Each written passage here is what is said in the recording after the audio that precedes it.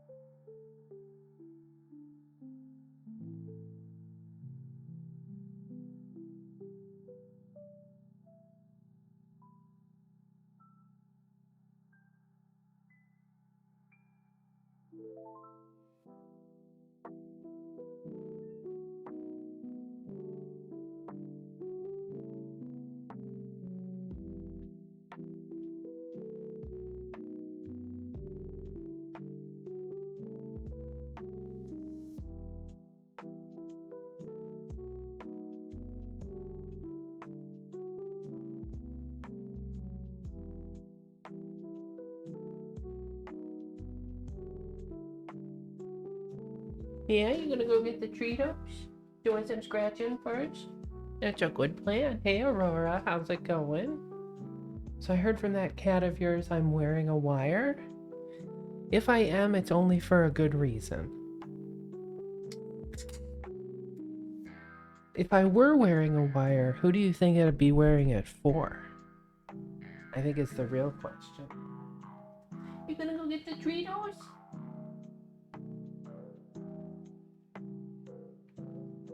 Just completed a few achievements on Duolingo. Nice. What language are you learning?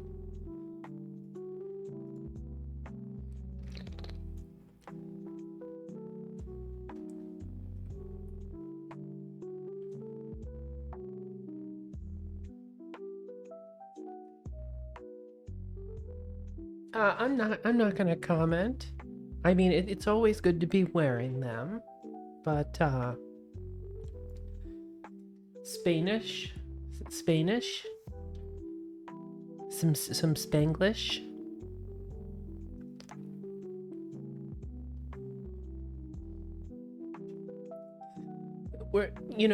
It's always good to wear the pantsuit.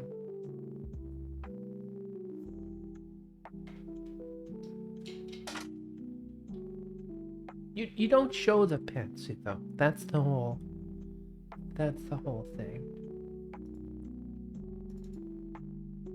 Well, I guess everybody needs some armor somewhere, right?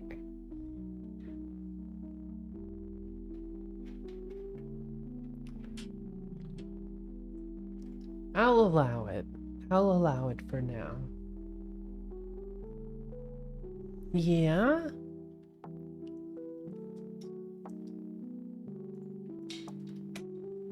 Okay, so here's where we're at. We got the cat eating the treats. Yes, you're a good little Cheeto hunter.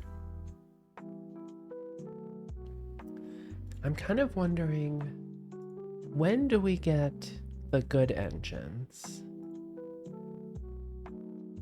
That's the fancy AJ10.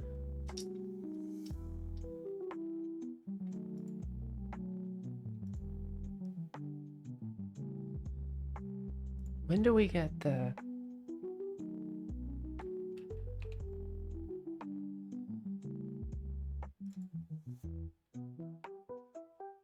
That's an H1. That's the H1C.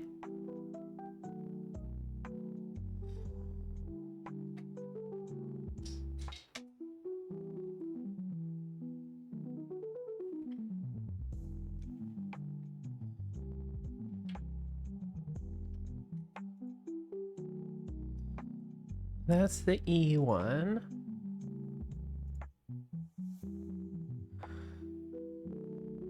They must be further along in this train than I thought.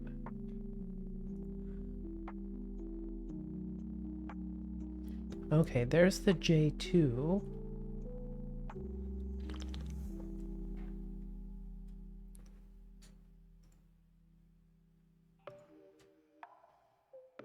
So that's the RL10.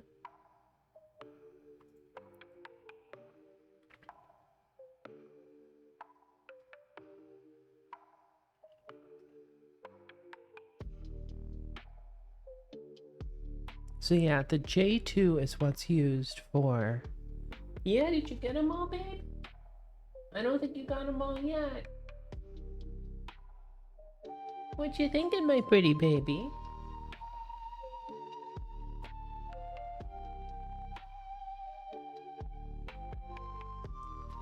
You're looking so pretty. Such a pretty baby.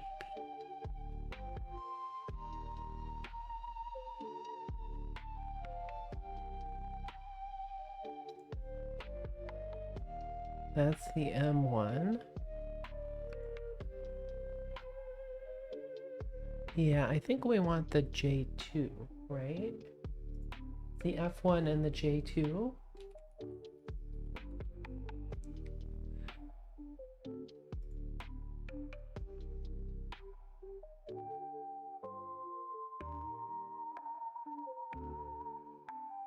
Yeah, you off on your little adventure now? Such a good baby. Such a good baby. Yeah, so the first stage is 5 F1s.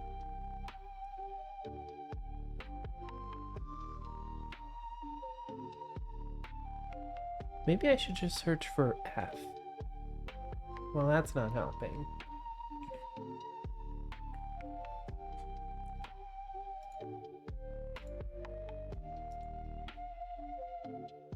Oh, there it is. That's pretty far away, actually.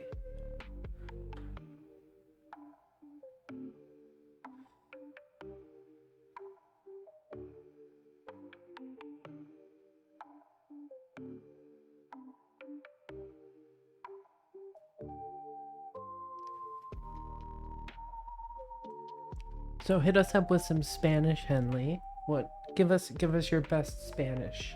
Does Duolingo really work?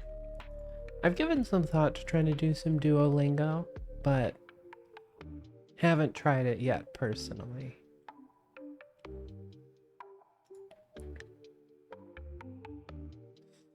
Yeah, the J2 is pretty good. Look at that burn time and that vacuum ISP.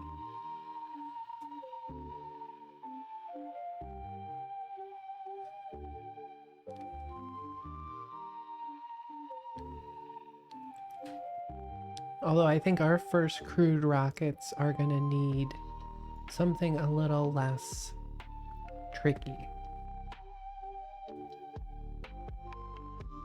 Hey Velusip, how's it going?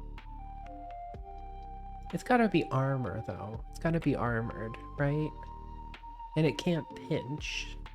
The pinching part is very important, right?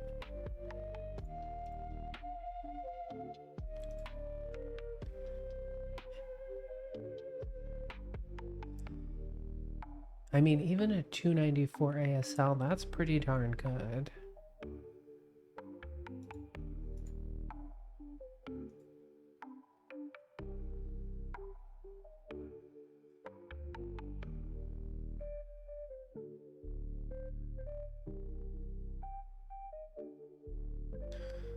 Four E1s were replaced by 8 H1s.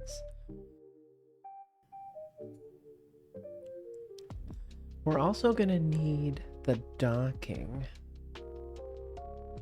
Docking and crew transfer. That's going to take quite a while to get up to.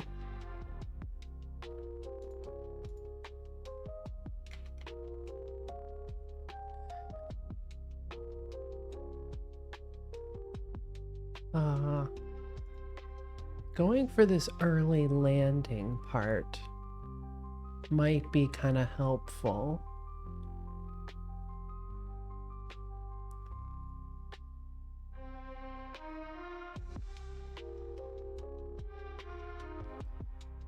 Infinite restarts.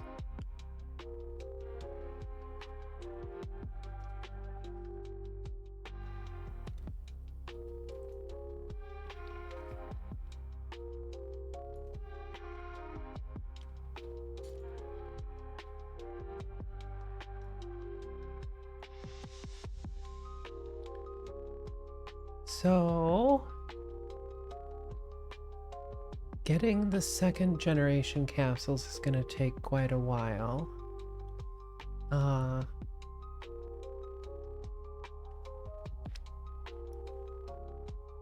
Do we think we've got the engine tech for it? Someone has a crush on you for like years, is that a keeper? We gotta have bows. Bows are very important. That's where the power is stored, right?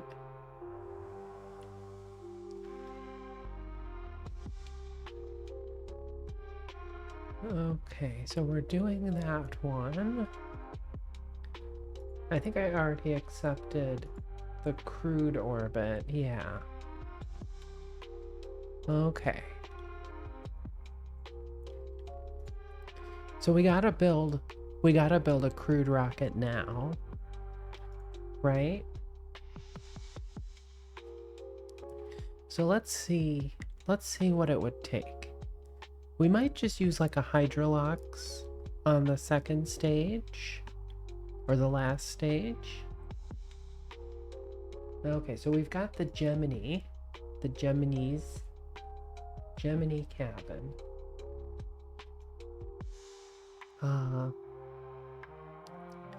Cannot integrate vessel, needs a human rated launch complex. So how's everybody doing today? Is everybody having a good day? 2-person pod. How is this one any different than this one? 1.37, 1.34. Must include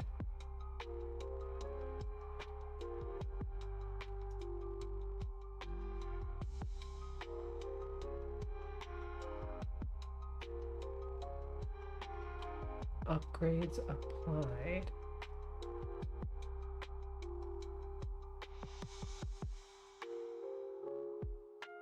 Considering staying up for a Megazone 23 watch party. Gotta work tomorrow, but it's just a prep day. What's Megazone 23? Is this something I should know?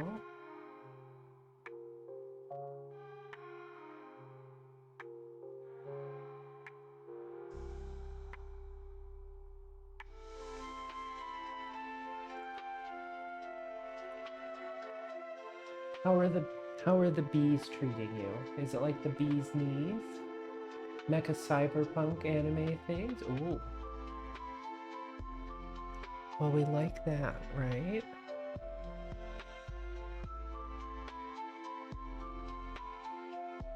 Oh, maybe it'll tell me what the unlock cost is. 467,000 for this capsule? You're crazy.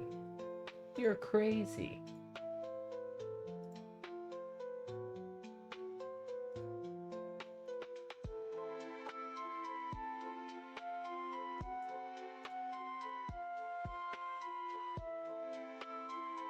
Honeybee logistics is going well. The queens be crazy. That's what they're supposed to do, right? Okay, this unlock credit is only 92,000. Why is the Gemini capsule so expensive? 467,000? I feel like I've almost made a mistake.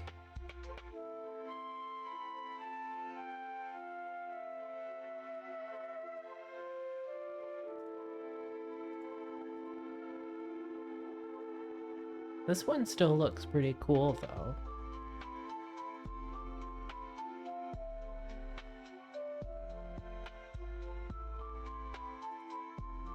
That can't be right. That can't be right.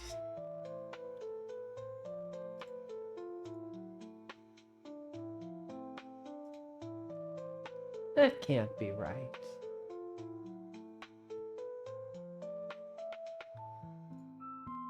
That's gotta be a bug.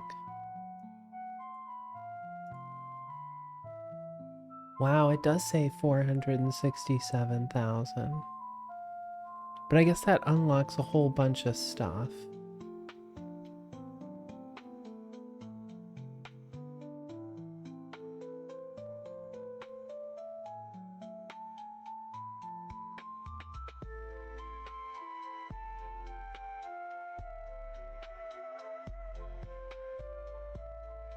How much is the Apollo capsule?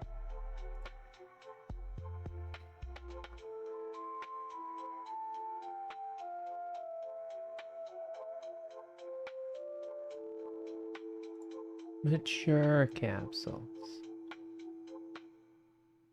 Wow, 817,000?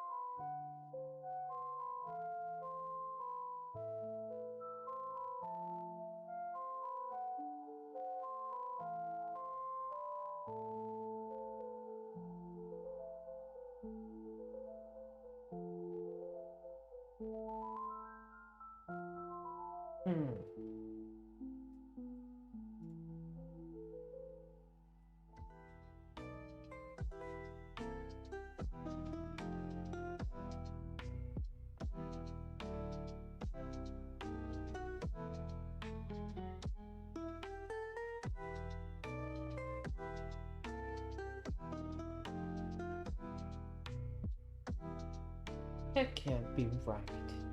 I'm sorry, I'm searching on Reddit a little bit.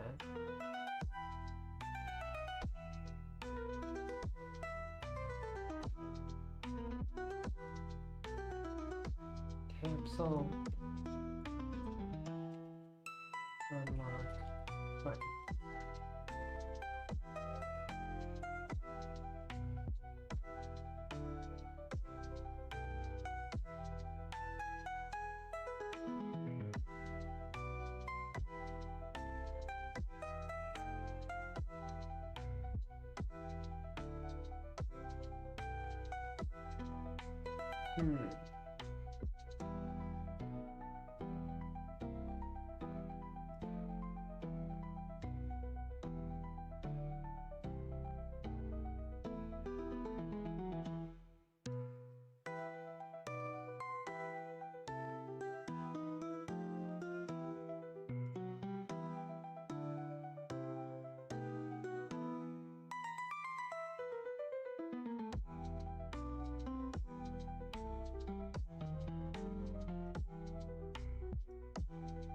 Hey Cashews, how you doing?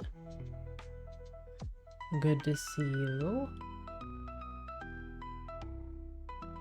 That one takes 80.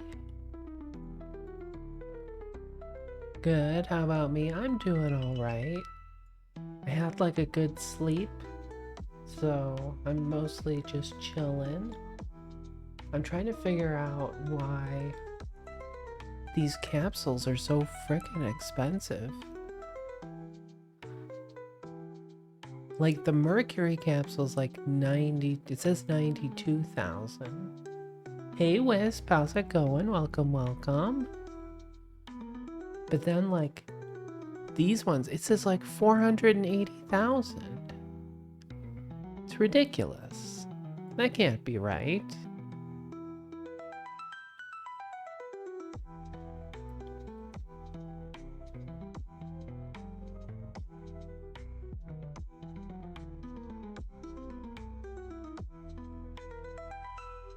Give me that action.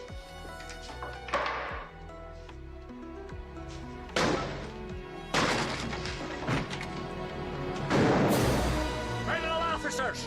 Get your hands in the air! Nobody move! This is a raid! Hey, hey, King and Raiders, how's it going? Thank you for the raid. How did the end of your stream go? I was watching with the dinos. Did you turn them all into dino nuggies? How you doing? I'm like trying to figure out why things are so frickin' expensive. But I feel like I'm just at a loss. Which 3-letter agency did I piss off? Probably the DOW now, right? They're mad at everybody though.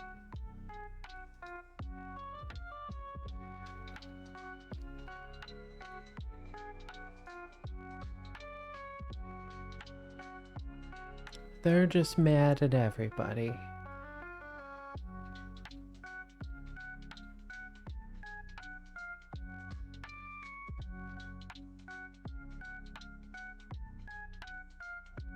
Maybe I should make a Russian deal. It doesn't seem to cost nearly as much. Hey Dunbaratu, if dinosaurs became birds, that means dino nuggies are made of actual dinosaurs. I like that. That's definitely a thought. Definitely a thought.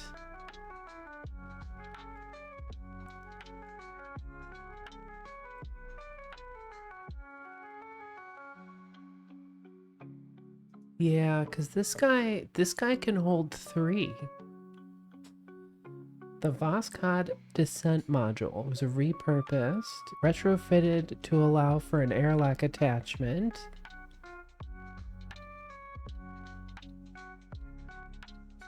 This part doesn't allow EVA, but this airlock does. The airlock does.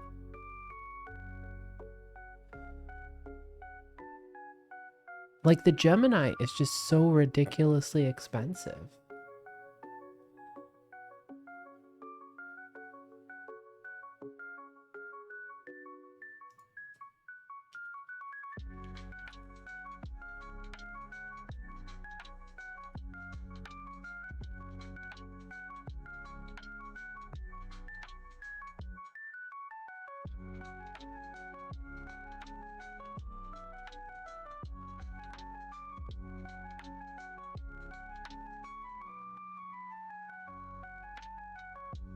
Hey Chad, if you buy the command pod, you unlock most of the accompanying parts. Yeah, but it's 467,000. Like, even if I unlock them all for that, it's still ridiculously expensive. I could build a Russian one though, for like 150,000 or 200,000, right? Like, should we try to build like a Voskhod one instead? Do these unlock costs also allow me to get a better price on the later capsules? Does like some of it float up? Because this one says 790,000 for the 795 for the Apollo.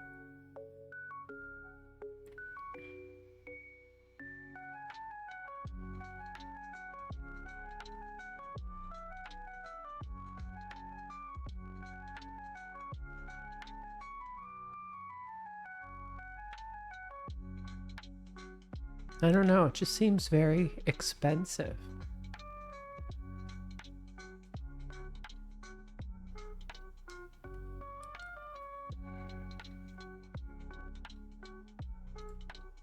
Yeah, so maybe it is smarter to build the Mercury first, and then we unlock that for like 100,000, and then that lowers the cost for the Gemini. I was just gonna go straight Gemini, but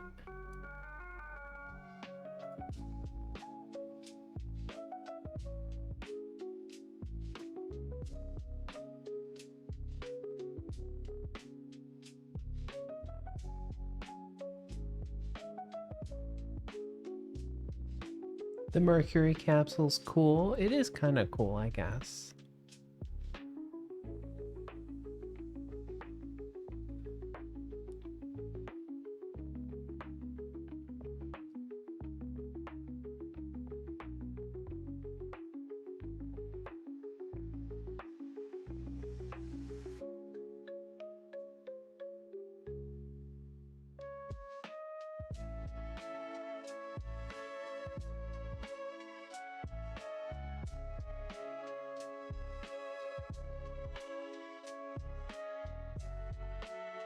Should I try to build a Mercury?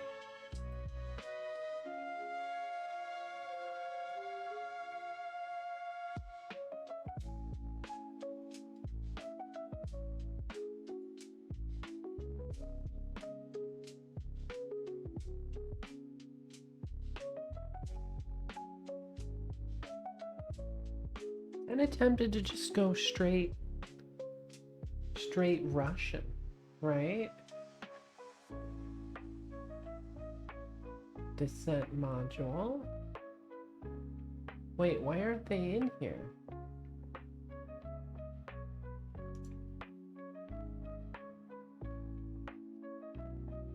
The capsules aren't in here.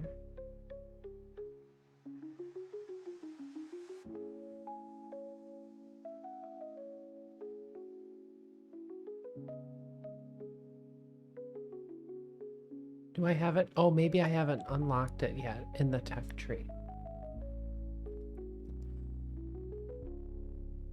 I thought I did, though.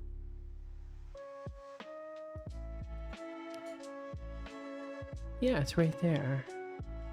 Voscod Retro Package. Voscod Airlock. Voscod Descent Module.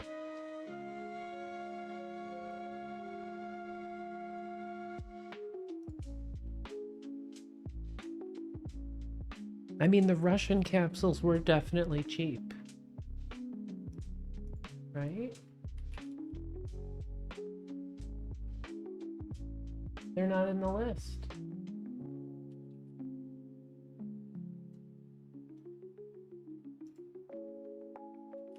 Decent.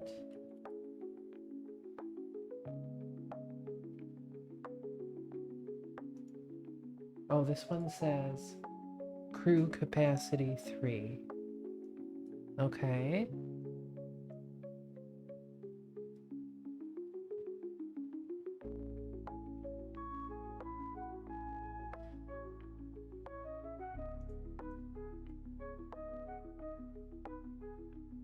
And this one's like a one person.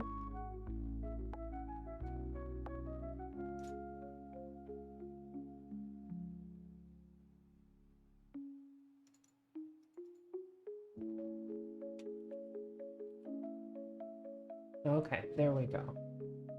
Okay, so we put the airlock.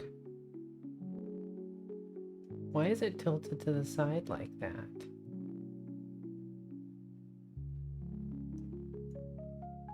Hey Alucard, how's it going? Welcome, welcome.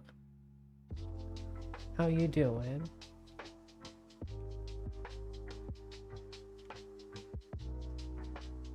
It's not attaching anywhere.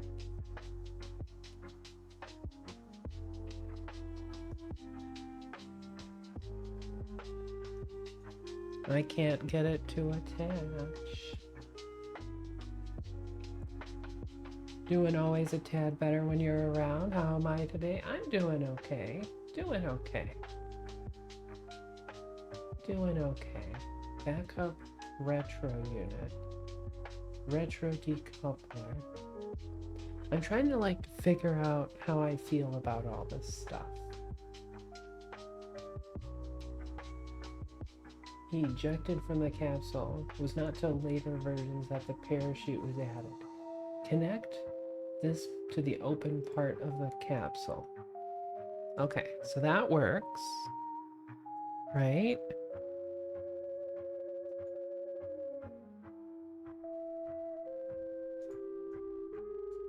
Okay. Retro decoupler. Place this above the descent module to decouple the additional retro booster. Okay. And so we stick that on top there? Is that how that works? The service module. Attach the decoupler to the descent module first, and attach this to the bottom of the descent module.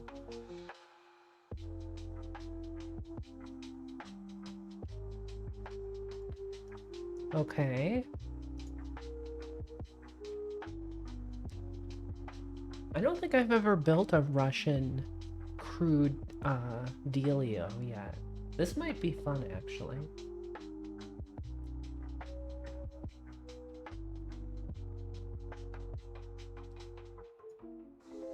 But yeah, we just chillin'.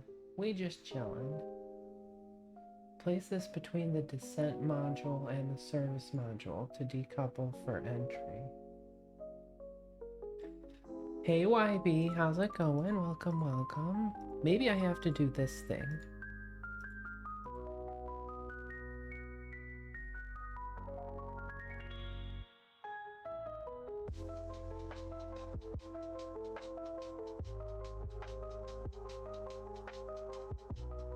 That doesn't look right either. Hey Jim, how's it going?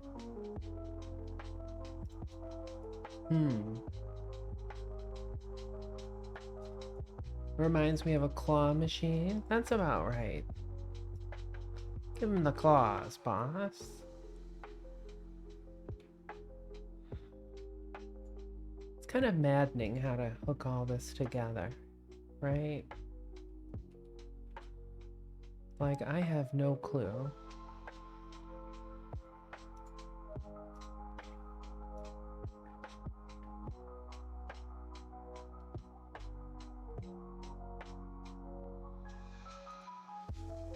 Okay.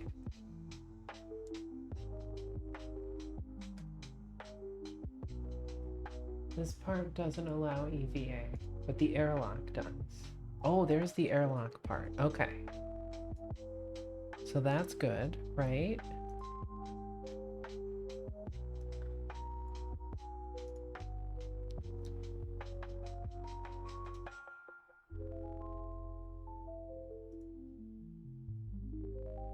That's the retro decoupler. So like we eject all this stuff. I have no idea how this is gonna work. So that falls off. That also falls off. They are very confusing. I don't know why they made them so confusing, to be honest, because the parts are only they're only used once, and they're only used in like one specific spot, you know? It's incredibly frustrating.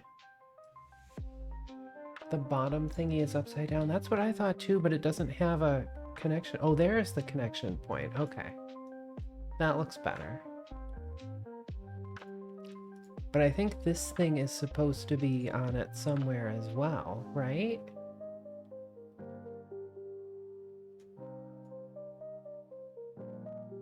But that's not right.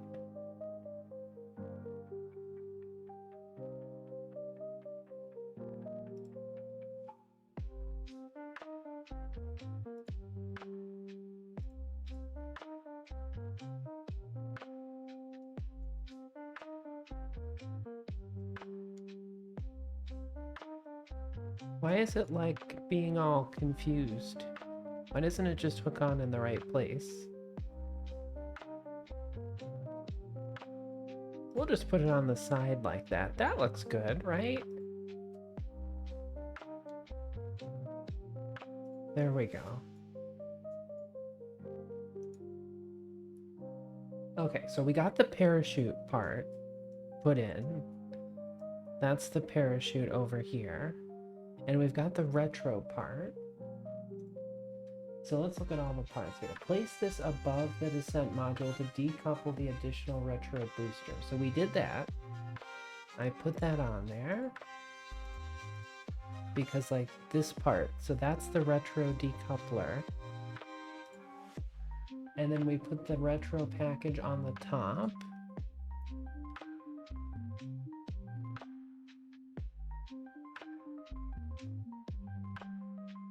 And then we put the parachute on. The airlock goes on the side. Yes, it says attach this to the node on the side.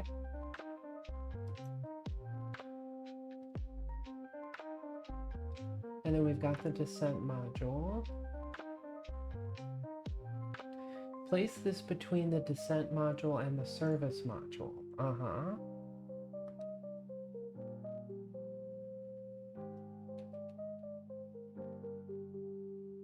But how?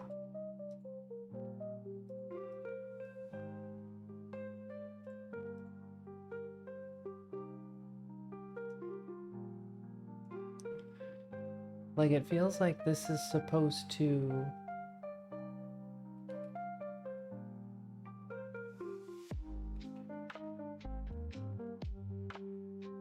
It's supposed to, like, cup the thing, right? Hey, Dean's Beans, how's it going? Top nodes off first? What do you mean? Oh, you're saying I should take these off, maybe? The grid part aligns with the grid part of the capsule. That's what I thought. Oh, okay. Now it's like figuring its way out.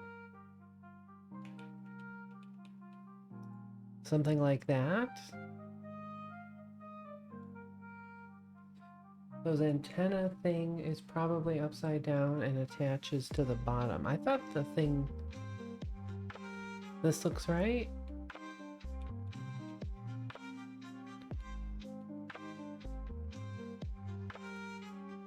And then we stick this on down there. So does this part fall off? Or does this part come with us? That part goes there.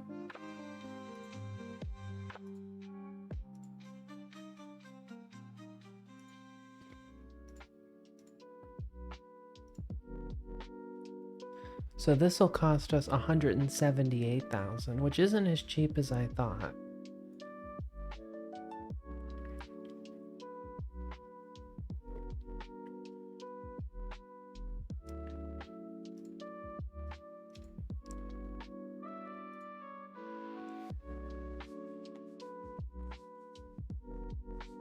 I want to spell it right. Boscod. Prototype. Okay, because this thing has electric charge, and it's got the RCS jets and stuff like that. This thing can hold 3, though. So that's pretty good.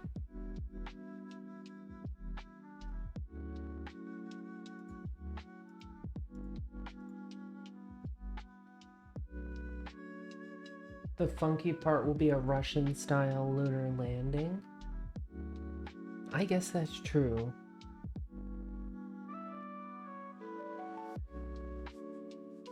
Yeah. Do they give me any more Russian capsules after this, or is this just a dead tree? I mean, they probably have stuff for the Soyuz, right?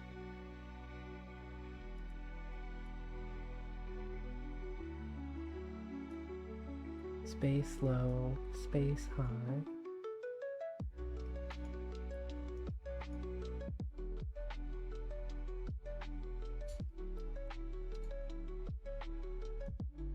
We also have no astronauts yet. So I might need to hire some astronauts.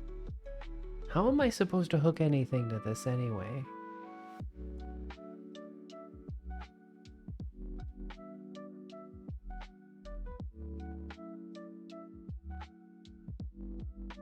There's definitely parts for it. Okay, let's take a look at the future Russian parts in the R&D facility.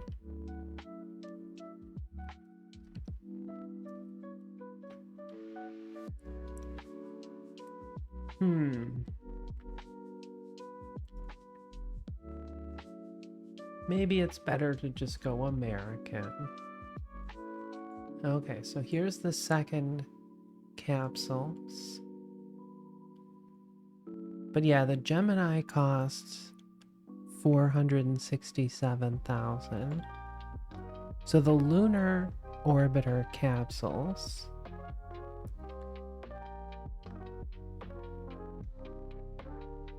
it gives the D2 descent module. USA.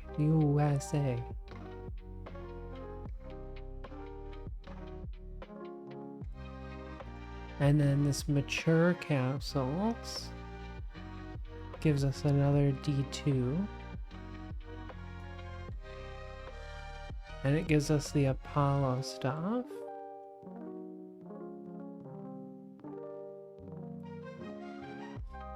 Yeah, I remember reading about that.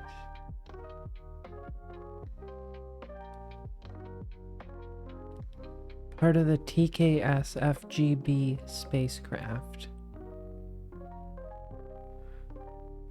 The crew would be able to exit and enter the VA capsule and orbit via a hatch in the heat shield. Okay, so I guess that's the upgraded Russian one, right?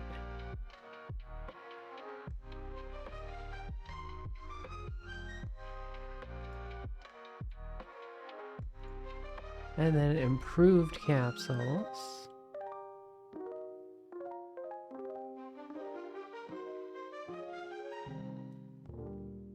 The Big G. Crew capacity of 7. Wow.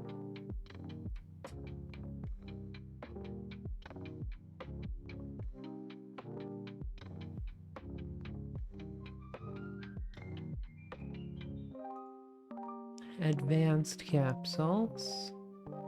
That's just Apollo stuff.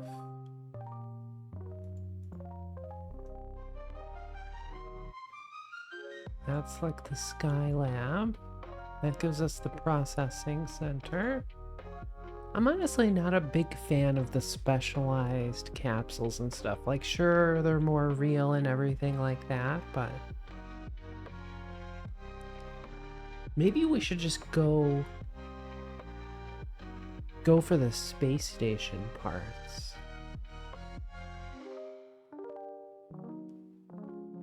And then build like a return deal off of the space station parts.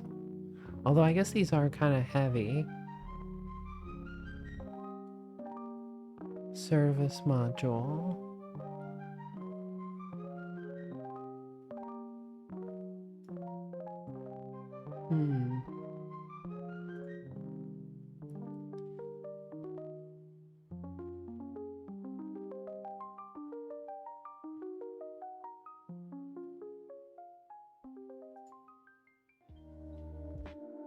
Maybe it is better to go up the normal tree and just do the Mercury. I'm gonna do a save here. Okay, we're gonna call it orbital capsule unlock testing. So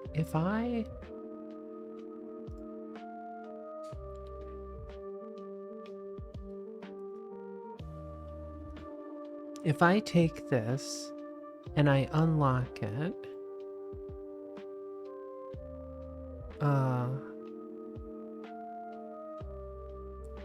so that unlocks the Mercury capsule. And that seems to have unlocked all the parts. Yeah. Oh, but it doesn't do it for the Mark 1 pod.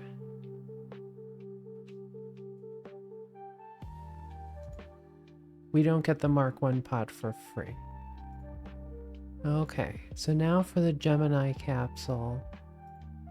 It's $375, which is about 100,000. How much did I pay for this?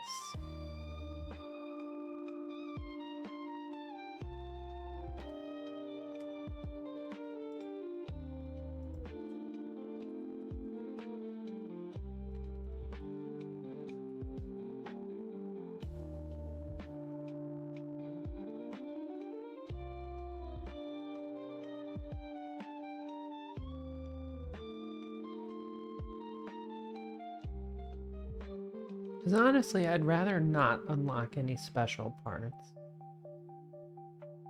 I'd rather just use the generic parts and then put like my own heat shield on it and my own... Okay, so now this costs 100,000.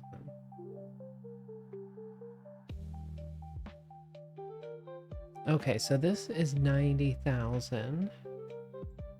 And I guess I can't really unlock this until... Okay, so it's 480...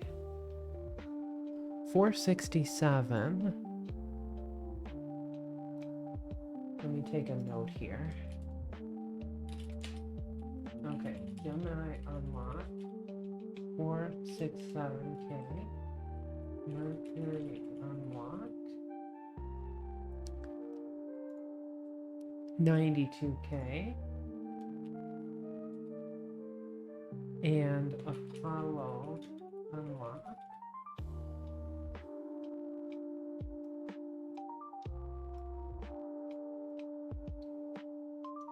I don't think we get any launch escape towers though, right? Like we'd have to make our own.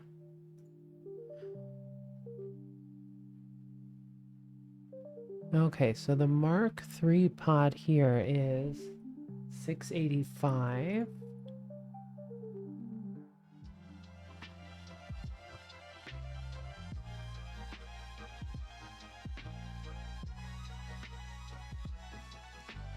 Wow. That's a 787,000.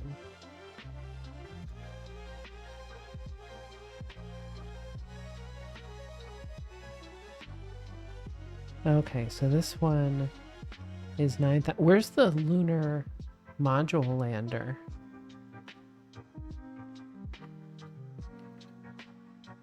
Yeah, 685.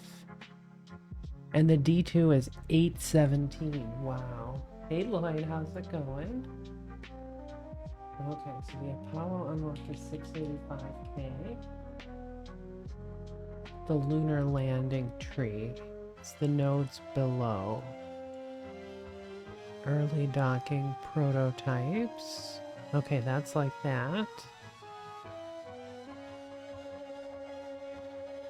Apollo docking mechanism.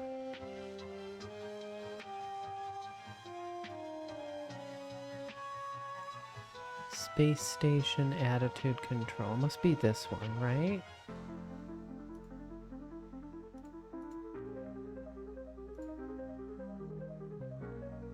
If I just search for LM, is it gonna pop up?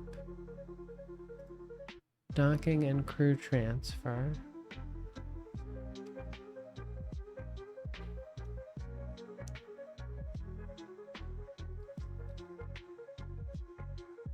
Oh, lunar rated heat shield. Ah, lunar landing. Okay.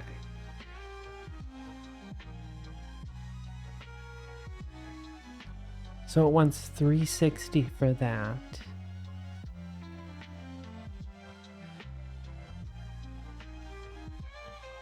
Wow. And it's 2.6 tons.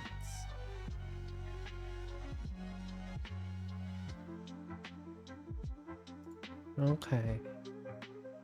But even the advanced command pod here is 467. Okay, so I'm gonna say numeric Mark 1.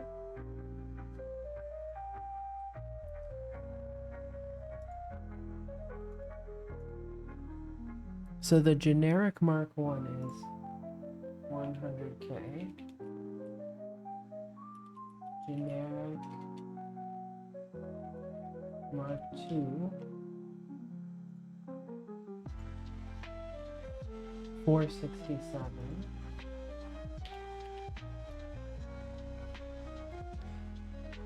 Okay, so if I unlock, I use Mercury capsules with the DIY service module. I don't see what's the difference other than historical accuracy of using the generic versus this one. Right? So if I unlock, good route for you actually, since you're making your own rockets. Yeah, that's kind of what I'm thinking. So if I unlock the Mark 1 2 pod, okay, it lowers the cost down to 32,000. But it only lowers the cost of the generic Mark II one by 60,000.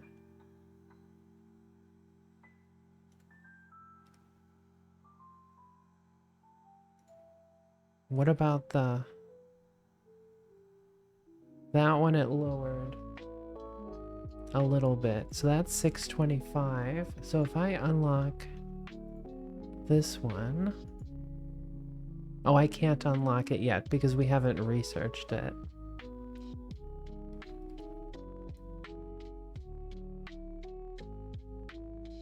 Generic landers are the Mark 1 and Mark 2 landers.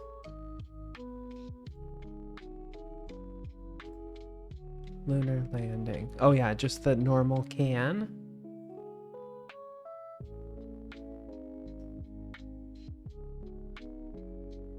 One guy I left in orbit for like a week. Bro's never recovered. Well, recovering from death can be kind of tricky. There's only a few that have managed to pull that one off.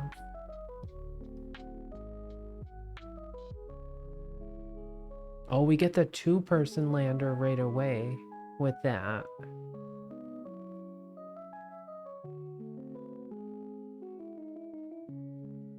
Apollo would require an arm, a leg, and selling your kidney. Yeah, that is very expensive.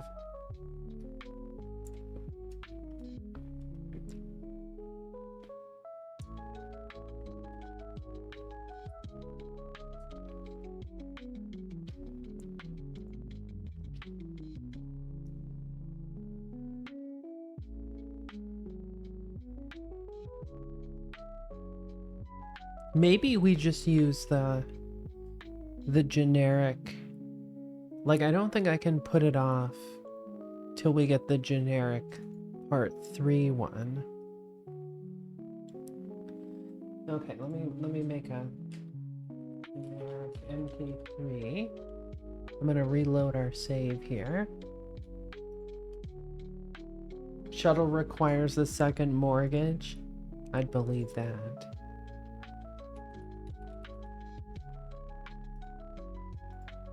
I would believe that. So, isn't there somebody that gets me like a unlock cost buff or something like that? We might be able to use them for this part. Like a leader. We love the leader. I attempted a small shuttle to replace Apollo for LEO crew ferry. How did that go?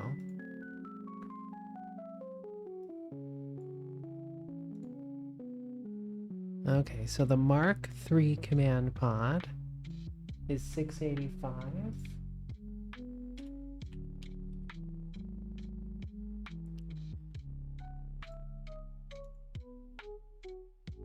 And I can't unlock this right now.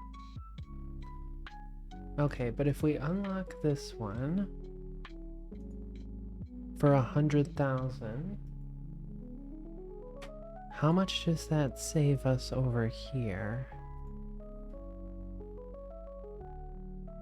It saves us 60. So... But that requires this one and the docking and crew transfer one.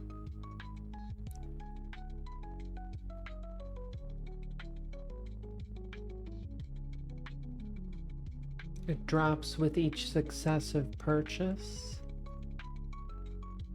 Yeah, it just doesn't drop dollar for dollar, to be sure.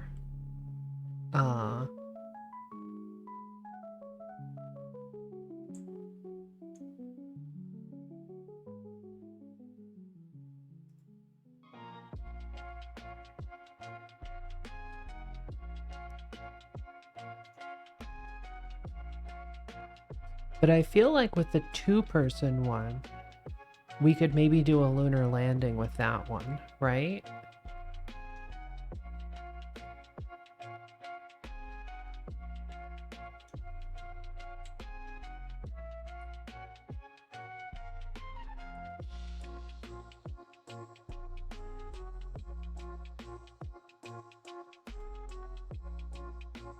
You're not going to sleep already, Aurora. You're not fooling me. You're not fooling me one bit. Not this time.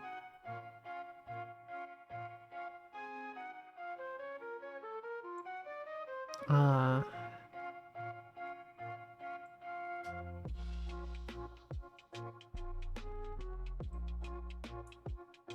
already faking the moon landings like Stanley Kubrick.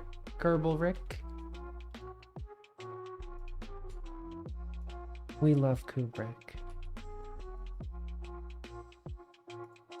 So maybe... I mean, the two-person capsule seems like kind of a win.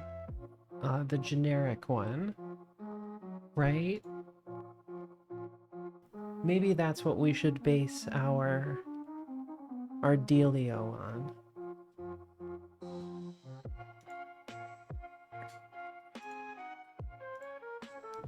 We'll just call it Gemini, though.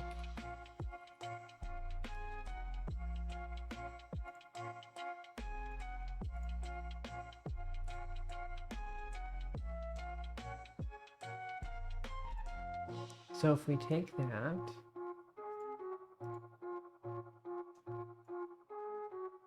Wait, why does it say the unlock cost for this is $467?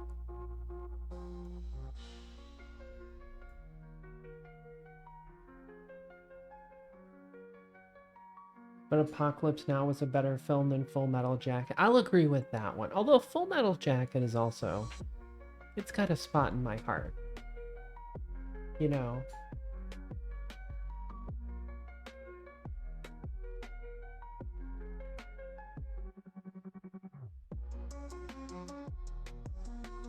Why does it say 467?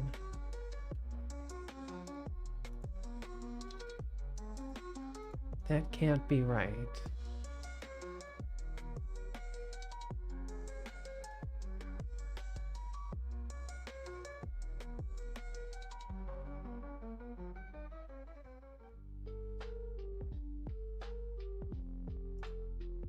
Or am I using the wrong one?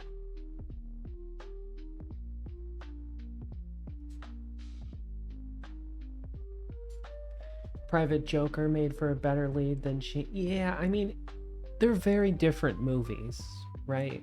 They're very different.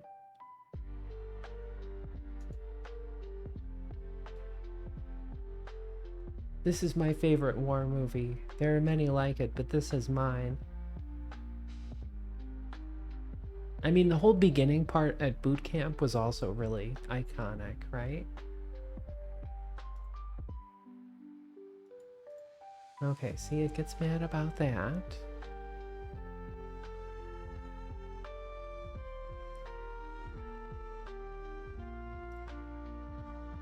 Yeah, it says 467 to unlock that.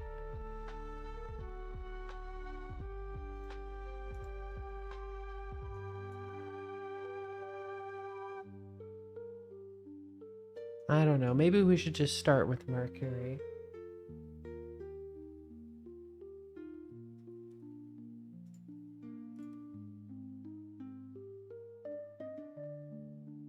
So the Mark 1 pod, that says 100,000. And that's true, right?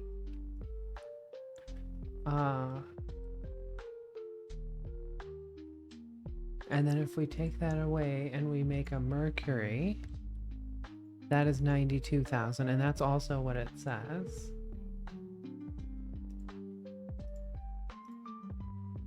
But this one says 467.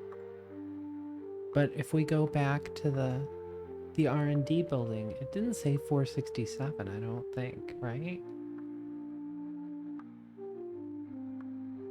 Hey baby, you got girlfriend Vietnam? You rub you wrong time. Yeah, that's also pretty classic.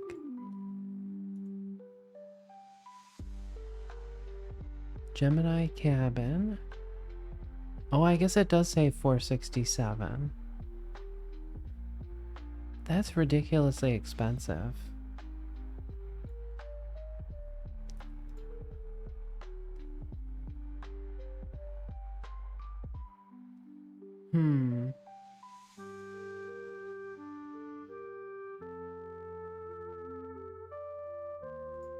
Maybe we just stick with the Mark 1 for now. Okay, so in here,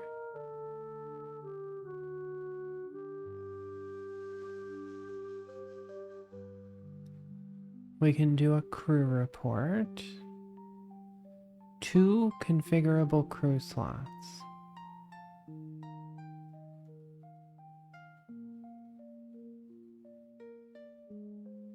Two configurable crew slots. Hey Panda, how's it going? We are finding out how expensive life is. And it's very expensive to unlock these crew capsules. Very, very expensive.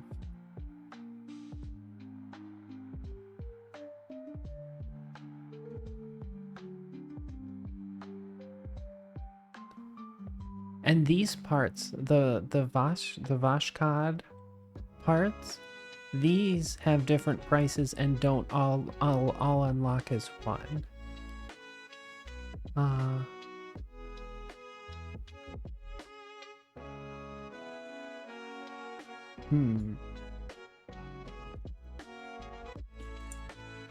gonna go get another drink and think about this for a bit. Any strategies from the chat, I would be happy to listen.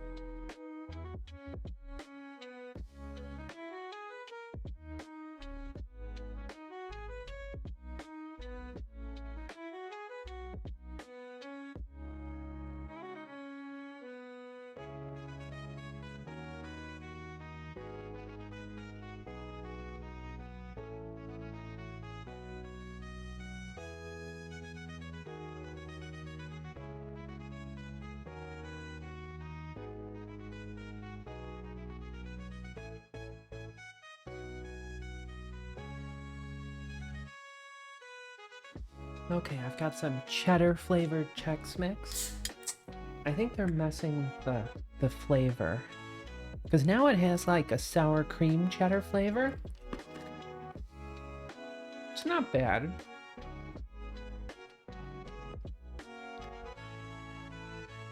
And I made 4 pounds of meatballs yesterday, so I froze a whole bunch of them, but I'm gonna have pasta again for dinner tonight.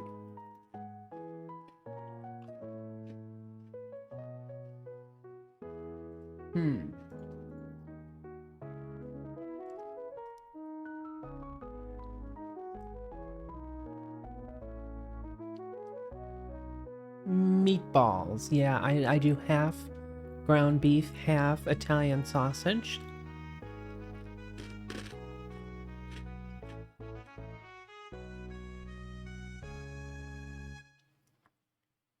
So we need to go up all the way to this just to get the normal docking port.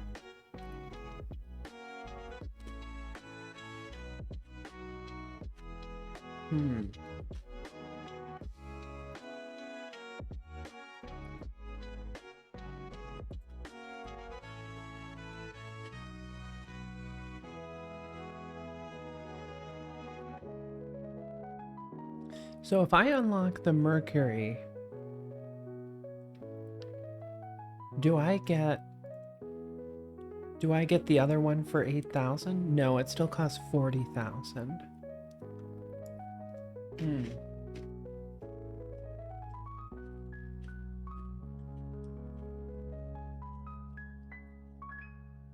Although that does lower this one by 90,000, so that's a pretty good deal.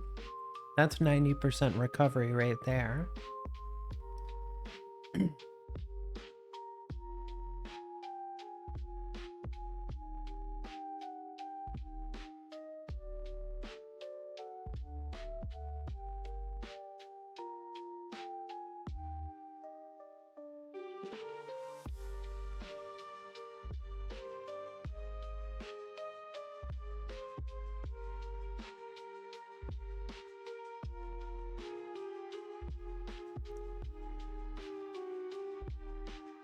So maybe we'll just go up the generic tree.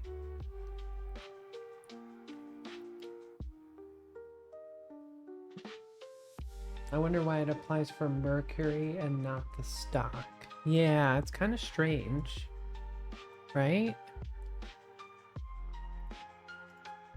Oh yeah, it dropped up the price for the generic one here.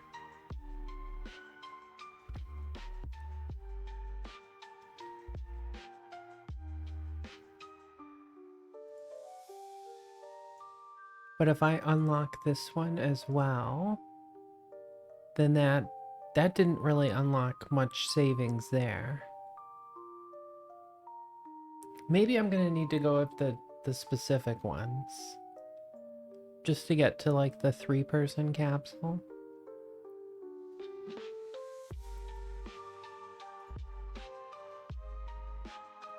Because that's what they want you to do, so that's probably the only path that they actually tested.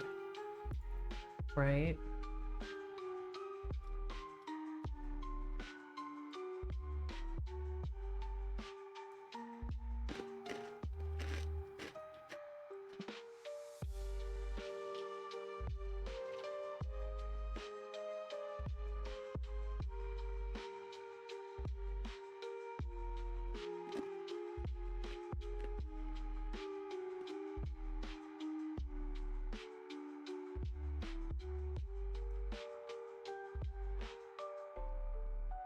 Because we should be able to do all this with just a Mercury capsule.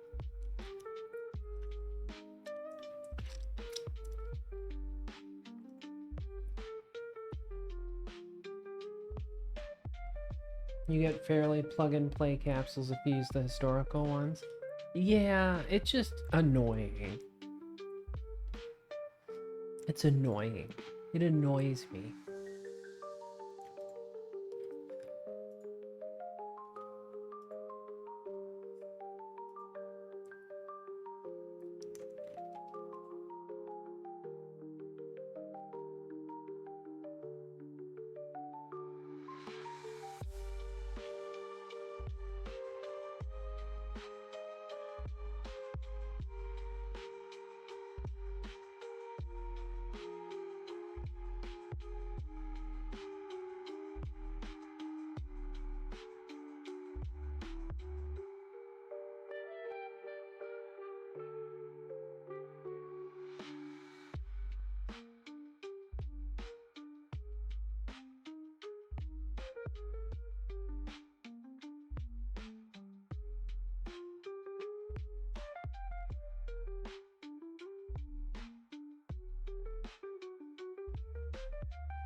Katherine Johnson, the only good pick for chief scientist. That's right. She gives me the avionics research stuff. Although I swear one of them has an unlock, like...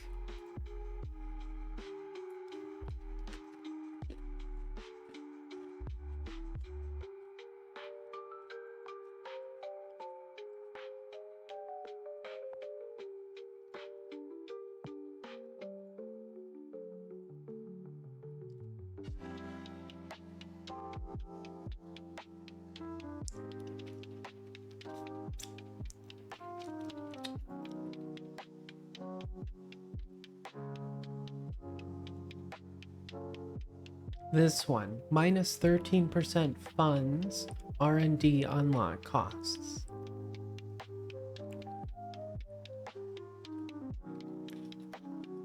So can we use them to save us some money and then go back to this guy? Ooh, this guy gives us a penalty for the Hydrolox engine research speed, though.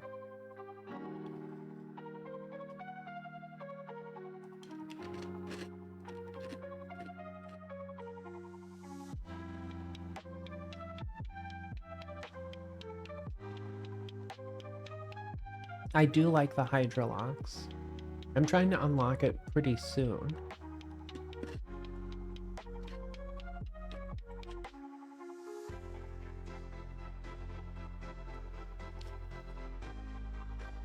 So if I say we appoint this guy,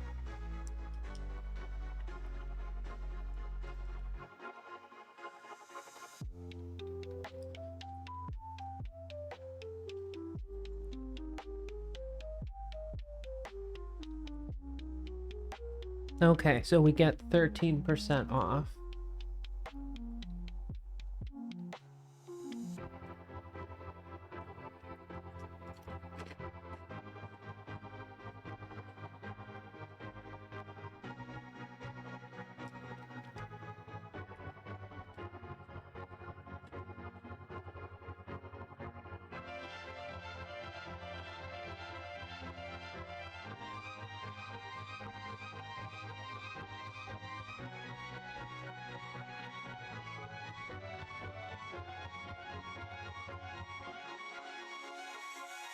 But I want to hold off on that until we're ready.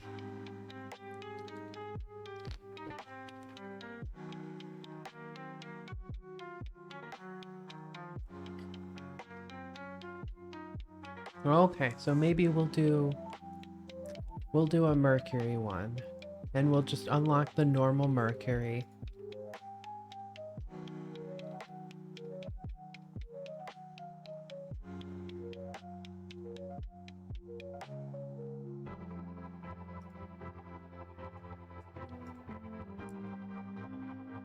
Okay, 92,000. Okay, so let's look for all the Mercury parts. I plan to use a kind of Soyuz style extra crew module. Yeah, exactly, Chad. That's exactly what I'm thinking.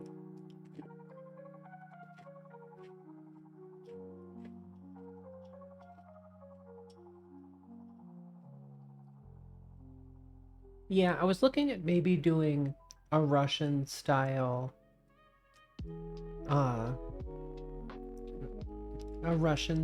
thing with like this guy.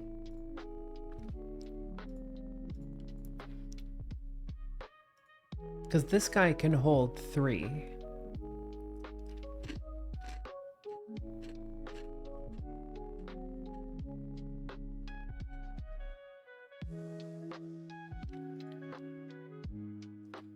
I don't know if you can actually dock with this though. You probably can't.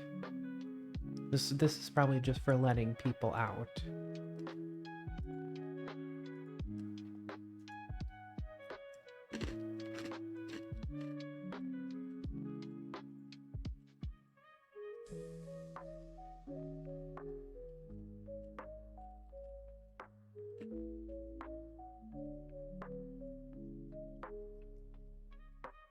But it seems like this might be like an end, like a dead end in terms of the unlocks and stuff.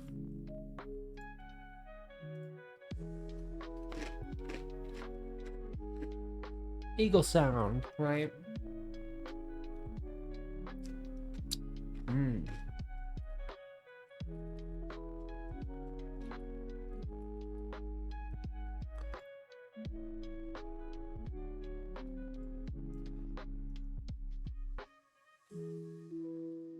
Oh, I was meant Mercury.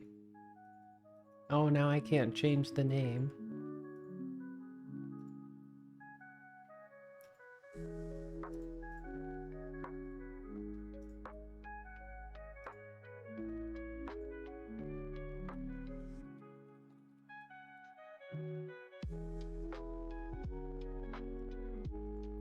Okay.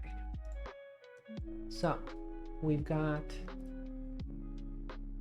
mini parachute attached to the node in the recovery section. The nose cap has an attached node for a destabilizing flap.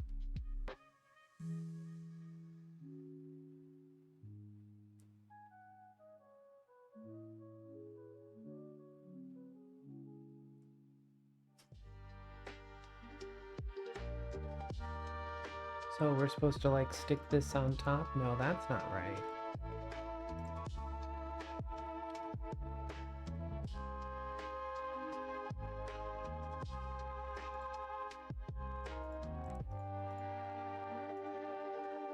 Like that, right?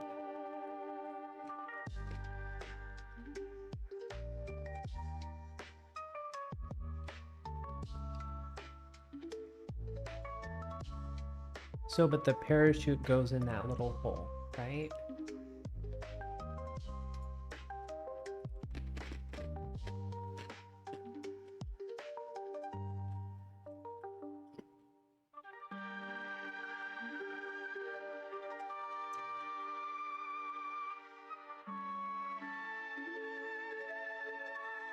Wait, this also has a parachute?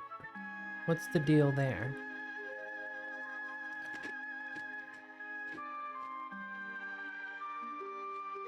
Oh, that's the drug.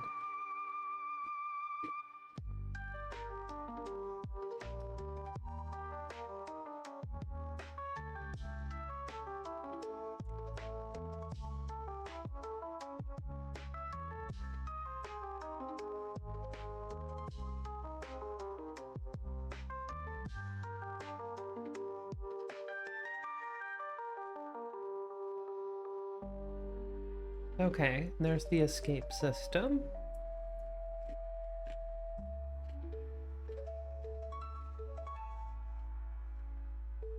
Glad you noticed my first Gemini capsule only had a drug. Nice.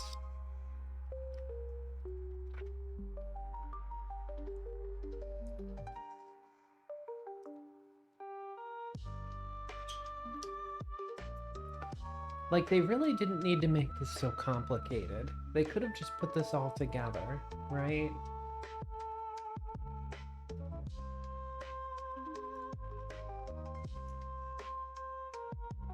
Okay, so there's the heat shield. There's the retro rockets.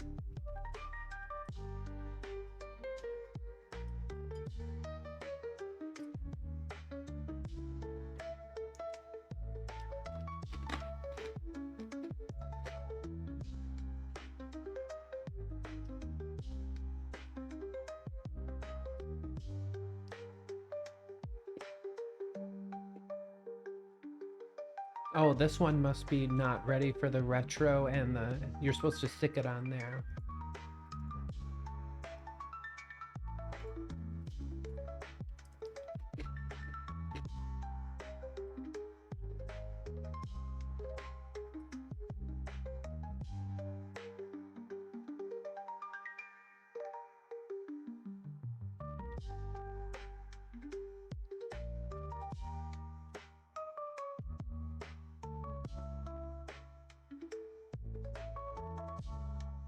Okay, so this guy's looking pretty good so far, right?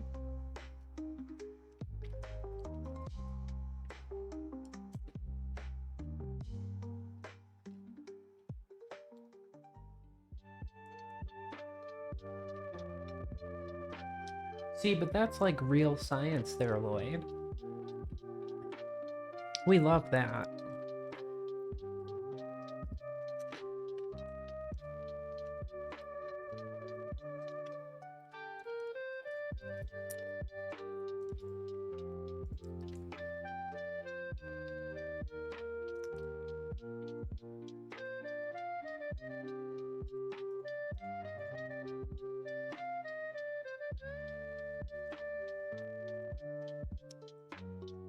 It's always barely enough. But guess what? Barely enough is still enough.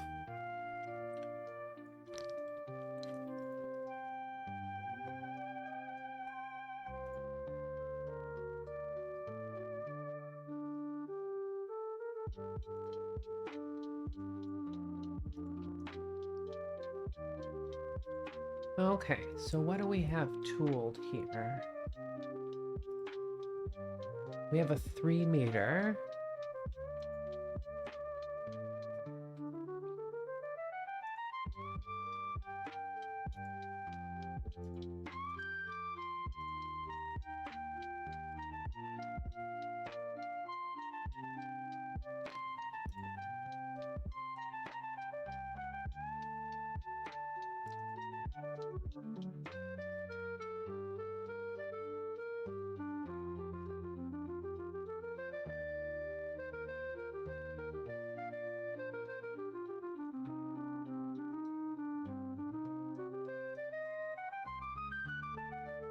The capsule size is like 1.9. Okay. Quite infuriating. Yes. Mildly infuriating.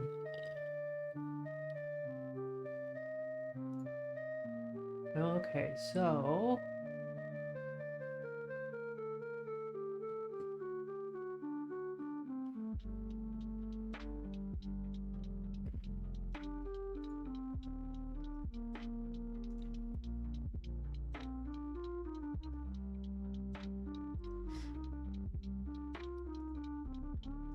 this probably requires... Okay, normal.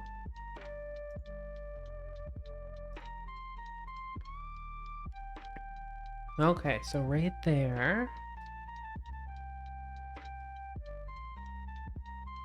The Kerbal almost died because I forgot to fill the internal life support and power reserves from the service module before decoupling it. Solid. Yeah, we're gonna need a service module as well.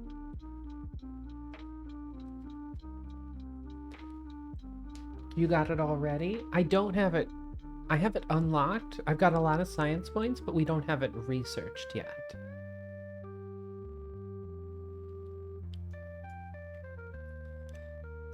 We don't have it researched yet.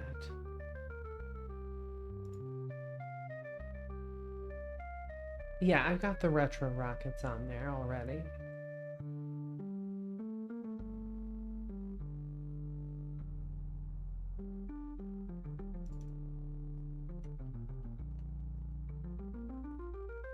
Interstage.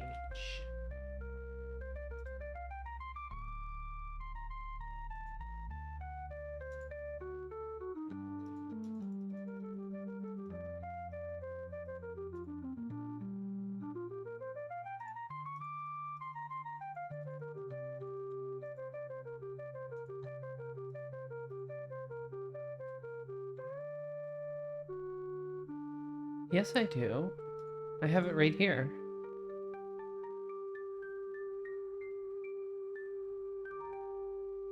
Wait, does this not have the retro rockets in it? You gotta be kidding me.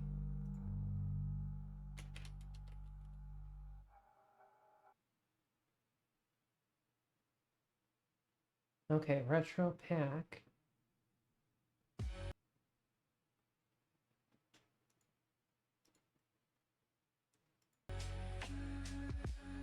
So what's the name of the Mercury retro rockets then?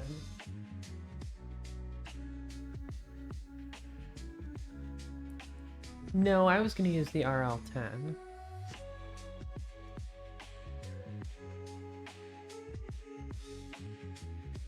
We'd be fine.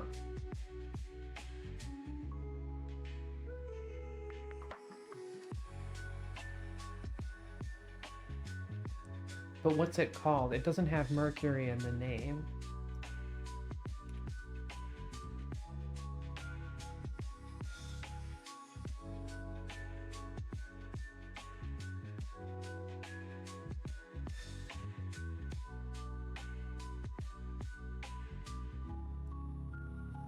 No propulsion is included.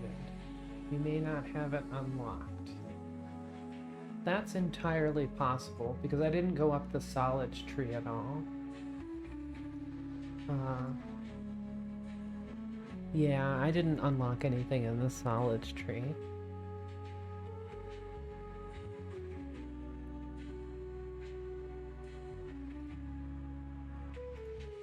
Maybe we just won't worry about that part.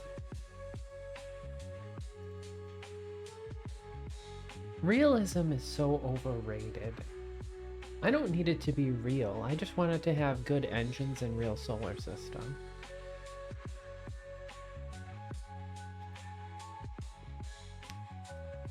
Just like how real people are really annoying.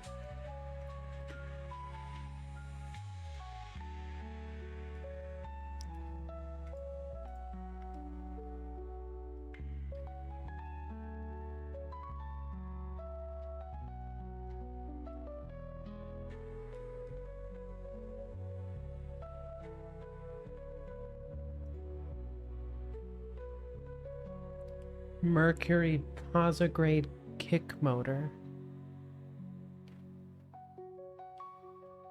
Mercury retro.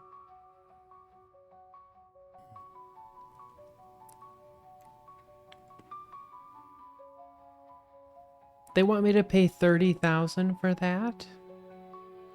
That's extortion. That's extortion. I'm not doing it. I'm not buying it. No way, no how. Hydrolocks are bust.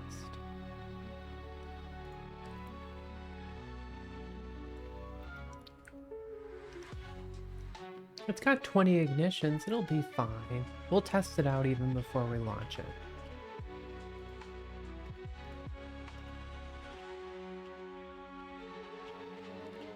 Just stick a bunch of separation motors on the back. We'll cross that bridge when we come to it.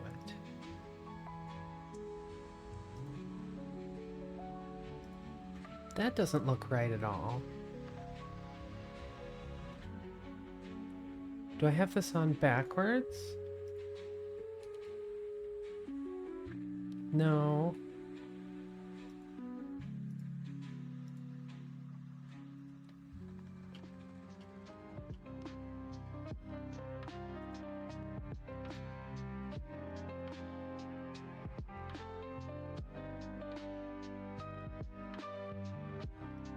I mean, that looks more reasonable, I guess.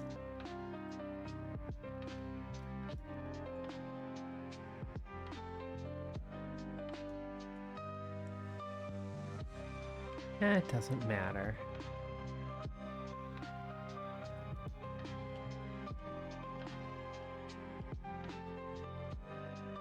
Okay,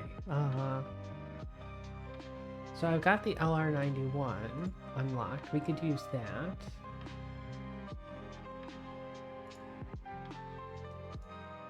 With like a nice big...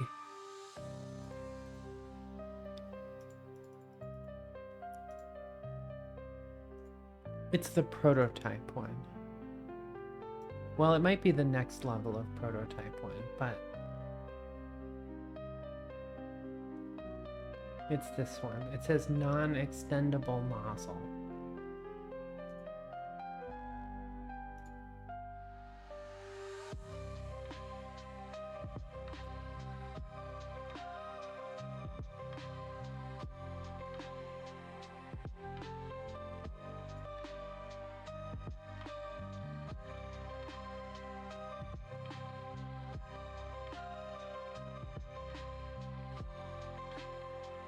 Okay, 287, so that's far too long.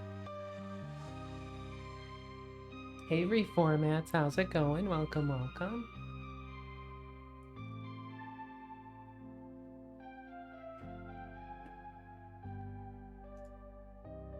Well, we can just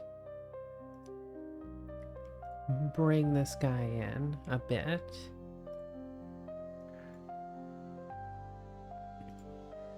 Okay, but 4 meters I don't have to retool. So we'll do that, and I'll just bring the utilization down just a bit.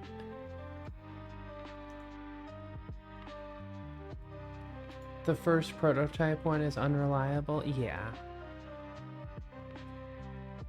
You're not wrong. You're not wrong. Okay, but we've got a huge amount of delta V from it because it's so dang efficient.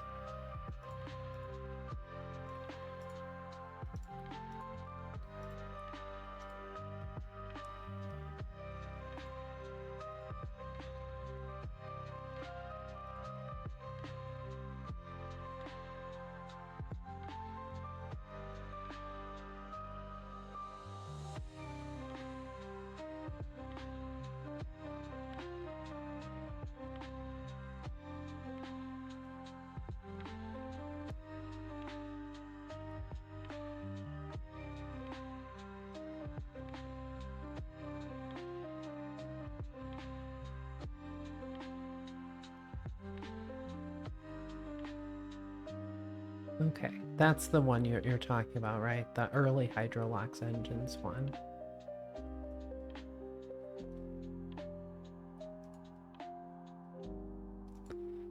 Okay, and now we need an engine for the bottom.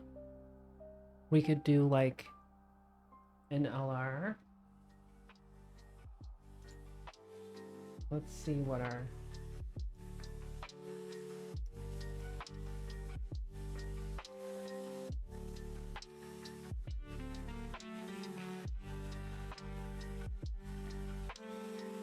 Okay, so that guy's too old.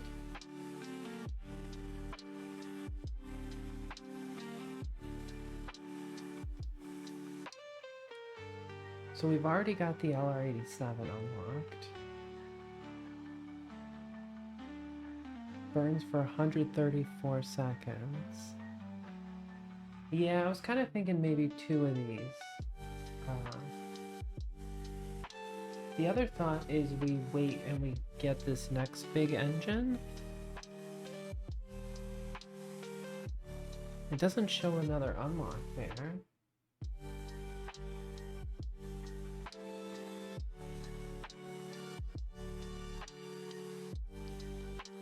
It does give me a better ISP and a better thrust.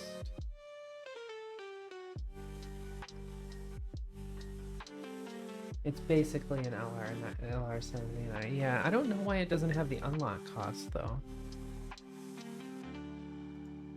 It looks like it's about 60,000. No, 40,000.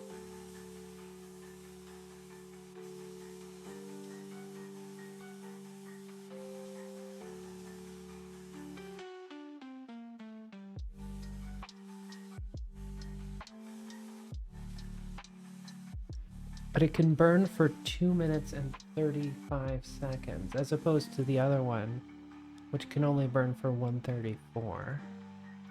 But if we want to avoid the unlock costs,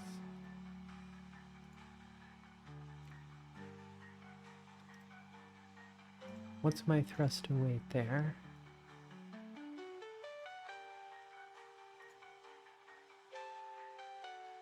Oh yeah, and we need a better config.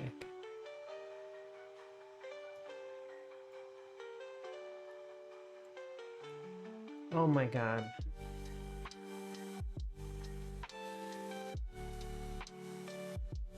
Why is this menu is so big that it's causing the game to freak out? That doesn't look right.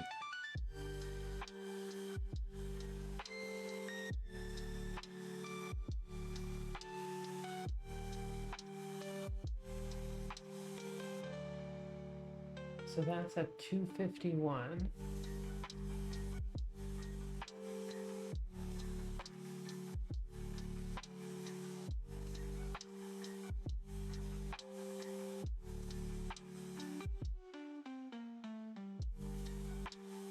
Rated burn type 134.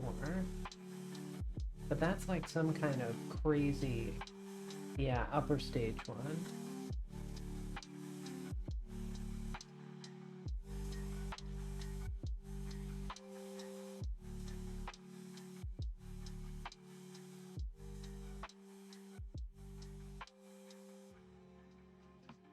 Oh, we use the LR79, not the LR87. in our other rocket.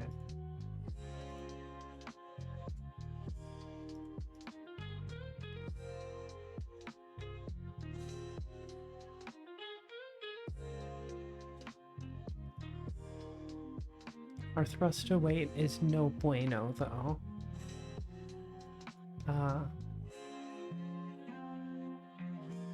And it burns for 182 seconds.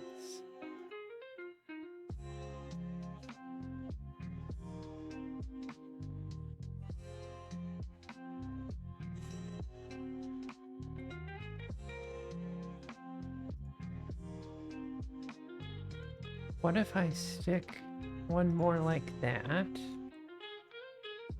So now we're at 220 seconds, which is a little bit too much.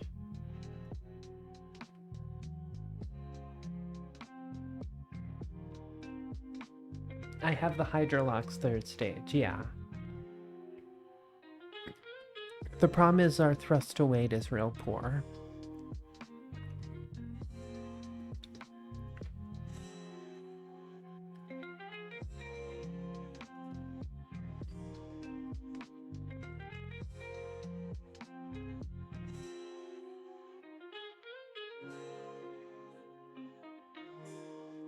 Yeah, but I haven't unlocked it yet.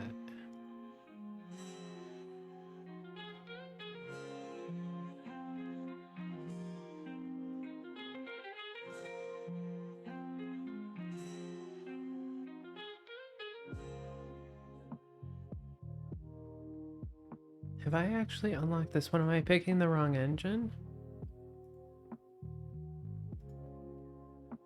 I think I'm picking the wrong engine. What's the one that we're using on the other one?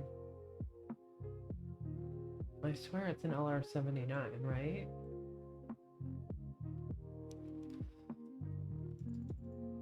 So like on this guy, what are we using? Oh, I'm using an LR105 on the center. And we're using the LR89.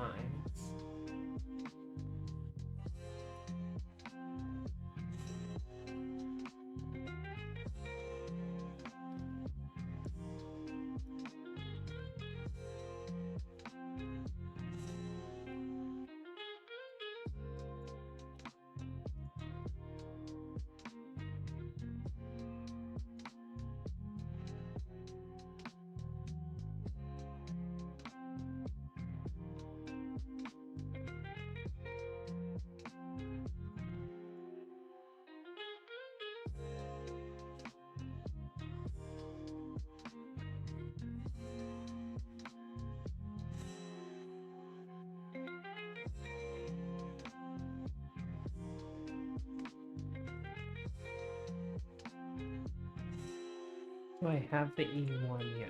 I don't think so.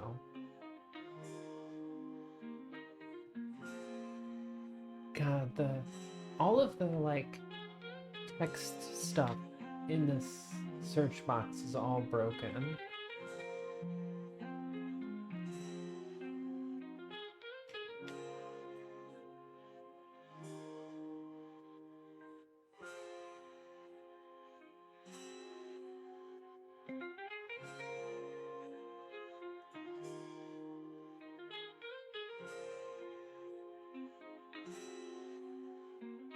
There's the G1. No E in there. But I'm probably gonna have to unlock some parts.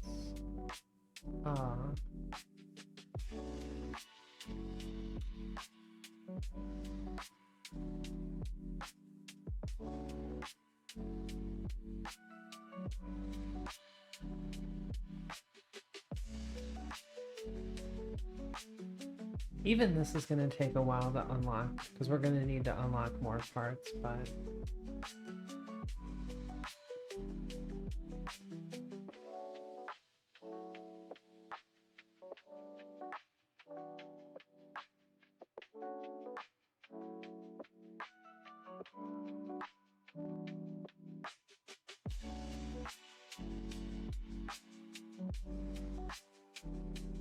I think I was using this one, right?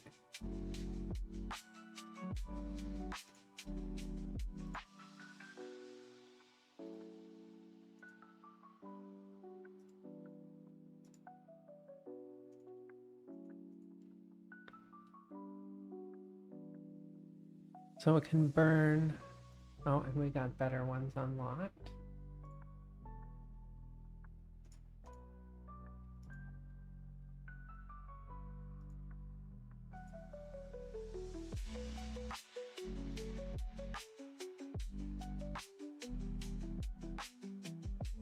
Okay, so my thrust to weight like this is 0.95.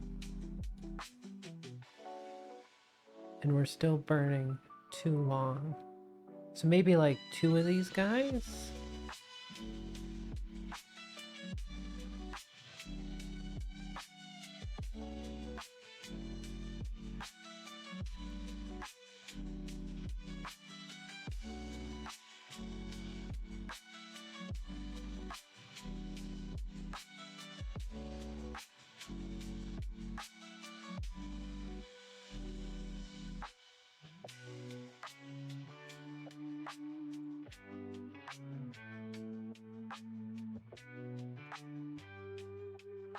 And we gotta give him the clamps.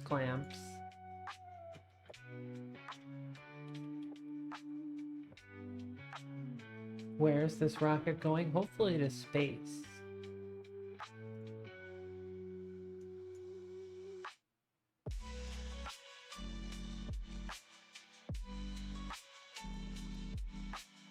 Wow, this guy only weighs 90 tons.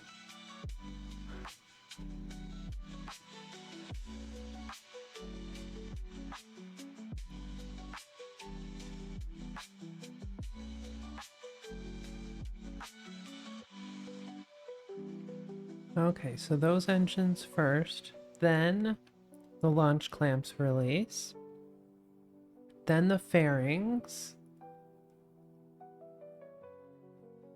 then that decoupler and that engine, and then that decoupler and that engine, and I don't really want to have this come up in the staging, right? Wonder if we can use the launch escape tower as a retro rocket package. And then we've got those two.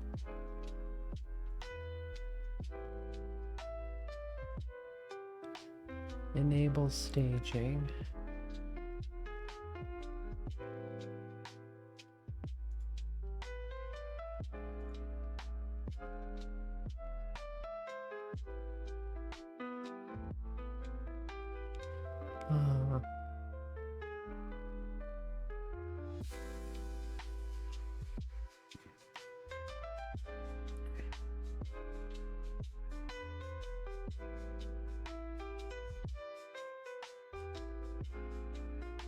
Do we need to ullage the RL-10?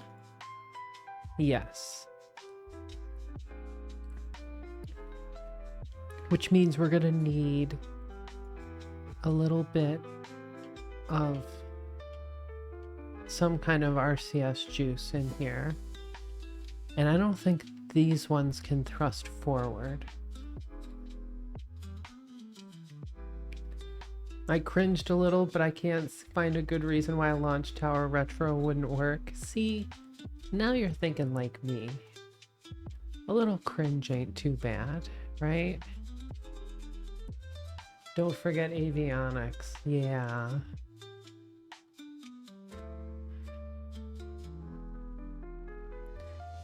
I'm still gonna need avionics for this upper part too, aren't I? Okay.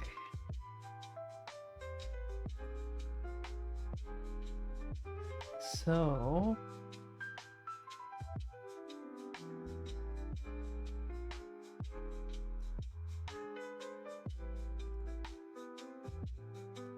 I've got a 30 ton at 3 meters and a 150 ton.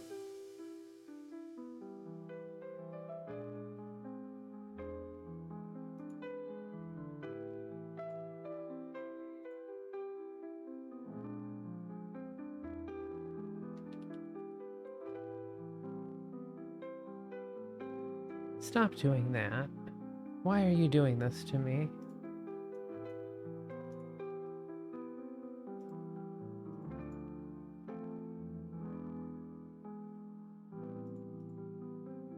That's not what I wanted.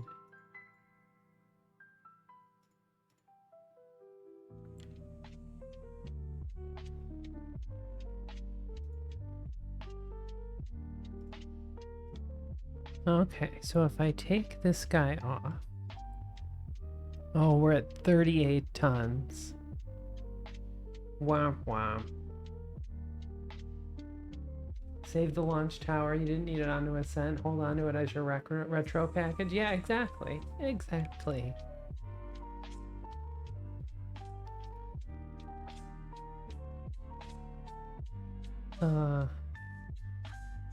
Okay.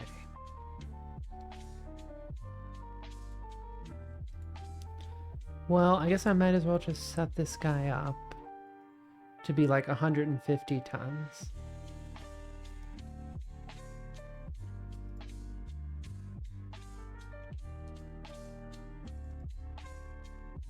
And just have the one. Because that's more than enough for this whole deal. Although, do I need avionics for the upper part as well? Probably, right?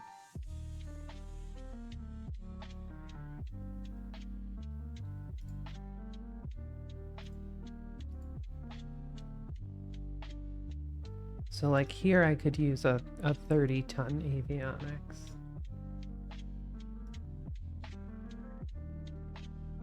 Right click the capsule, it tells you how much it can do. 1.6 tons. So that's obviously not good enough.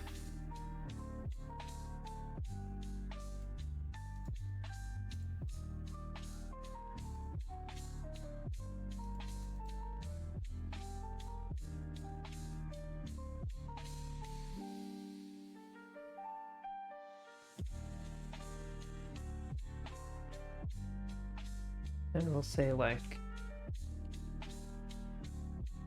100,000 electric charge. That should be more than enough, right?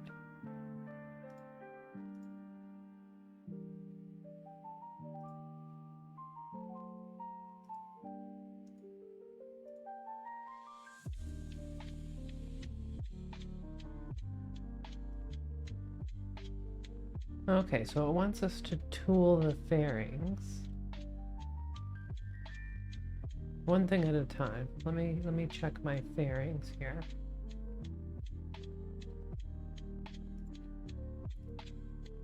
So we have a 3 meter by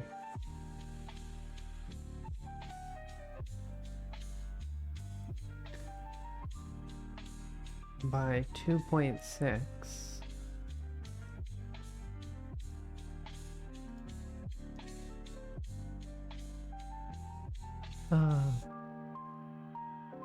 And 1.5. So if we do that, that's too small, right? But if I up this...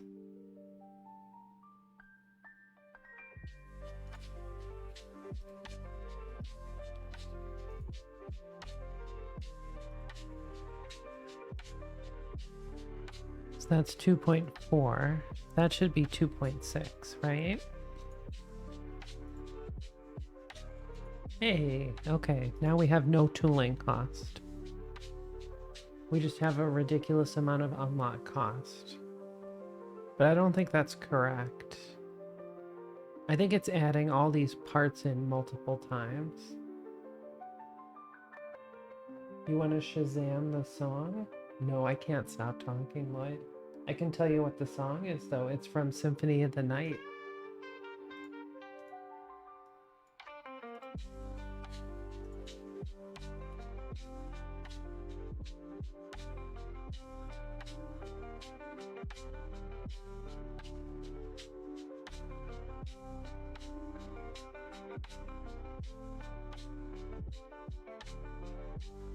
Shut up, I'm jamming.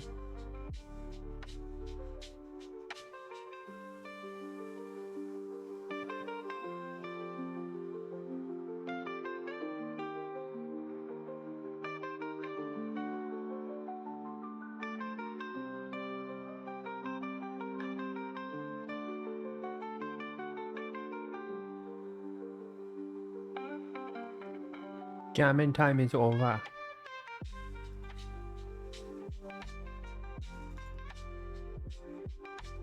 This just isn't gonna get us very far though. So if I take this thing off, does that lower my unlock credit? No.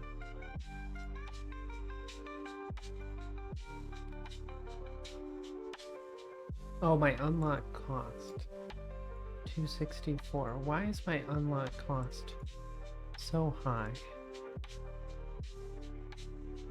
10k? Yeah, 10k is cutting it kind of close, don't you think? Oh, this RL10 costs a bajillion dollars, but definitely worth it.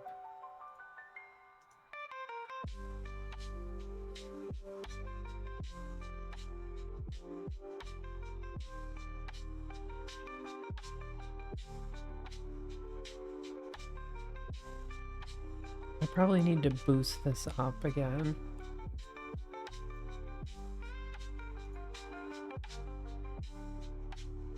Okay, now we're at 11,000 Delta V, basically.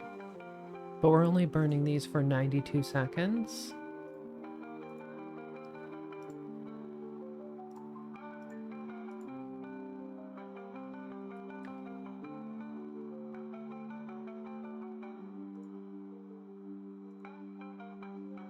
Now we're up to 11,609.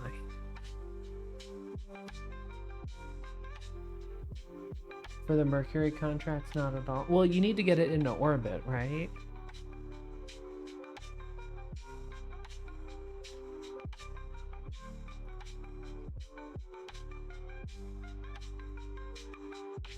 Let's enable the part failures.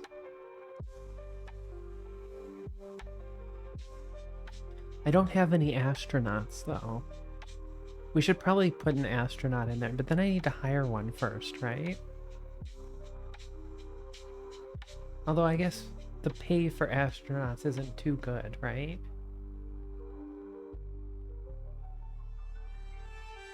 Okay, we'll engage the autopilot. No, in RP-1, I don't think you start with any. It didn't put anyone in here automatically, so... You're right, I am in a polar inclination.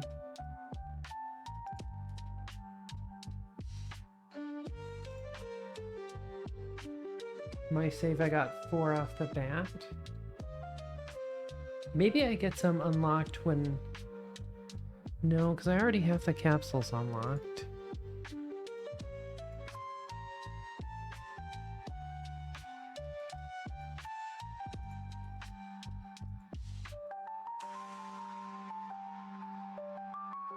If you do hypersonic flight first, do you get them that way? Yeah, I haven't done any X-Plane missions.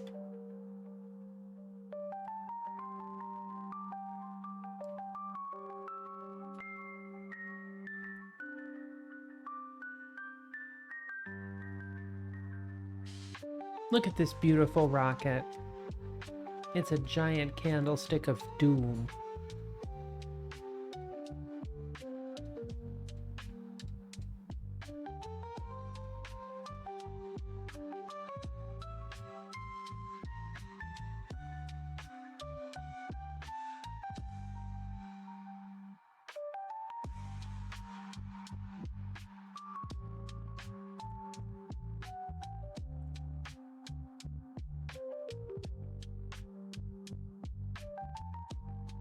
Yeah, nothing ever goes wrong.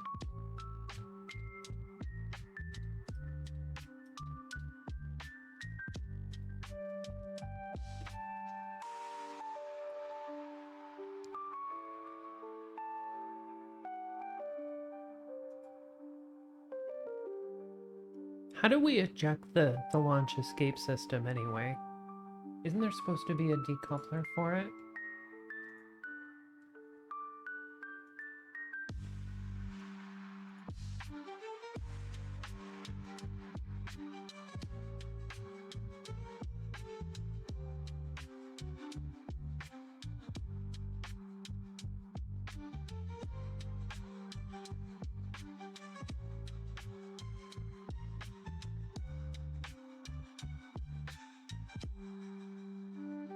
That's what I thought.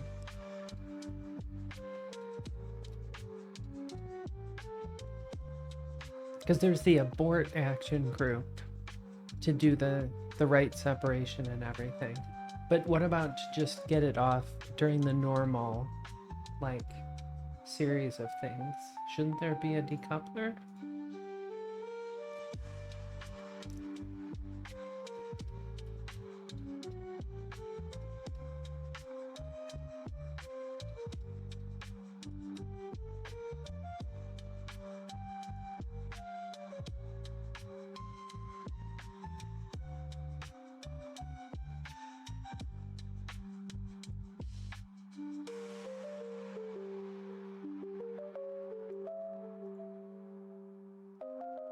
I had my staging wrong anyway.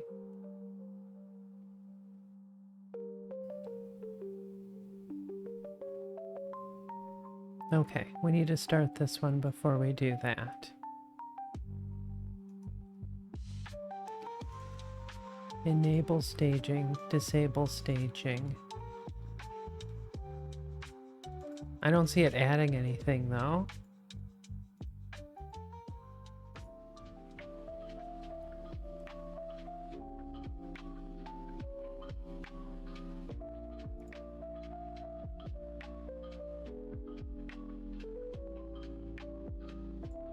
So for the abort group,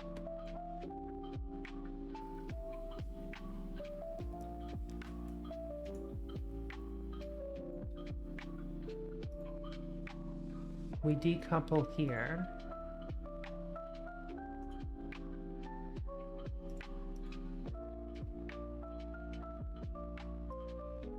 Why do you show me this?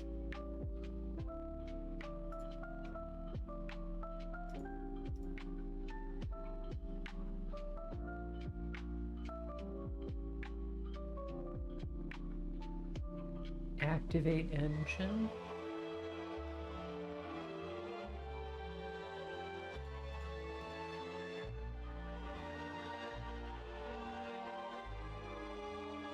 Hey Bubbles, how's it going? Welcome, welcome.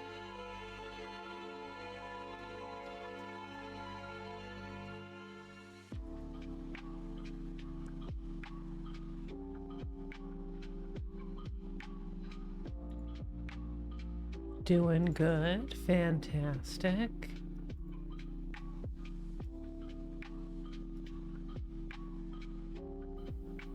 Where's my puppy little Brianna? There she is. Hi, Brianna. Oh, the poor little baby. Did you have fun at the window?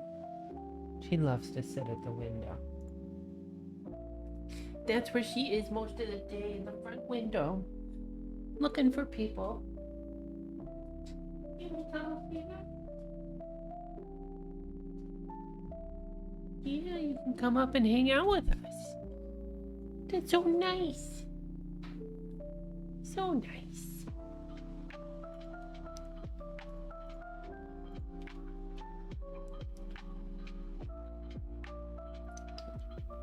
I also still don't have any RCS to ullage for the RL10.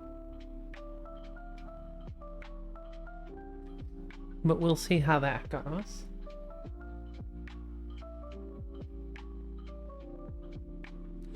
Hi, sweetie. Who's a very pretty sweetheart? Who's the sweetheart that I love the most?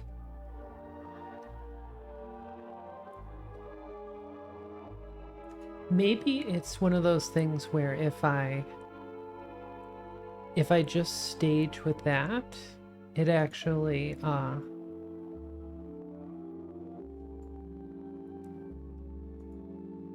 guess really these RCS thrusters should get activated down here.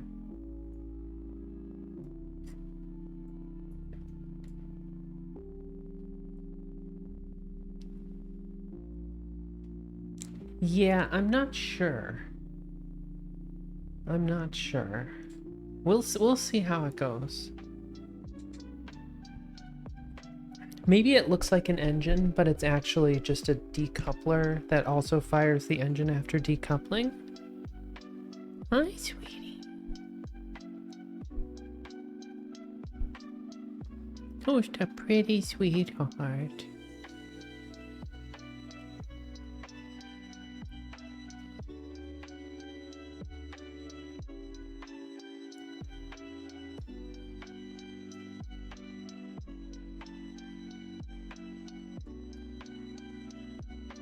What you doing there? You causing trouble?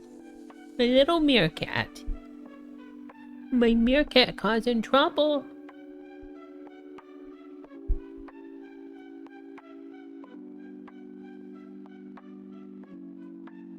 Okay. So I'll just put that down here and we'll see if it ejects it. Action group abort. Don't decouple and fire. Staging, decouple and fire. Well, we'll see in a minute here.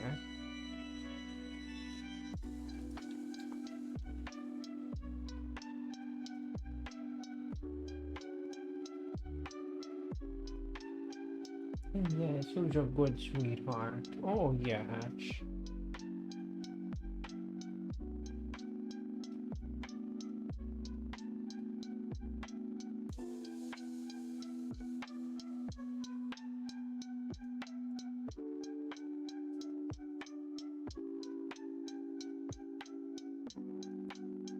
Okay, fairing jettison should be pretty soon.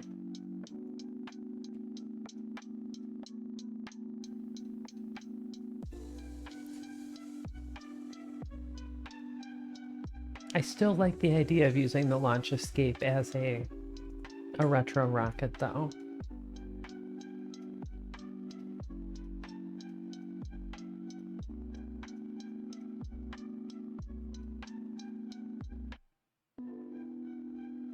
Hey, you're such a good kitty.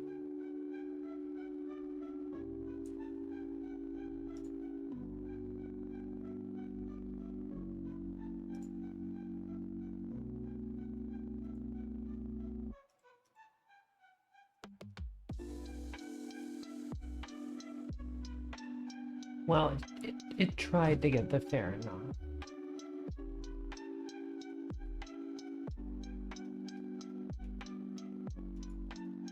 I mean, I question my sanity all the time, so I don't see why it's not insulting. I did add that. Should we test out what the abort looks like?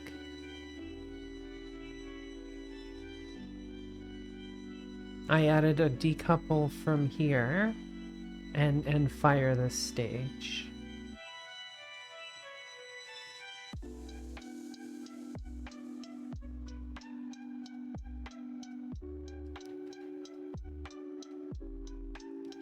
Let's fire the missiles.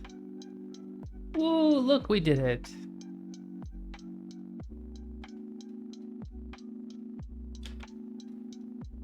Now, how do I get rid of it?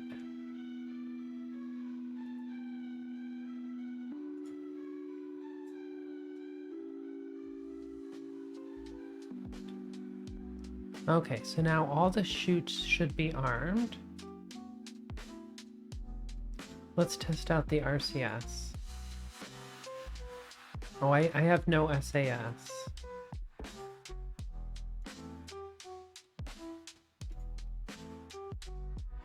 Oh, it's because the launch ascent guidance is doing it. Okay, fire RCS to get us into retrograde.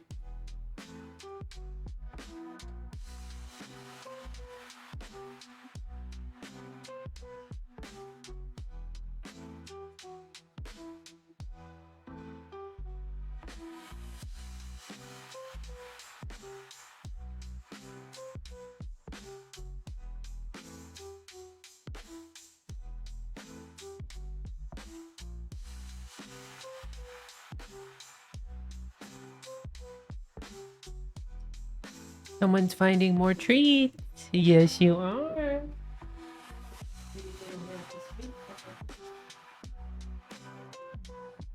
Get them Treatos, baby.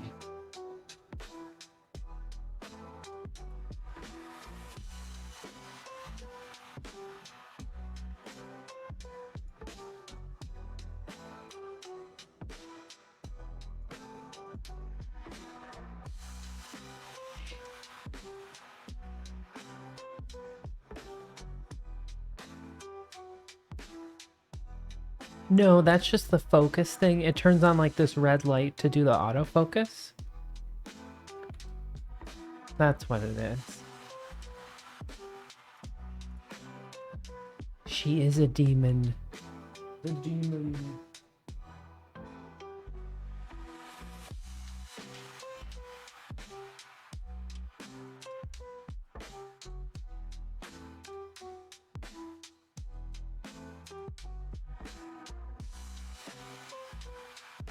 Okay, so very successful abort.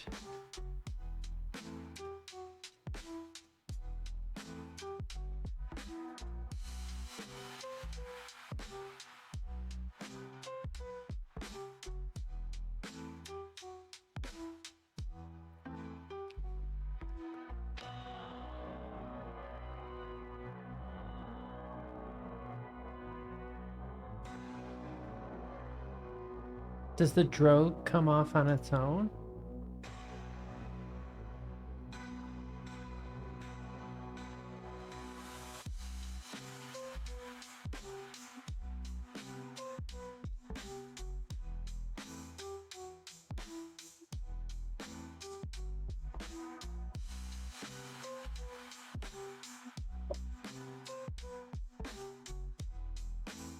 Well, you never know when you might need it, right?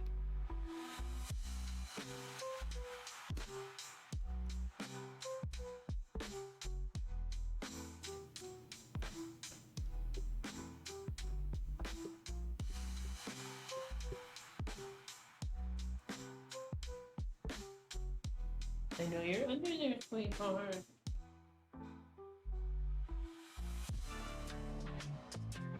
Maybe she took off already.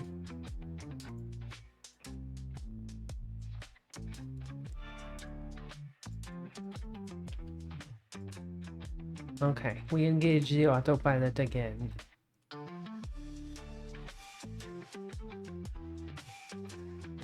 We might be able to do this upper stage part with a Juno, because we've already got that unlocked, and it does have a couple of ignitions. So that should be enough to get us there and back again before we get the RL-10 unlocked. Not that we're in any big rush.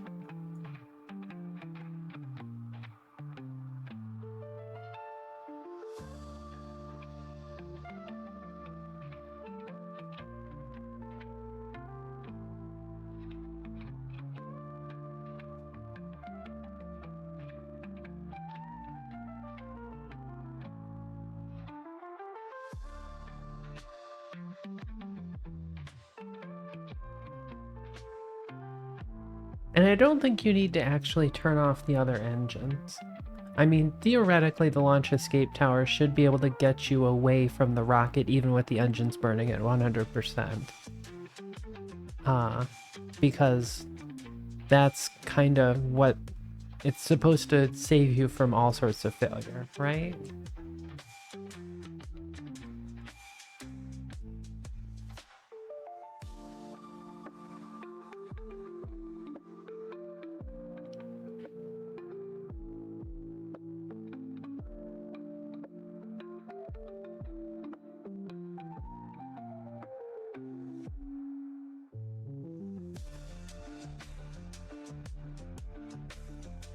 But yeah, we're gonna need to hire an astronaut to put him in the final stage to see like how long he'll live. We might need to add a service module as well if we want to do like a long duration deal.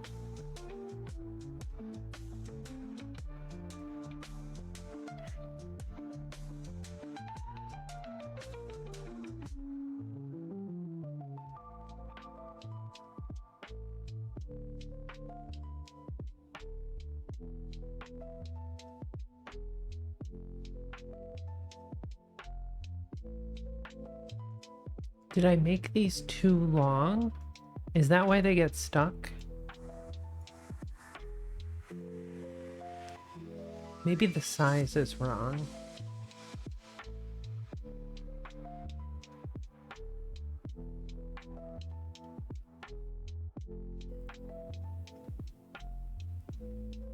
they planned on Saturn's up to stage 4. Yeah. Yeah, you gotta do it until you get up to orbit to a point that's high enough where you can make a ballistic trajectory, really, right?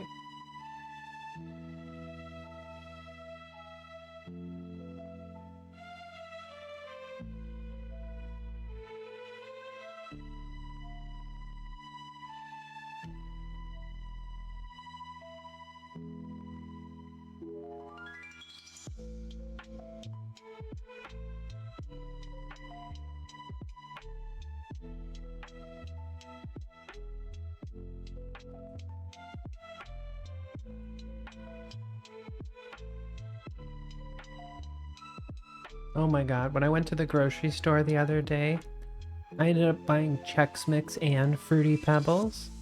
Oh man, Fruity Pebbles are definitely my favorite kind of cereal. But they're so bad for me. I've already eaten like 4 bowls of Fruity Pebbles. I had one for dessert and then I had one for breakfast. Oh, Fruity Pebbles. My sweet, sweet, sweet demise.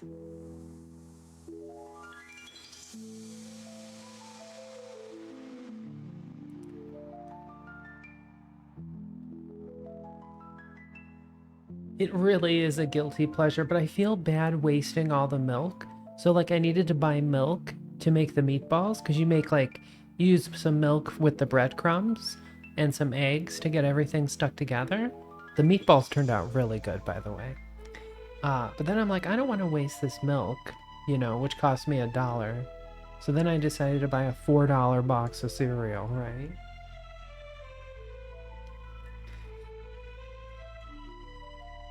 But cereal is really bad for you. It's really bad for you. Okay, chances that this thing is gonna light.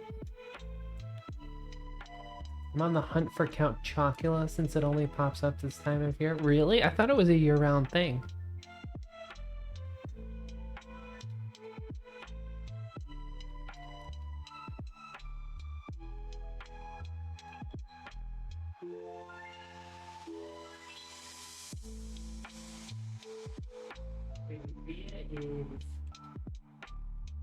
Not here, at least. Wow.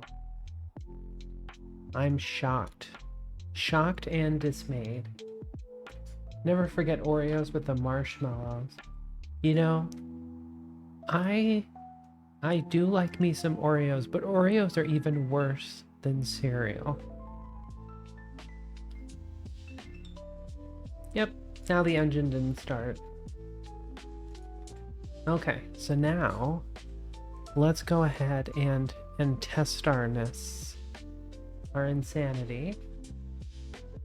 So I'm gonna turn on the RCS.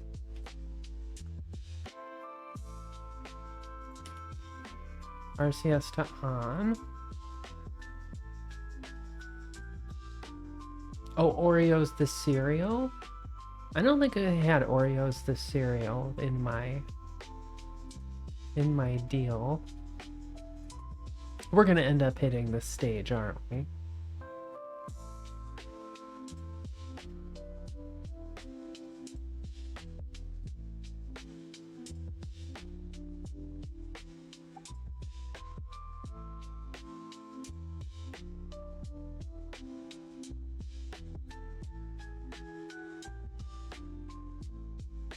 Okay, so do I do the staging or the activate engine? I feel like if I stage it, it's just gonna shoot off into space. But let's give it a shot. Nope. That definitely held on to it.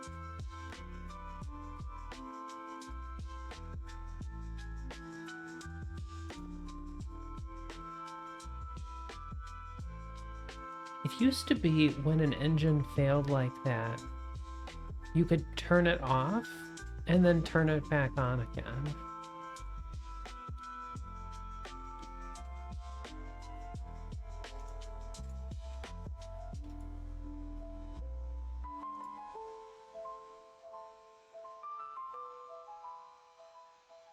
CMOV fix that.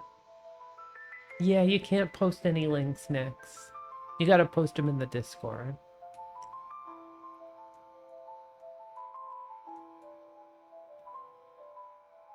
So they fixed it so you can't just shut down the engine and restart it again. That was one of my favorite ways to fail.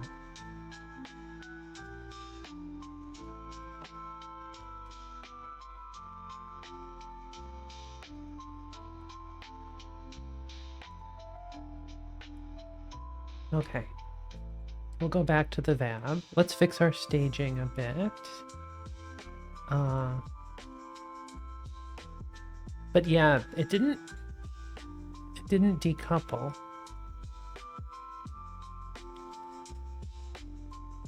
Yeah, it did block to it. Yeah. Yes, thank you. Yeah, and you know what's really interesting is actually the space shuttle abort modes. I find those to be very interesting. Okay, decoupler, enable staging, disable staging. But it doesn't change anything. Okay. So down here is where we want to start up the RCS. That's like the last part.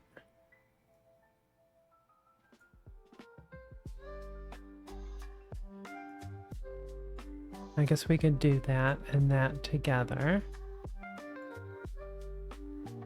So like if I put this down here,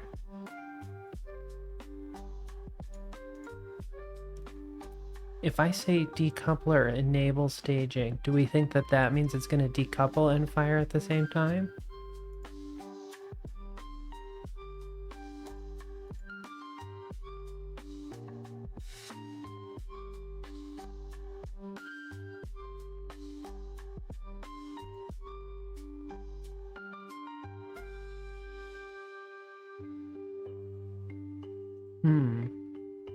Because if I put it down under this one, then it should eject at some point, right?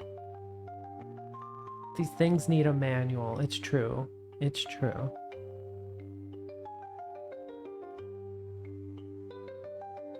Because there's no decoupler in here at all. This one is for that.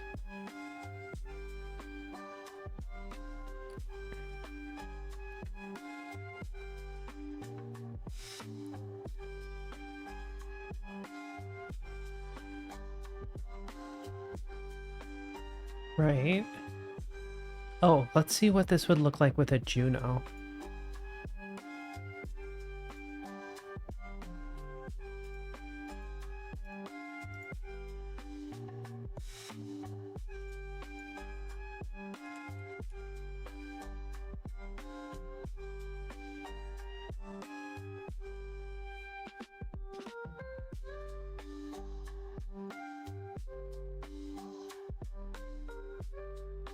Oh, but then we need to go to high pressure.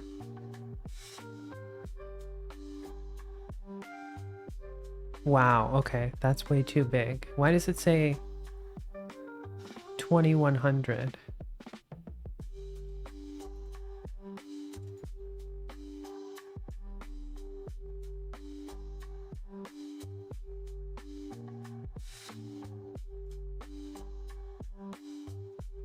$545 seconds. That's like too much, but it's not way too much. But this only barely gets us to orbit. But it might be a good first step.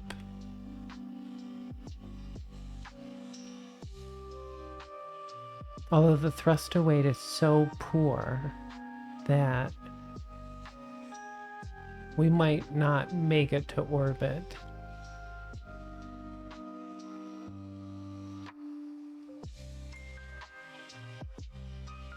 Set it for atmosphere.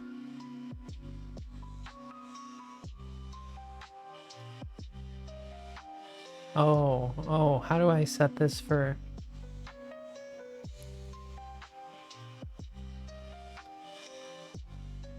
No, this is adding up. It says total atmosphere back.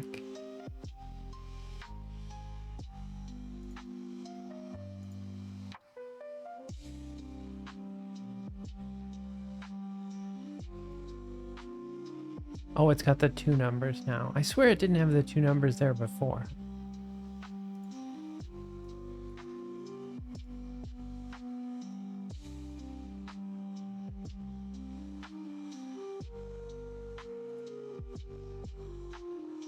Yeah. Although I wonder if that's enough to actually turn us around. Not trucking too fast, yeah. We could put 2 of them on there.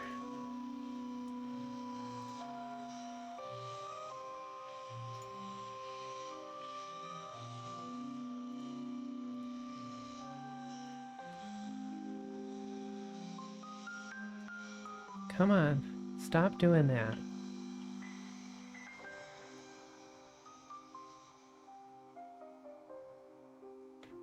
Why isn't it letting me put 2 of them on there?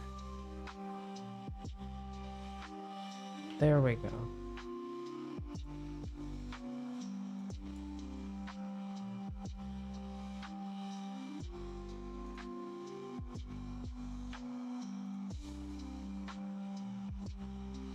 We still need RCS though.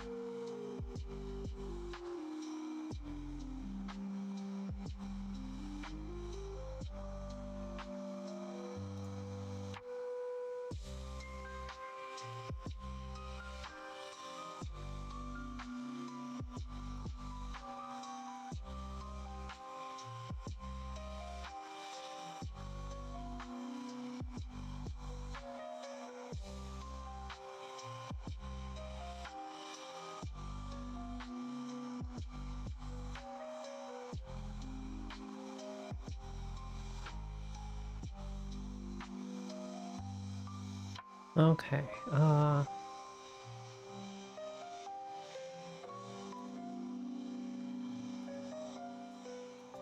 honey, ow, ow, ow! No stretchies on me.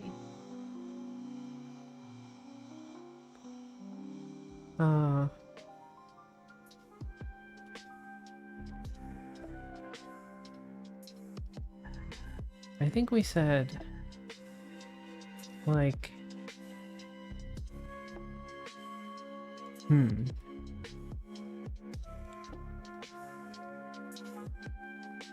Okay, if we fill that up.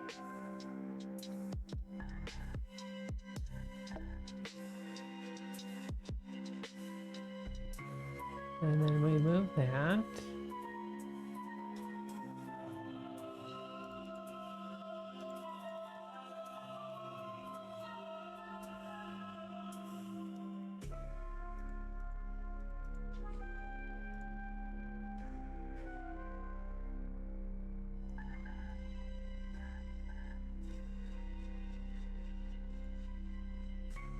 Two point six. 2.6.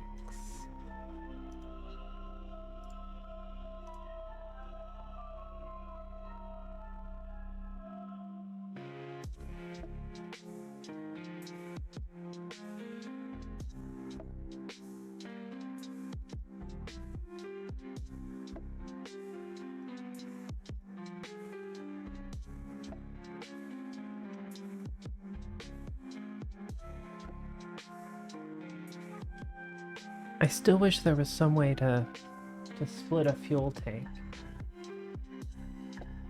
I'll be right back, everybody. I'm gonna get another drink.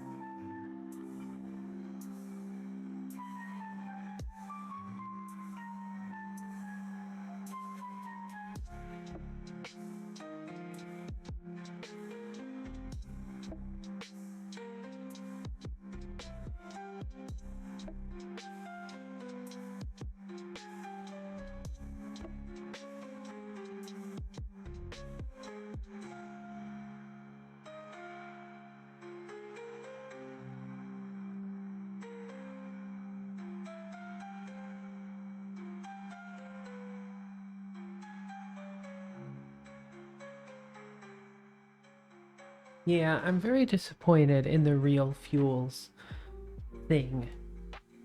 That it doesn't have another bar here that allows you to pick between the two fuels. Maybe that's what we could do. We could make a mod, we could make a change to the mod that fixes that.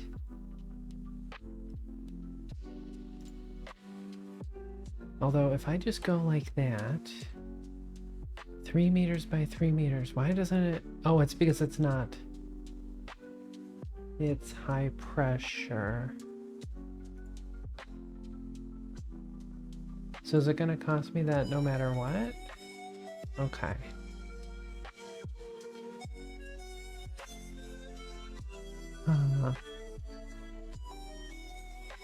Okay. So if we fill that up, and then I use the tank UI, what if I just move the decimal point 2 places to the left?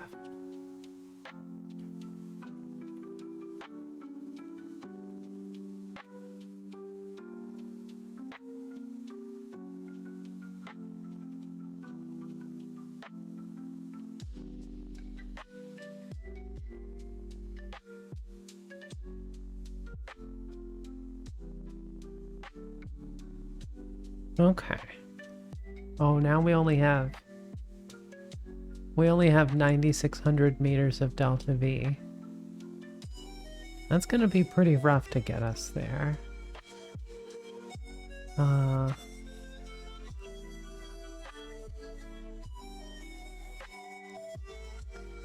much does this thing weigh?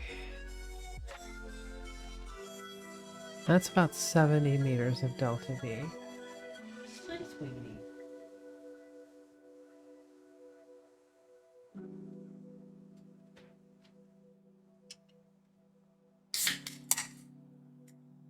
But they burn for 538.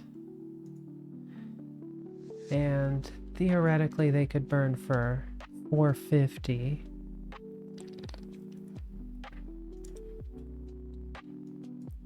Could always just add another one, right?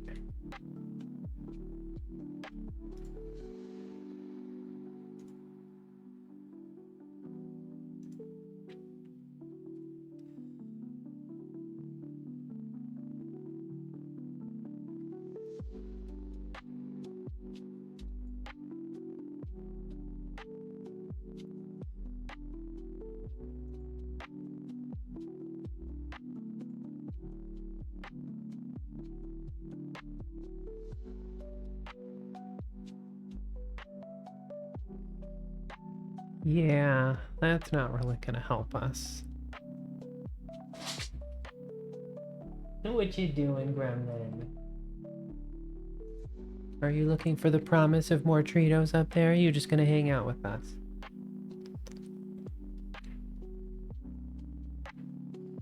What you thinking? Yeah, we definitely had a lot more play with the RL-10.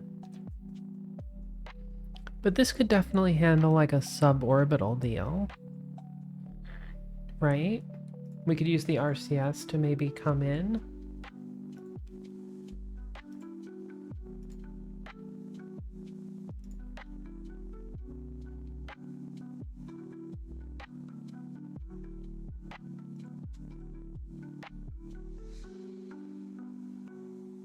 I don't know, what do you guys think?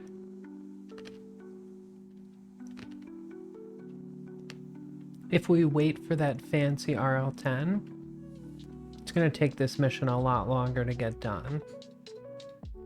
But what I really am looking for is what it's going to take us to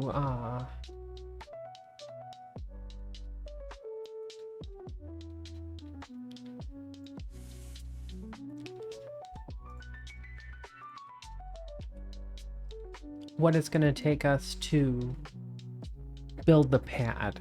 You know, like how much is it going to be? How heavy should it be? Because this will obviously be like the minimum weight of the human rated pad, right?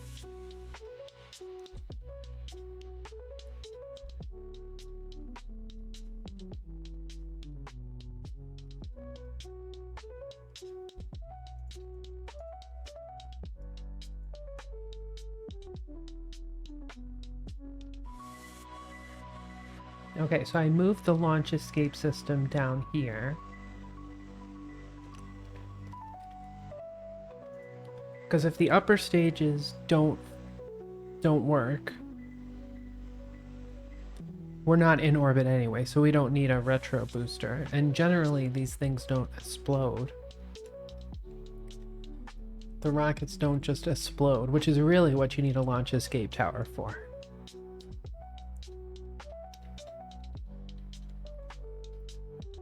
What you really need the launch escape tower for is if the rocket looks like it's going to blow up on the pad before it gets going.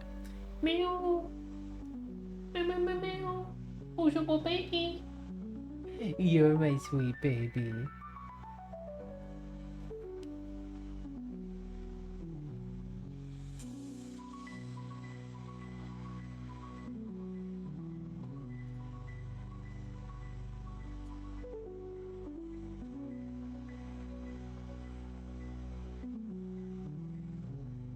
We'll get you some more Tritos in a little bit, okay?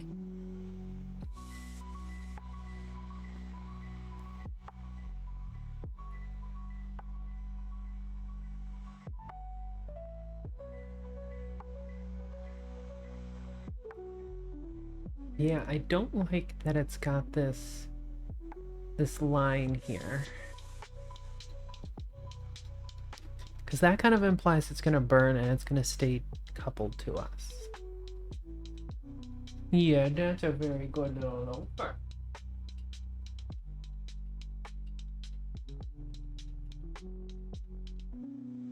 Yes, who's a pretty loaf. A very pretty loaf. Landing on the moon with nothing but the launch escape system? I believe it.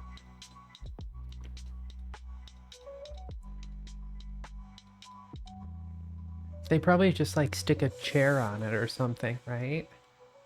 And then like attach a bunch of them.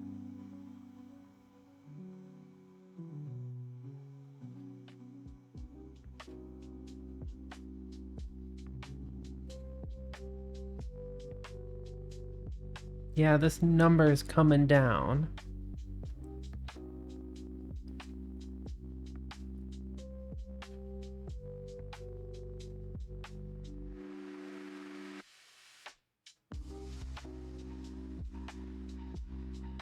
Yeah, I kind of think we need a beefier rocket to do orbital stuff. Either we need more engine unlocks, we need the Hydrolox engine, or we need to do more new engines.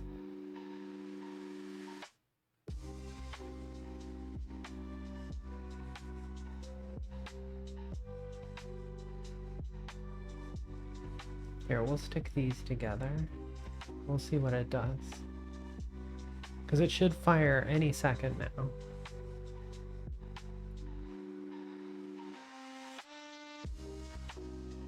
Yeah, it didn't decouple. It didn't decouple.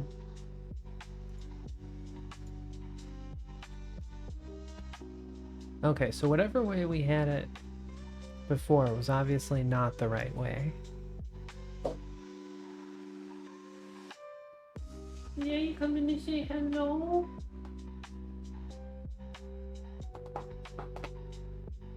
Decoupler, enable staging. Decoupler, disable staging. Okay. So let's try that. We'll put it down there. And we'll put all the RCS together.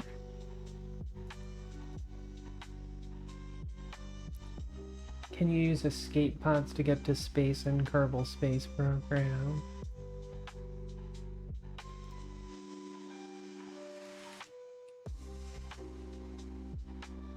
I assume the answer is yes.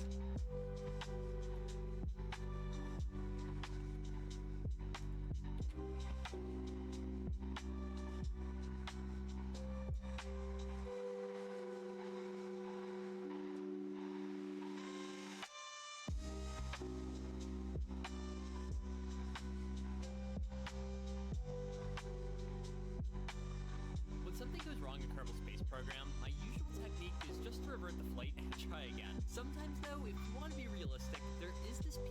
Okay. Come on. But not exactly. Isn't really gonna help. And then that happens. Okay, that's a lot of those. What does it look like at the end? But anyway, I gave it another get launched off here, and I'm going up in the air. The problem though is I'm losing speed really quickly. I have no. Oh, that one looks I'm promising. sure that caused a little bit of speed loss, but the problem is I'm only projected to get to 30,000 meters. That's nowhere near the set. I think I'm going 60. And replaced it with a launch escape system. This should give me a lot more thrust at the last second as well, and you can see now launching it off here, I got up to 1,000 meters per second. That was really good, and you see it's projecting I'm going 60,000 meters. That was a huge improvement, and also the air resistance of this thing is really bouncing up and down a lot here, especially these interstages just completely break the rocket, and I start flipping up and down, and it's doing this really weird thing. So I turn on auto strut real quick, hopefully to keep everything together, and finally It's always about the auto strut, right? off launch pad again, everything seemed to be fine, and I just kept pulling in these rockets. Now I was having slight problems for whatever reason with these middle stages. Sometimes they would turn the rocket. It seemed easy enough to correct, but every time it happened, I was worried I was losing a little bit of energy, but it seemed to be mostly okay. And you can see now burning off these rockets here. I'm actually doing this really efficiently. It's happening at my time pretty much perfectly, and there was slight bouncing going on, which I didn't like, but it seemed to hold together well enough. And once I shut off the stage, everything seemed to be good. But this is just to get to space, not to the moon. Finally now the final stage. I still think the moon is going to be kind of rough. 100 meters per second, and here is projecting 80,000 meters. The problem though is this was degrading really quickly. It was already pulled down to 71 after not too long. So I wasn't entirely sure if I was actually going to make it there, but I wanted to be surprised if it would happen. It's also not carrying anybody. It's starting to diminish, and at 69, the hundreds are going up quite slowly here. And I don't even think a supercomputer would fix Kerbal Space Program that much. I mean, the game's just not designed for that sort of fun and excitement.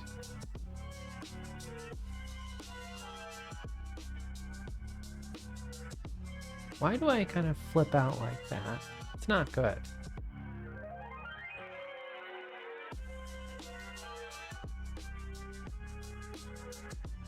Maybe that's just aerodynamic stress.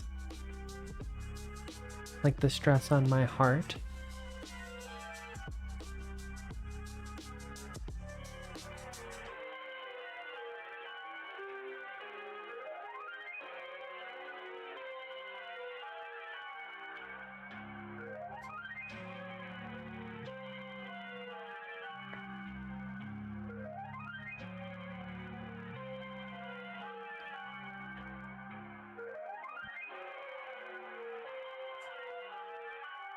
Maybe if I get rid of some of my ridiculous battery collection.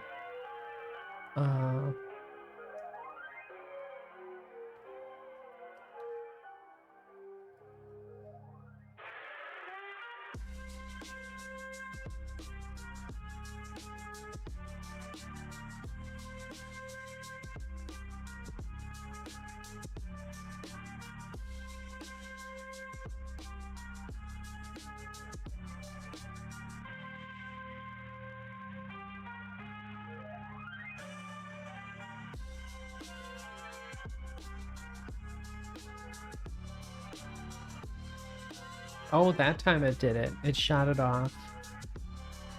It shot it off. There it goes.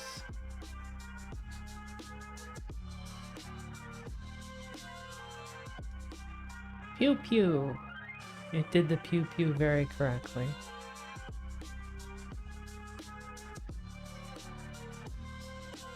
Also, maybe my orbit is just too high. I could maybe do 150 by 150. But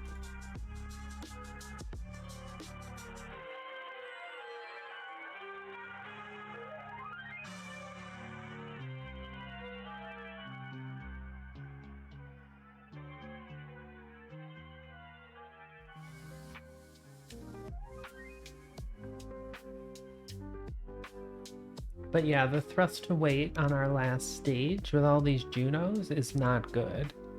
It is full of no bueno-itis.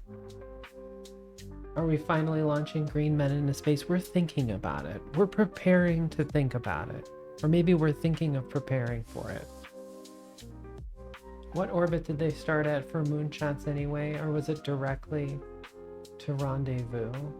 I'm not sure what parking orbit they used. They did have a parking orbit though, I believe. Because that was part of their abort sequence, I think. Apollo parking orbit. Apollo 11 reached an Earth parking orbit in 11 minutes and completed 1.5 orbits before the Saturn thruster sent it to the moon. But it doesn't say what it was. Oh, the low point of the Apollo 11 parking orbit. Uh-oh. Well, that's not good.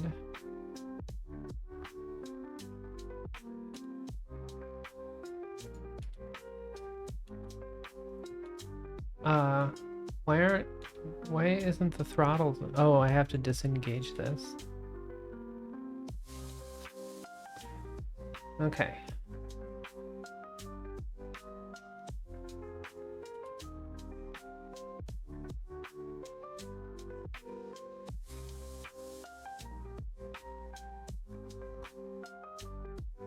Well, we're not even close to orbit, so it doesn't really matter.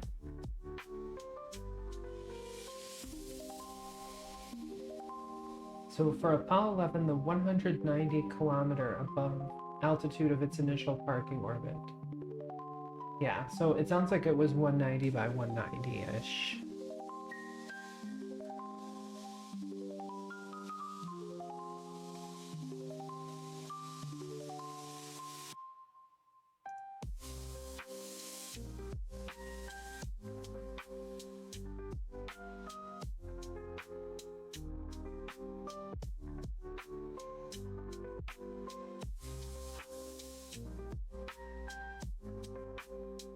So yep, no space orbit today.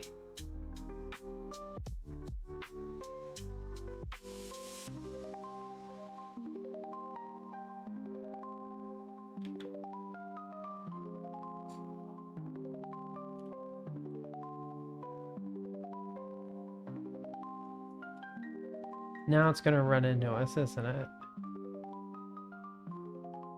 We're just suborbital. Yeah, we didn't make it high enough to get to orbit.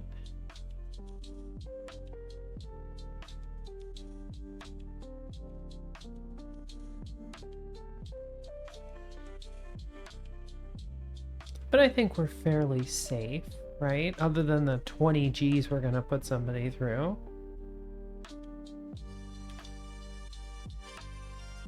G-force of 16. I believe the Mercury astronauts had to endure at least about 10, right?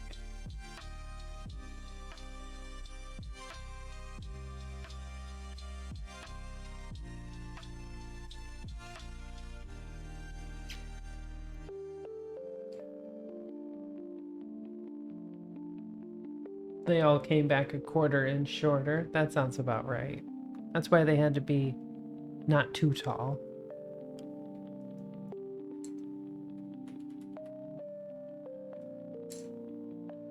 Can't be too tall. They really should have picked women as the initial pilots. I mean, think about it. They're not as tall and lighter.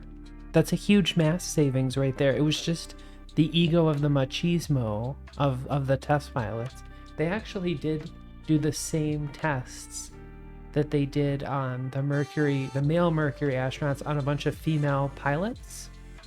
And a bunch of them passed, I guess, other than the sperm count number. But yeah, more efficient with both air and water, and tend to do better in confined. See, Bishimoto, you know what's up.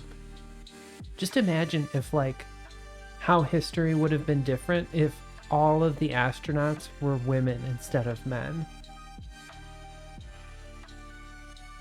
Women would make perfect astronauts and submariners. Yeah, exactly. Exactly. Fighting for space, it's all about that. I haven't read any books about it, but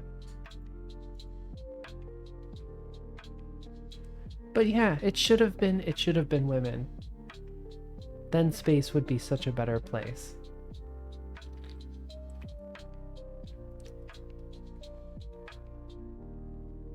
one of my soapboxes I had to climb up. That's okay. That works for me. Okay, so this is 127. But I don't think this whole Juno thing is going to work. I think we're going to have to go with that Hydrolax engine.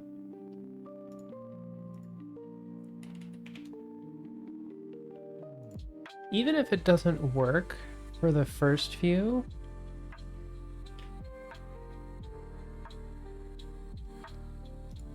I mean, it should be fine, right? Should be fine.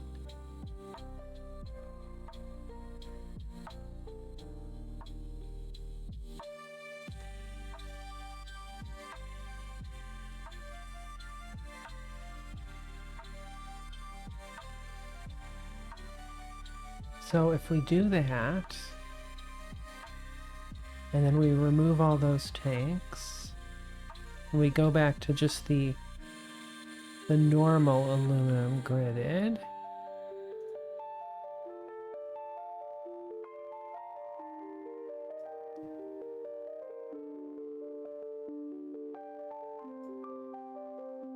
right? 184 seconds. See, then we could make this like 4 meters again. And that would be plenty of goodies to get us there. Oh, but then we need a special tank. We would need a special tank for the RCS fluid.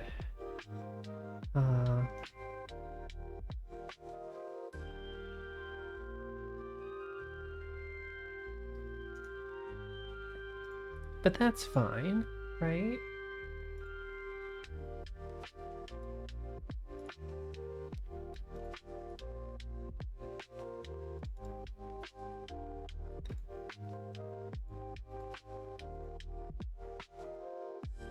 How much does that cost? That's not that much.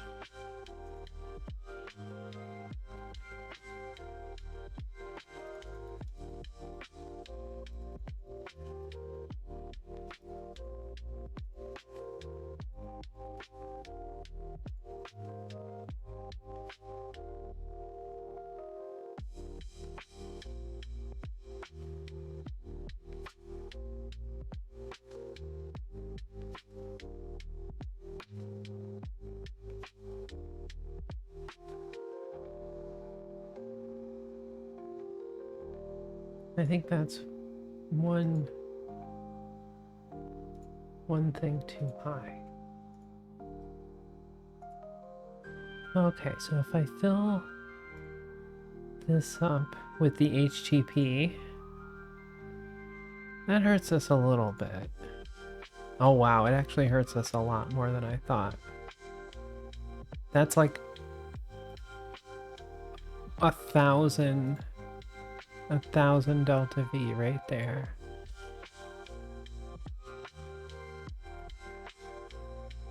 But if I lower it enough, that's still a good amount of HTP.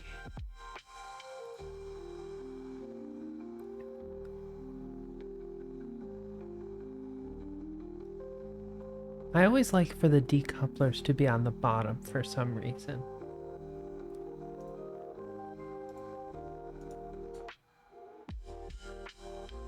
Okay, so that says we need the prototype.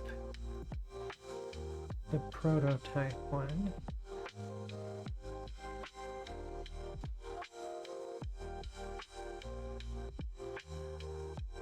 Wow. It's gonna cost us 157,000 just for that engine. But it's so worth it.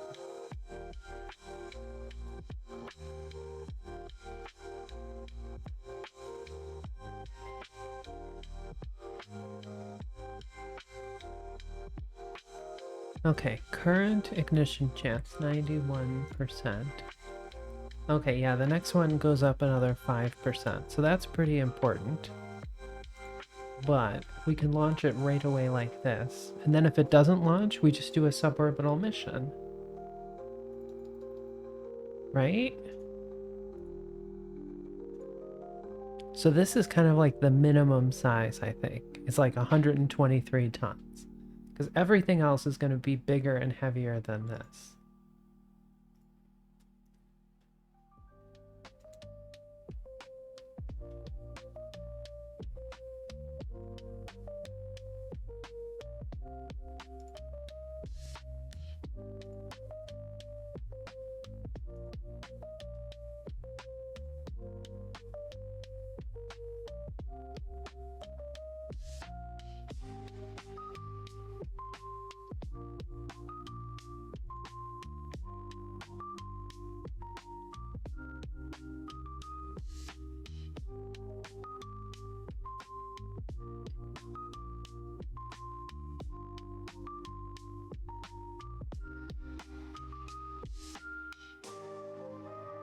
So yeah, I guess the biggest problem will be if the Hydrolox engine works and boosts us into orbit, but then fails on the second ignition, we won't have enough delta V to get back. But with the RCS thrusting, doing translational stuff, and then the launch escape tower, we might have enough. Is there a way we can dump off the liquid oxygen and the liquid hydrogen from this tank? There's got to be a fuel drain valve, right? Because if we do that, then I'm almost certain we'll have enough delta V to get us back, even if the engine fails.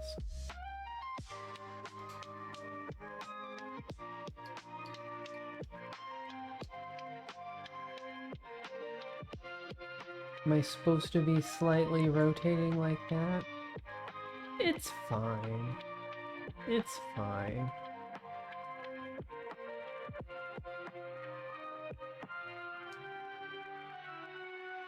You have to turn off the fuel pump on your launch hardware. Then you can empty the LOX tank in the No, I mean like in orbit.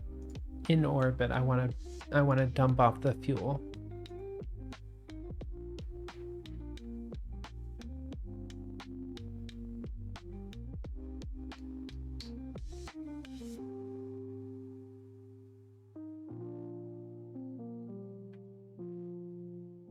But only in specific circumstances.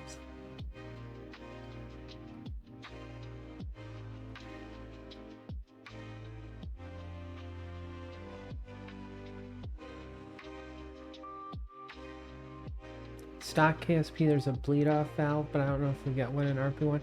Yeah, there is like a fuel drain thing in normal KSP. But yeah, I don't know if we get it.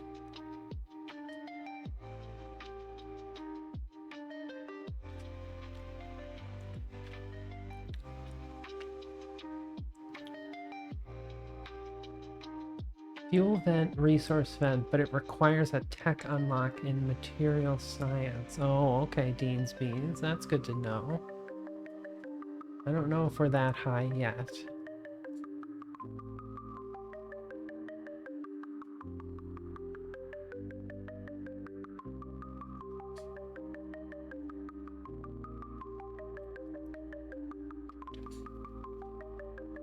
Okay, who wants to bet if this engine's gonna light?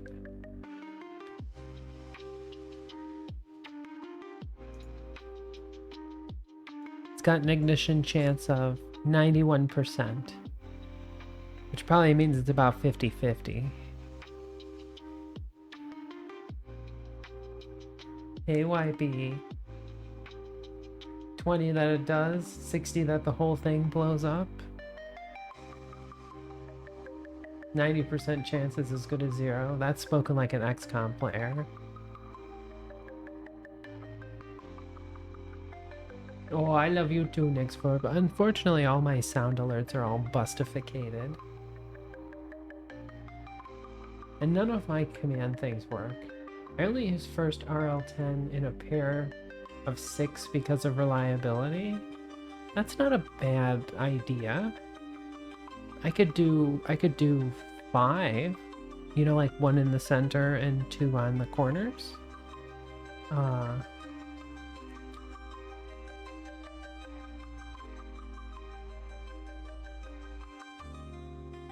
Might actually be a good way to farm up the flight data as well, because I think the flight data goes up. It's per engine, not per flight.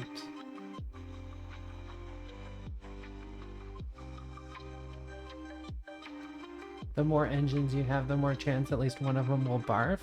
Yeah, but if it's the center one, then the other ones are fine. And then if it's one of the outer ones, I can shut down the other outer one.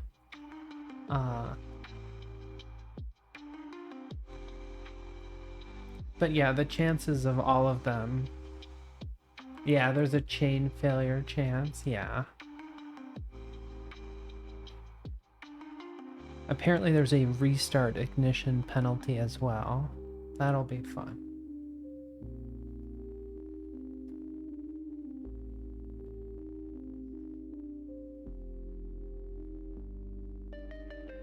But I do have the science points for the next one. I just want to be able to use it before we fix it. How's it flying while it's not connected? It's fine. It's fine. You just can't see it. It's spider silk.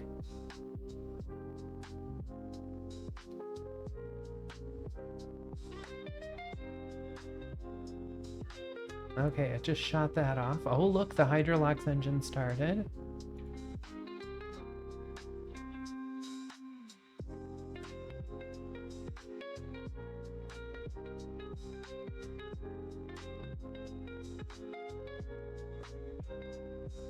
Disabling the fairing decouplers reduces mass.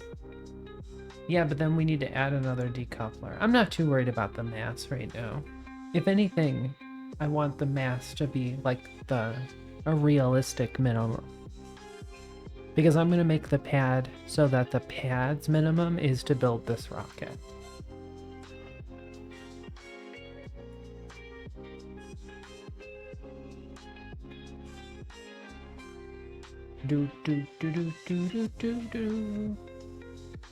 But yeah, maybe we should just keep the launch escape tower on there to be a good retro rocket for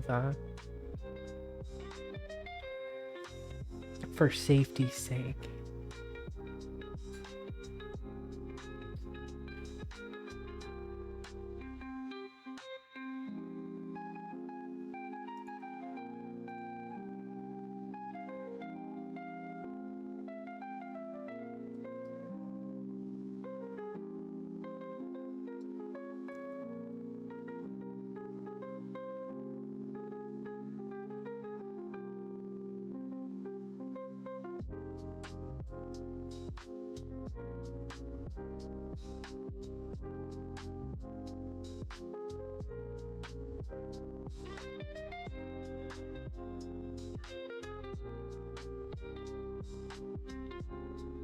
Okay, so we're at 6K orbital speed.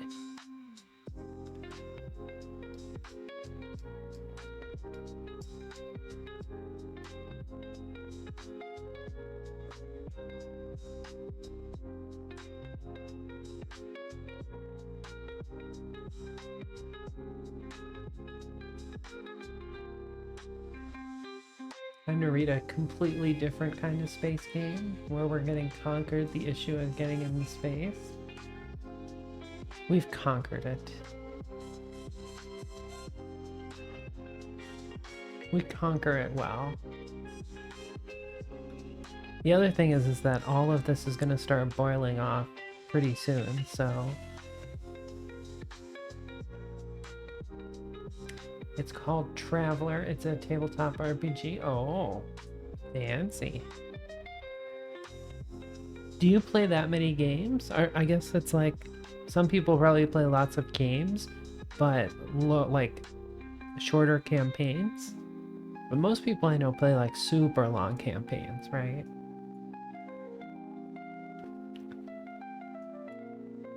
Do do do do do.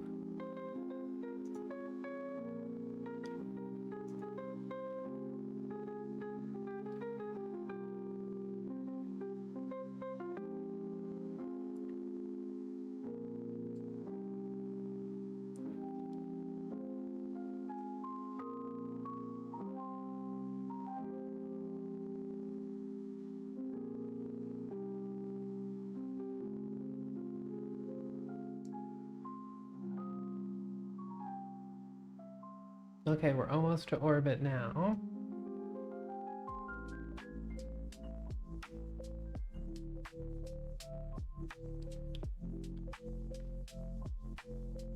Currently running a game called Deadlands, which is supernatural steampunk Wild West horror. Traveler will be after that. Fancy. I'm such a bad role player. I can barely roleplay being myself.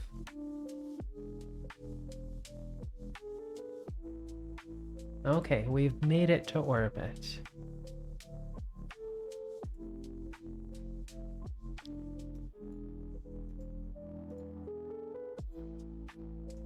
Okay.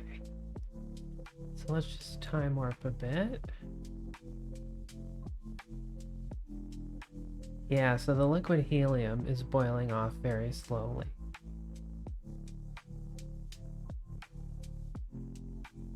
You could say my character does insert action here. You're a decent role player. I cast magic missile into the darkness.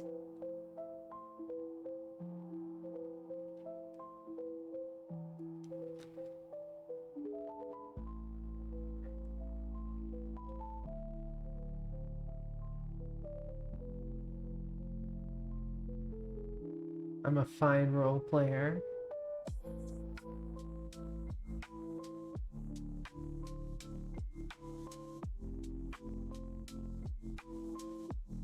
Yeah, see how fast our Delta V is burning off?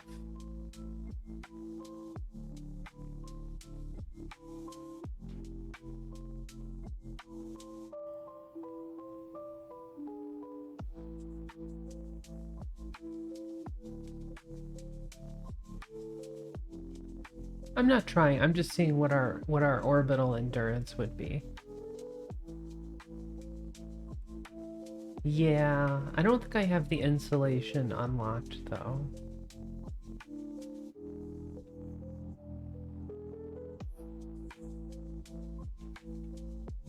Okay, so let's go ahead and turn retrograde, and we'll see if we can start the engine like this.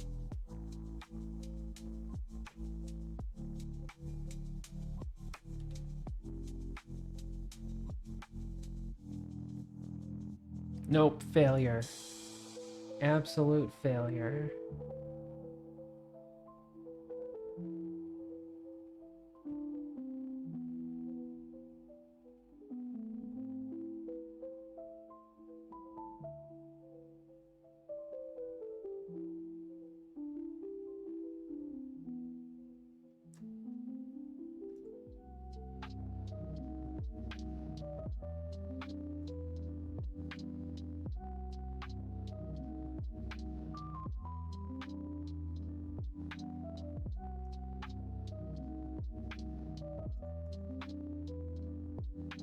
Okay, we should have done that before. That way we don't drain the RCS juice out of here.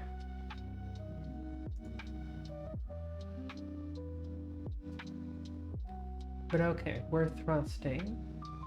We've brought our orbit down 15 clicks.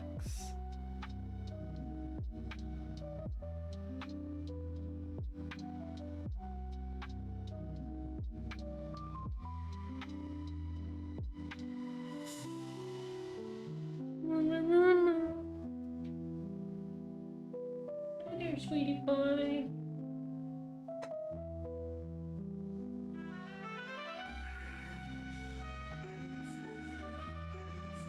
Sadly, it's now bedtime for me. The weekend is over. Sorry about the weekend, but I'm glad you were hanging out with us here, Bishamoda.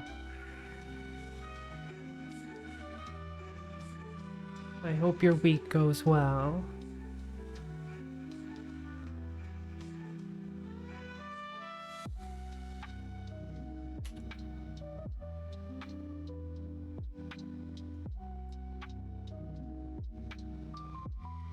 Okay, how much?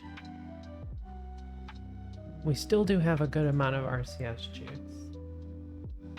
Oh, I'm sure they're gonna go terrible, but it's gonna be fine. It's gonna be fine. Hi, baby cakes. You want to come up? Okay, we're turning back. Good. Okay, I'm gonna start burning the RCS fluid again. There you are. Oh yeah. Yes, that's a tall girl. It's a tall girl. Yes. Come here, sweetheart. Are we gonna go sit on a blanket? It's a nice blanket.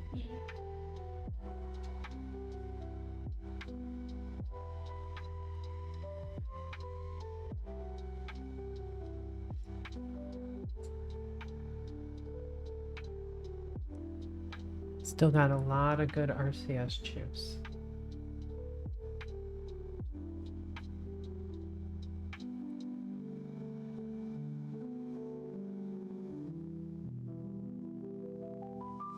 Okay, we're down to 160.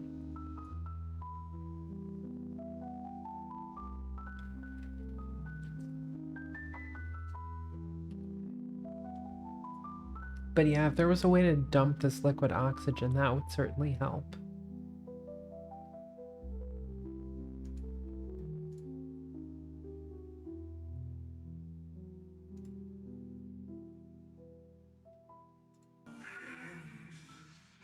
I've got too much electric charge. We should transfer some.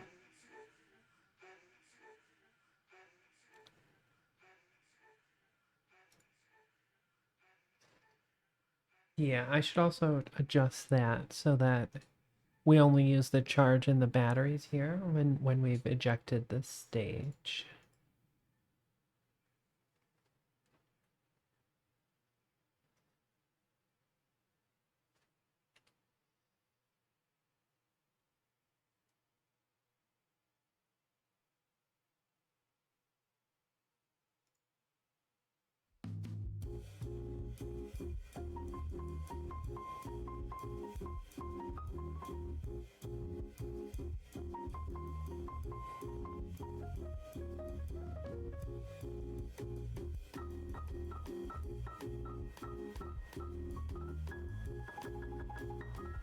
I guess we should probably have like enough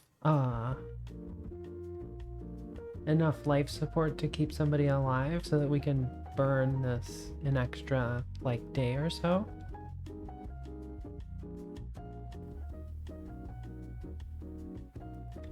Okay, I'm gonna stop us and we'll go around one more time. Uh-oh. Why did time warp stop? Are we out of batteries? No, not out of batteries.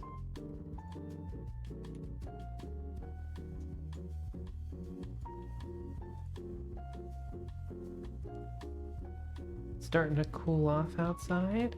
Yeah. I'm glad that the summer's kind of coming to an end. Oh, it's because we're in the atmosphere.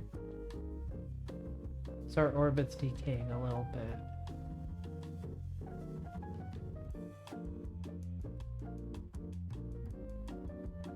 Can work on fixing my truck without sweating so much. Yeah, there you go.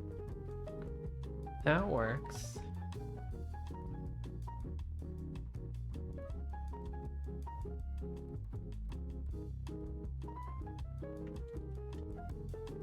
Okay, we're time warping as fast as we can, but it's gonna take a good minute or two.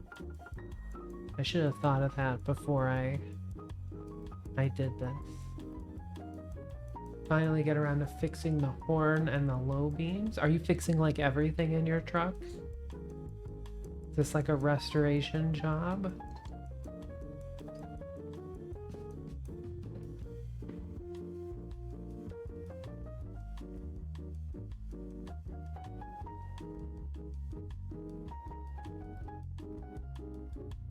Just has a bunch of things that don't work. Well, those are all important things to have working.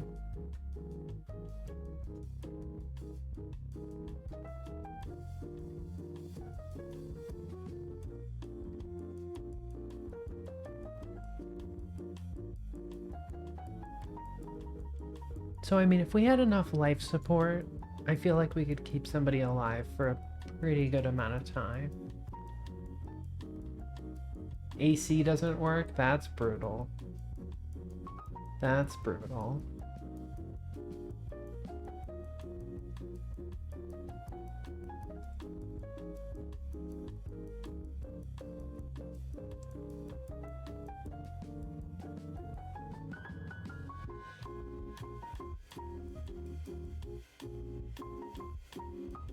But yeah, I think we only have enough, like, food and water.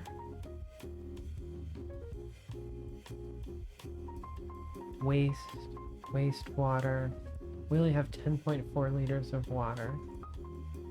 There's an airbag code, but I haven't been able to communicate with that module with my scanner. Maybe a bad fuse.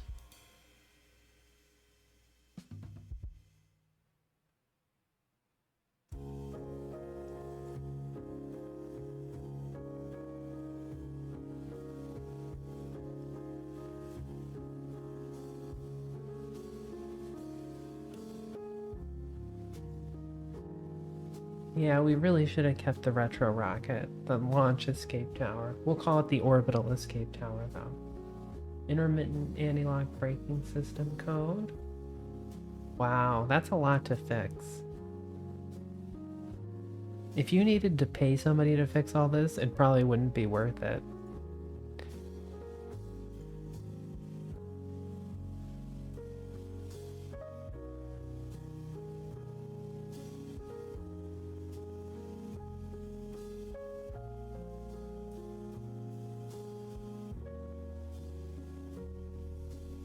Well, we're coming out. We're not coming in very much. We're about to bust out into non-time warp, into fast time warp territory again.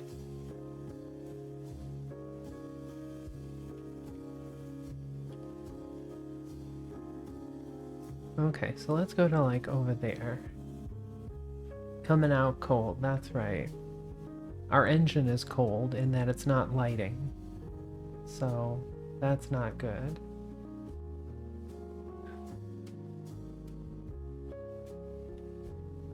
But hopefully we've melted out all the helium. We've basically melted out all the helium.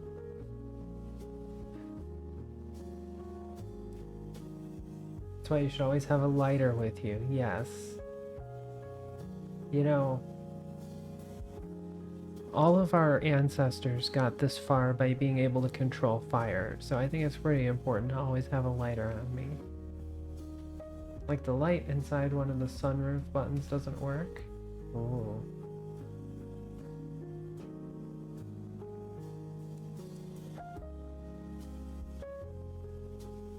Oh, you mean like the backlighting of the button?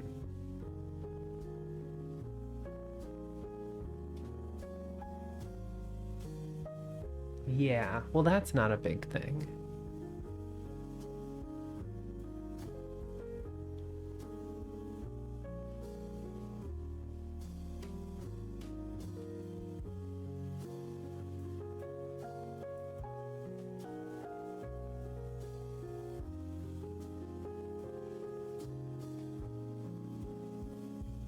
Ironic how we could control fire but can't control emotions if it were just the opposite.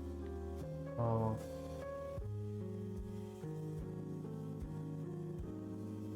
It's an interesting viewpoint. I will give you that.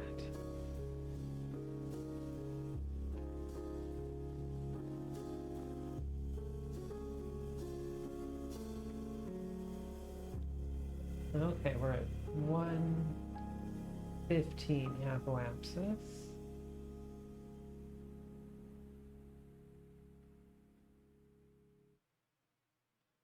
Still got about a quarter of the HTP left.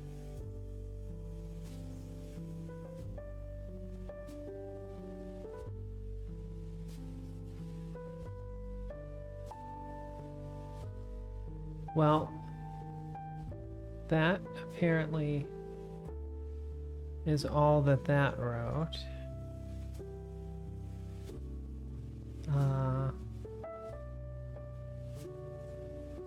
Oh, I can do this enable. That's sweet. Who's a very good sweetie. Although if I enable this... Oh, they're still not burning. What's going on with this?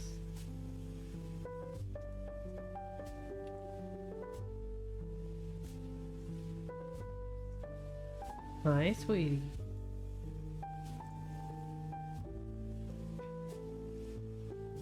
Ow! Ow! Don't scratchies on the leg, honey.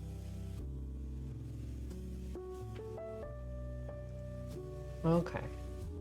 So maybe we just separate here and we see what it looks like. Oh, we can't go through the heat shield. That's probably why.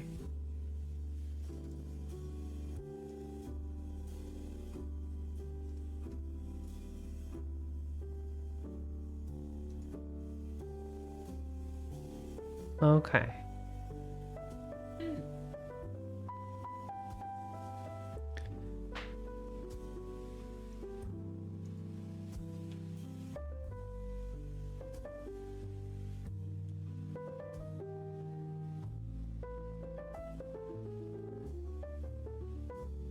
Okay, so let's see.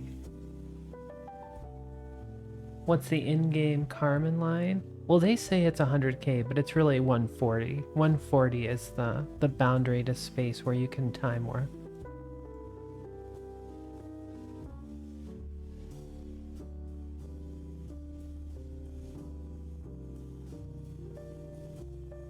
Okay.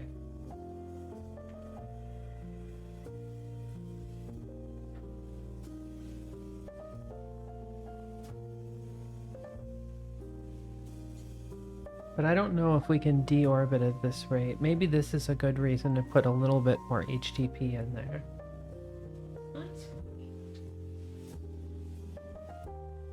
Did you clean your tummy? Your tummy's all wet. Your tummy's all wet. You're just getting a tummy licker. Oh, you.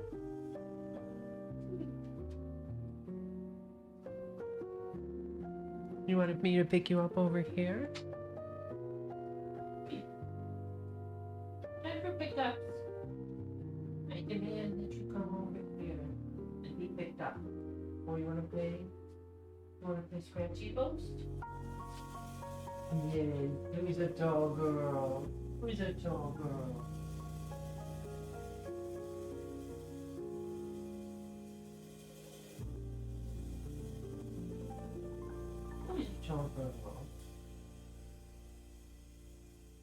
Hey Ichigo, how's it going? Welcome, welcome. You know what? We might actually be deorbiting this orbit.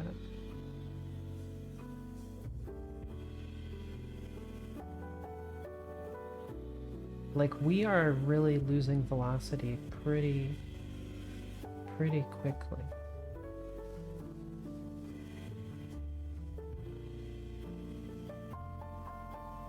Yeah, nothing works. Nothing works, but thanks for trying, cashews. Have you been streaming at all, Ichigo?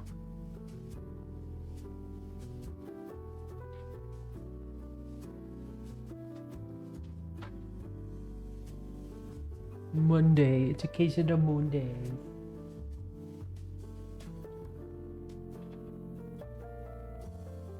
Yeah, we're definitely coming down. We're coming down.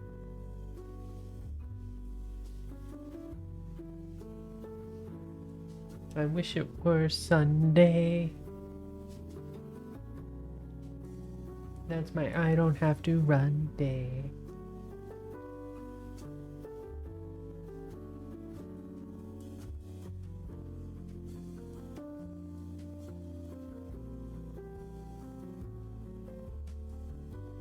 Oh yeah, we're definitely coming down. Okay. So even if we make it up to orbit and then the engine quits on us, I think we're okay. I have, yes, usually Monday, Wednesday, and Fridays. Oh yeah, we're definitely coming down now.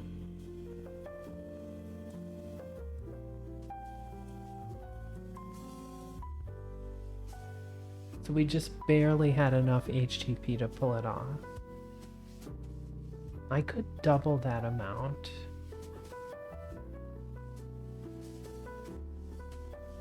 It's either that or we try to find the drain thing.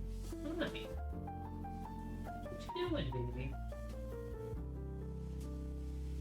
You gonna go hide over there? Did my paint go okay? Yeah, I think it's okay. It looks good. Doesn't look like there was any weirdness from the rain. So far so good, I think. So far so good.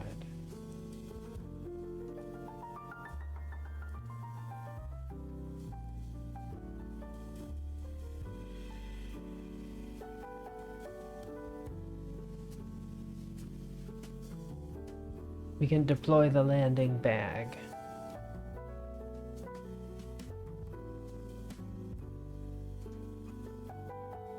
No. Yeah, I hope it does too. Housing stuff, man. Brutal. I'm also worried about the roof. Did I tell you about the roof? They found some cracks in the roof. So I got the guys that did it the first time to come over and patch it. So they really just filled it with this special caulk, but I hope it also holds. I don't need any leaks in my roof.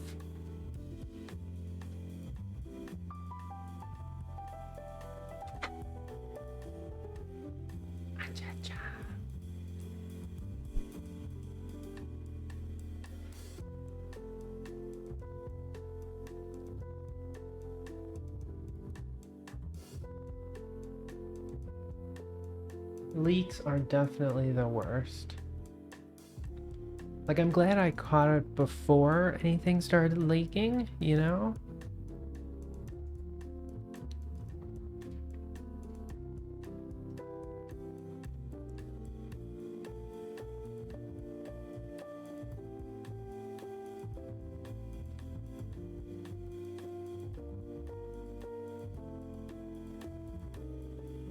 Okay, here comes the chutes.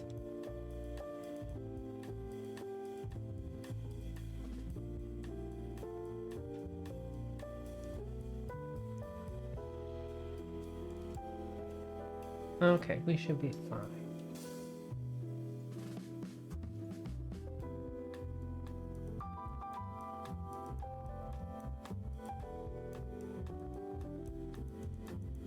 So, if I keep the launch escape tower for good measure, and we put it like up there somewhere,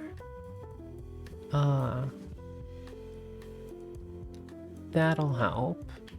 What was the other thought? Oh, we might need a service module.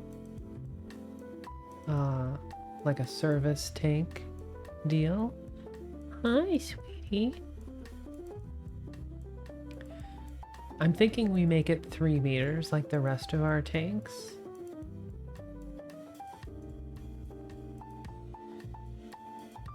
Balloon. Okay, service module. Oh, we should see how much delta V we've got. Okay, so we've got 10,848. What you doing, little goober? Don't chew on that.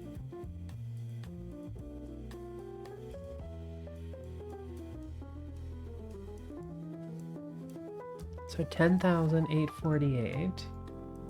And if I stick a service module in here, and we can do the service module 2,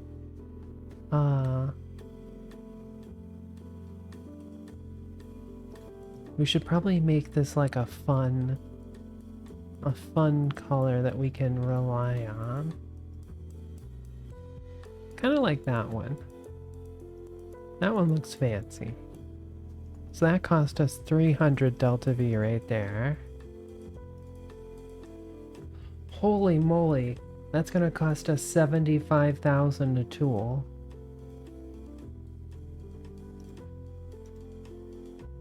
$75,000. Wow. Maybe we just make it a 2-meter one?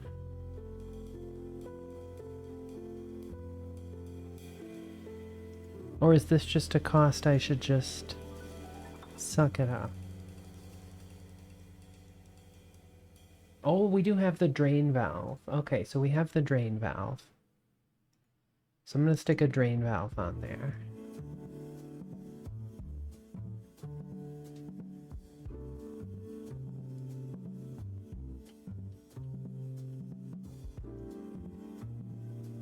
I'm just like, wow.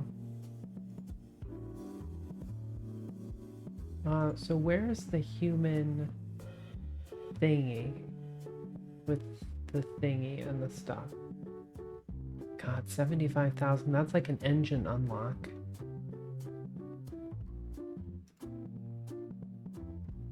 It's not in the payload, it's not there. Is it in the science?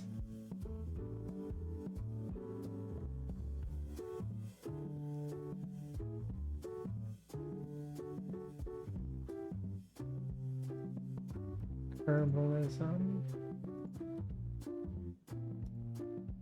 Maybe I just haven't unlocked it yet. Is it in the payload, maybe?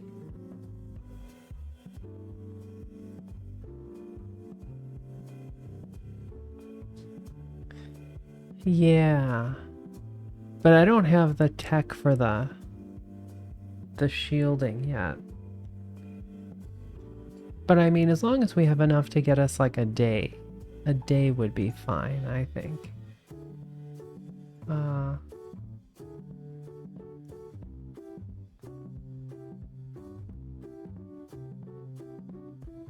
I swear it was in here.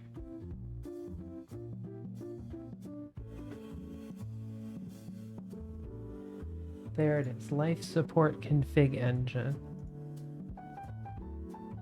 Life support. Wow, okay, that just cut us down quite a bit. Wow, 75,000.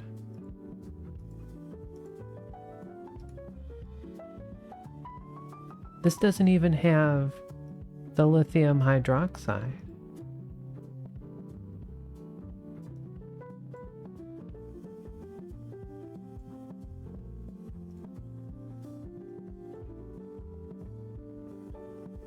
How much do we have of that in here? 1.24 liters. So let's say like 10 liters of that.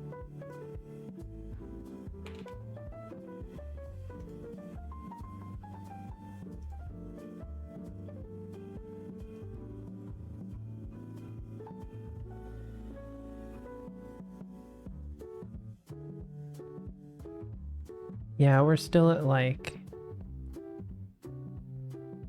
Gonna need more waste and wastewater capacity. Yeah. I'm still just shocked at the weight of this thing.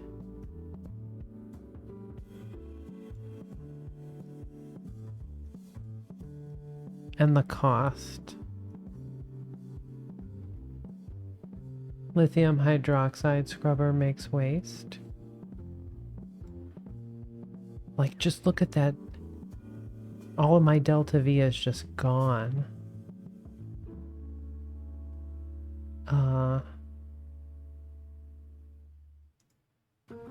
This thing must weigh a ton. 260 kilos. Oh, the life support part is... Okay.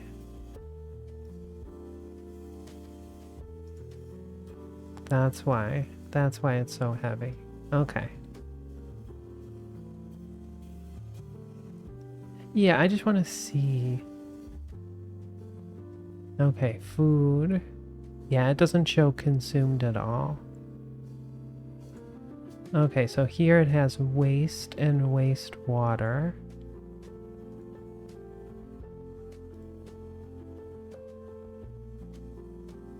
Well, I can't tell until we actually try to put an astronaut in there to see what it's gonna take.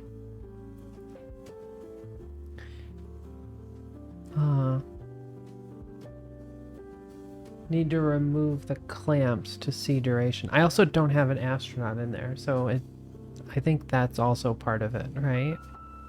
Or do you think if I okay. There should be test astros, okay? For the VAP.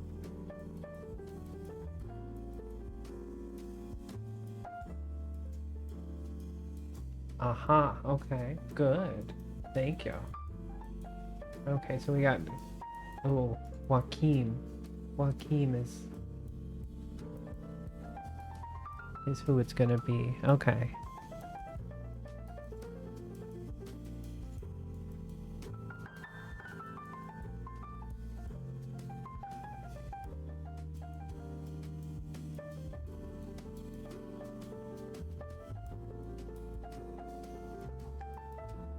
Okay, so it says water.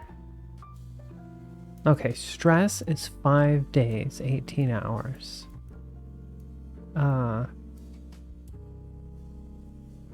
And electrical charge should be fine.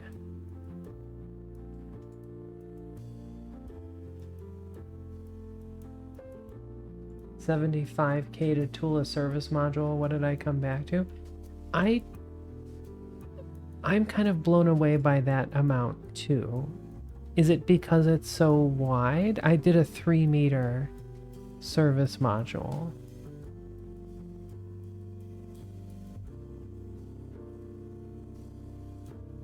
I don't need it.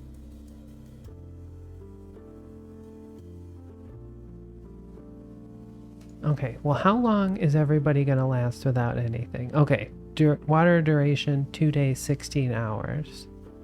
Stress 5 days. Habitat.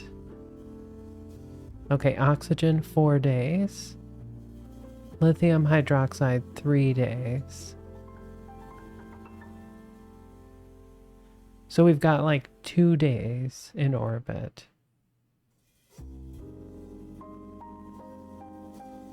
Okay, so maybe 2 days is good enough to start. Right? You'll have fuel cells, lithium hydroxide scrubbers, O2 pressurizing. Okay. Okay, we won't do it. We won't do it. Okay, so but just like that, we'll have 2 days in orbit. So 2 days is fine. If I keep the launch escape tower, I feel like we will make it one way or the other. Right? Okay, so let's... What is it, sweetheart? Do you want some more Treatos? And we do have the fuel drain, so that's good. So that would help us empty this tank out if we need to use the RCS to push us to retro.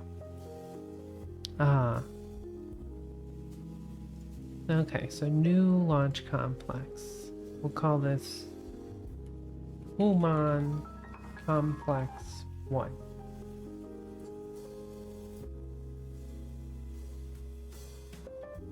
Maximum tonnage. What about 200? No, because now we're too low on the minimum tonnage. 175. 160. 160 is pretty good. 165. 165. Because that gives us a lot of upgrade possibilities.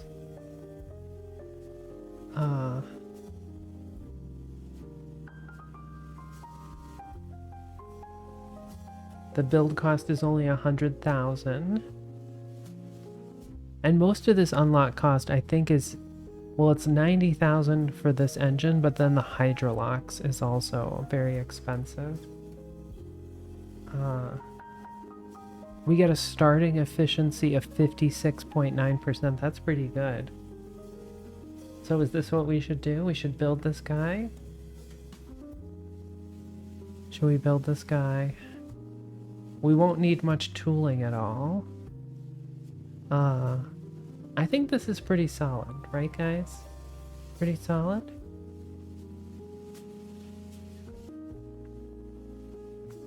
Check your capsule tanks real quick.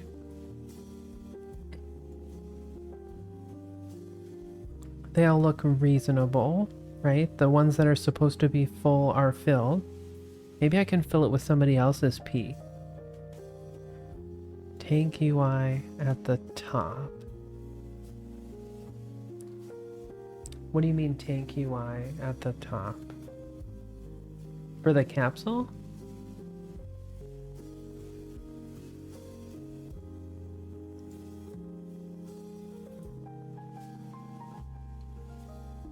Oh, I've still got more space. I've still got more space, right? So I can up these a bit? Okay. Put food. Am I gonna run the full sim? We can try. Okay, so we'll put some food in there. Okay, I'm gonna cancel this real quick. Let's take that off and move that over there. We're gonna move that over there. Let's take a look at our Kerbalism deal. Okay, food. So that's 2 days worth of food. So if I say like 10,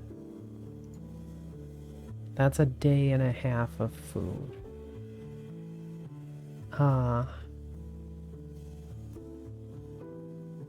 It seems like we're gonna be a little bit short on our electric charge.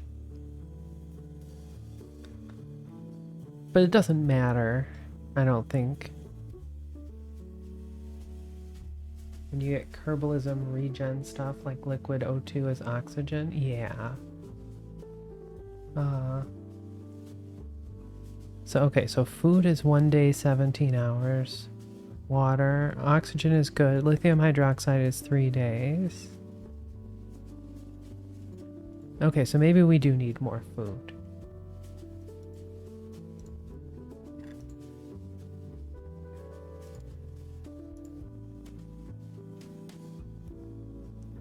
Still no starship. No starship.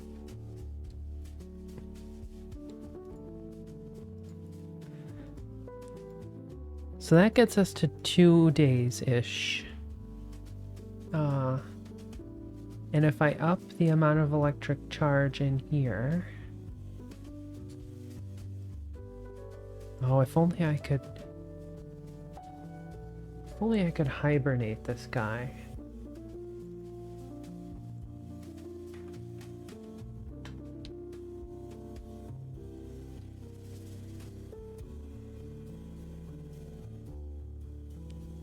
It still says we only have 1 day. But I think... Now here's a crazy idea. What if we all launch rockets from high altitude blimps? I think they call that a rockatoon?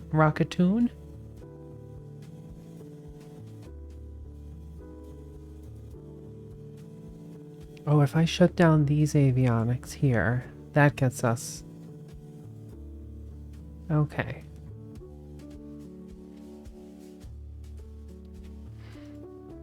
We just have to remember to do that. So I could keep that shut down from the start. Good night, Bubbles. Yeah, people have thought about that. Like, basically launching a rocket from a balloon. But I don't think anybody's actually done it. It's kind of tricky.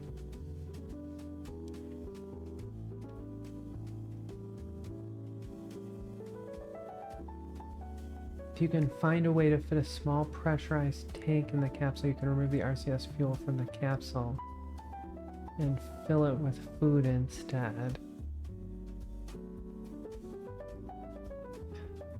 Well, I do have a another RCS capsule over here at the back. But I think it's fine. I think 2 days is pretty good, actually. For like a first round.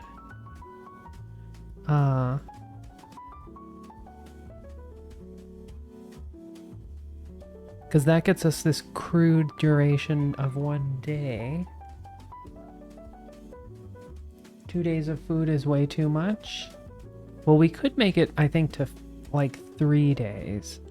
So, the stress is at 5 days. Then food and water's at 2 almost 3 days. Oxygen's at 4 days. Lithium hydroxide's at 3 days. Oh, the CO2 scrubber only runs for 2 days? Gotcha. So it'll just stop working after 2 days, even if I have more lithium hydroxide on there? Oh, that's a bummer.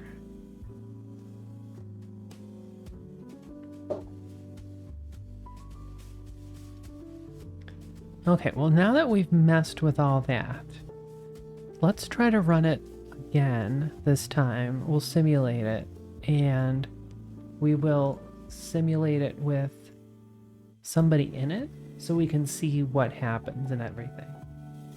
Because I didn't know that there were test astronauts that we could use.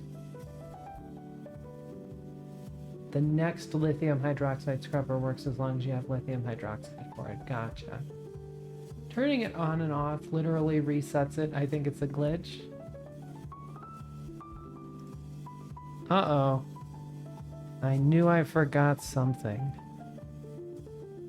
Well, the important part is that we survived. I forgot to put the launch clamps back on it. I forgot to give them the clamps.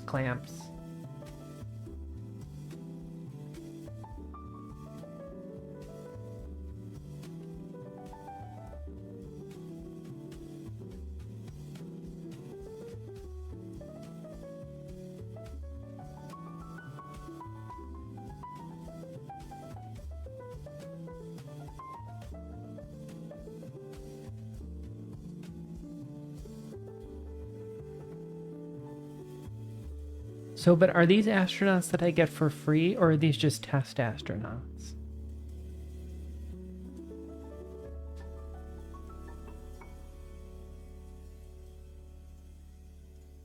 Just test astronauts, okay. Okay, engage autopilot.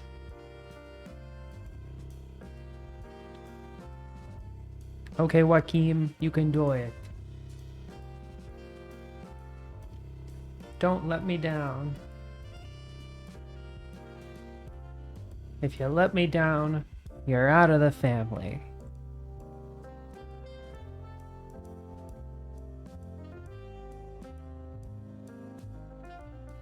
I think I'm gonna go heat up some spaghetti. I'll be back. This will obviously all work out very well, so I'm not worried.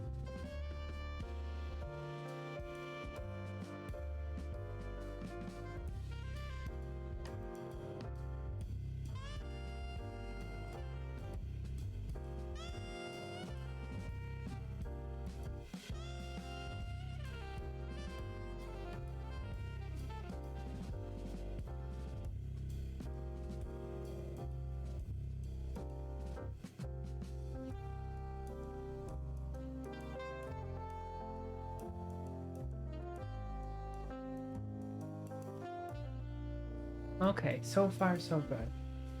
No cold spaghetti. I love that stuff. Ooh.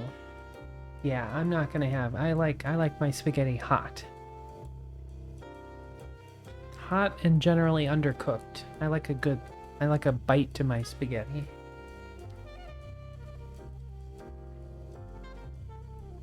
That way also when I reheat it, it doesn't get too mushy. Al dente, that's right.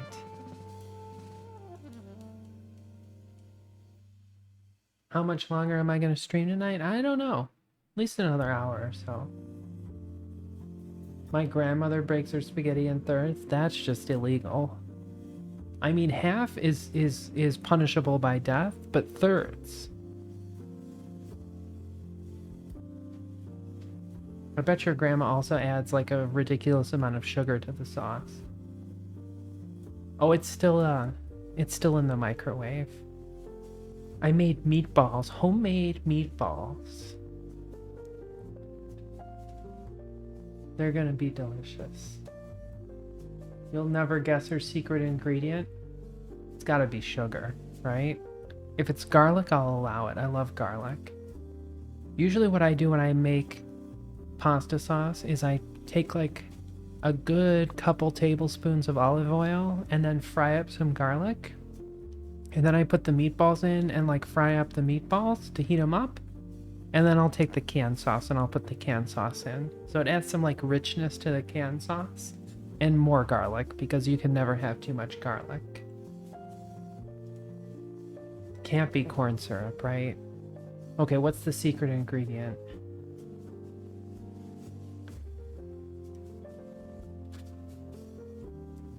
I'll be back. I just heard a beep.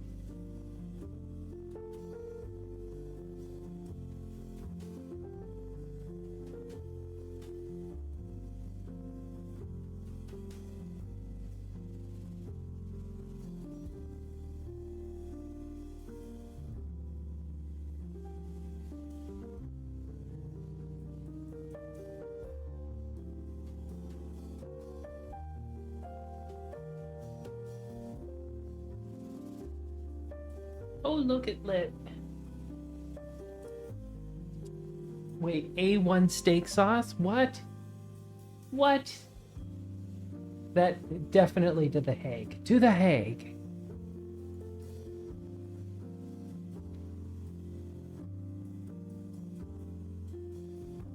Hey, Portable Jim, how's it going? That's crazy. I mean, that's kind of like adding like Worcestershire sauce to everything, right? Makes everything taste so British. But that stuff is good. I add that to my chili.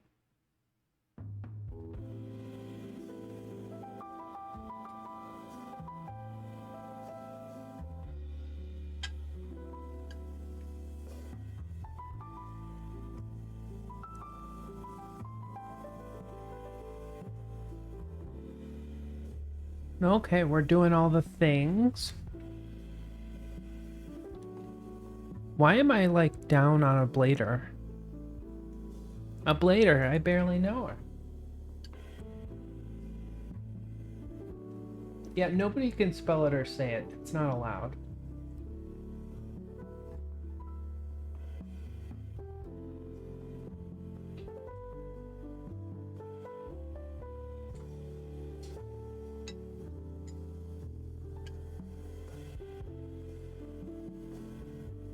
Wash your sister sauce.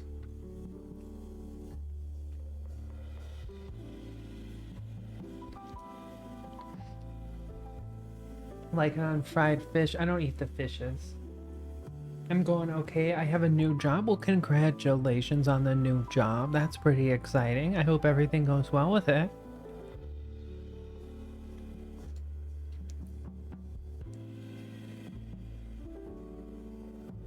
When did you start? Or you haven't started yet?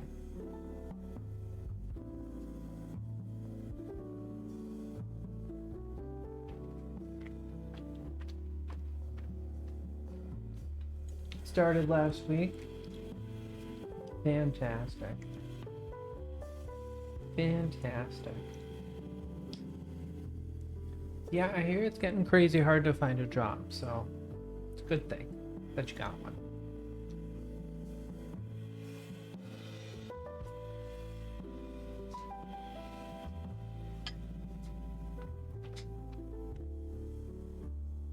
Personally, not a big fan of jobs. But then again, I'm not a big fan of bills either, or paying money.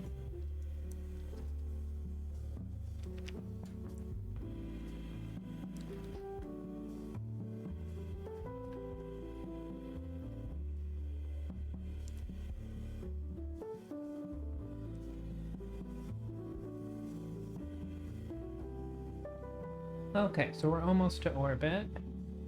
Need to find one. Oh. Someday. You'll make it. You'll make it. It's how I can find background processes. We all need to be more overemployed.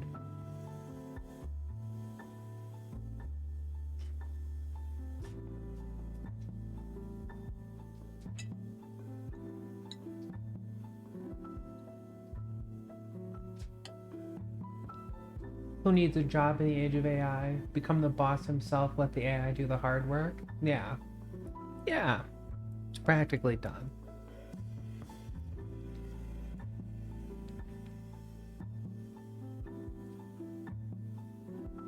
Soon we'll all have robots anyway, right?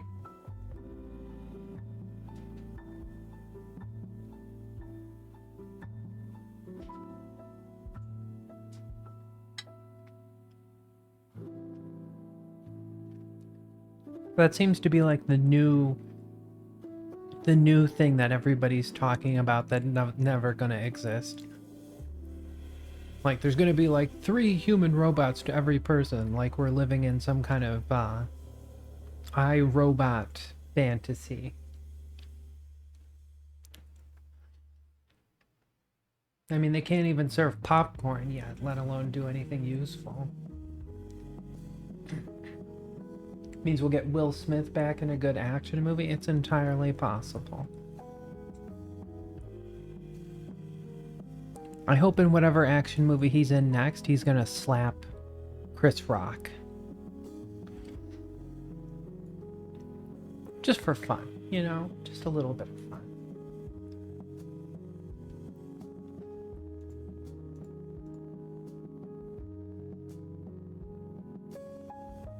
Mr. Handy. There you go.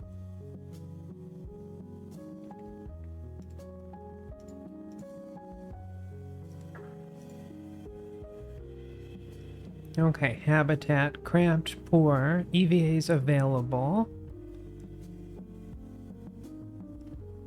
That looks like -1, but not -1. Supplies.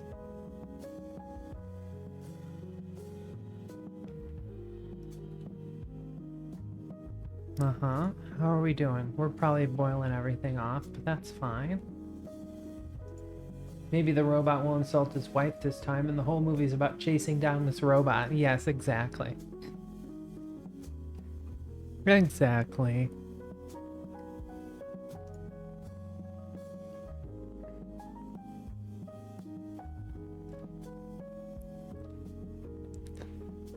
Okay, so we've been in orbit for an hour.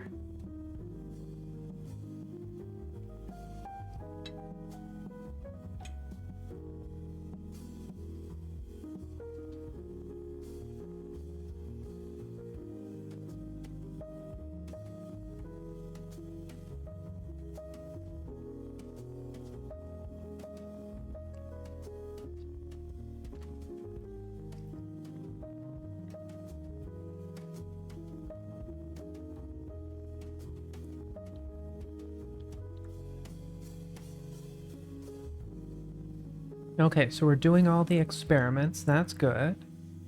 That's gonna get us like huge science.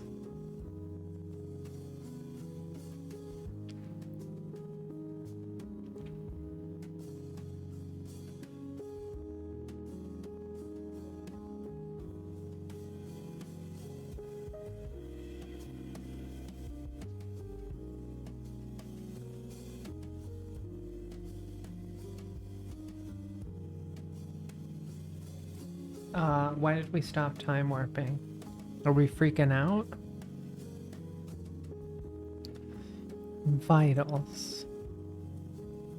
3% stress.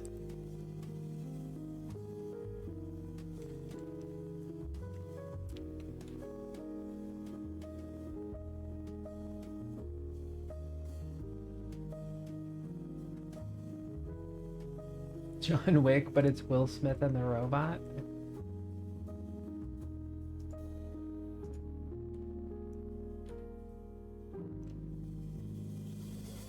Seems about right. Comfort poor, comfort none.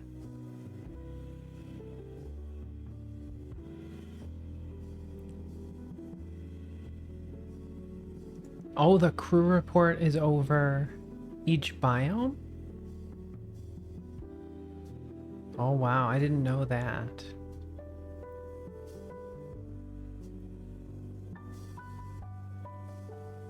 Liquid hydrogen is empty. Okay. So we'll have to test our magical re-entry deal.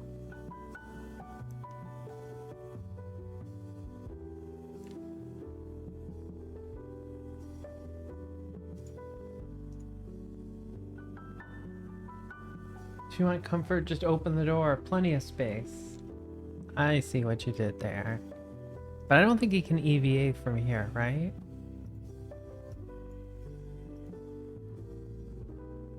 Astronaut complex upgrade required. Okay.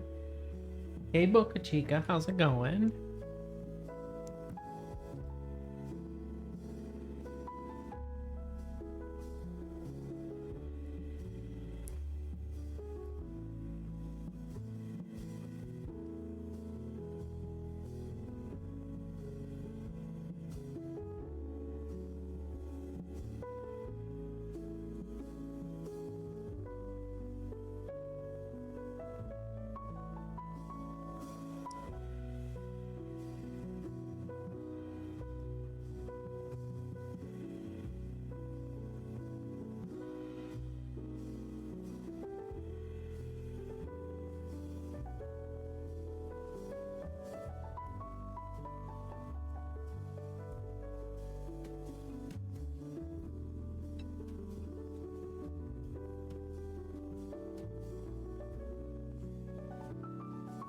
Mmm, meatball's so good.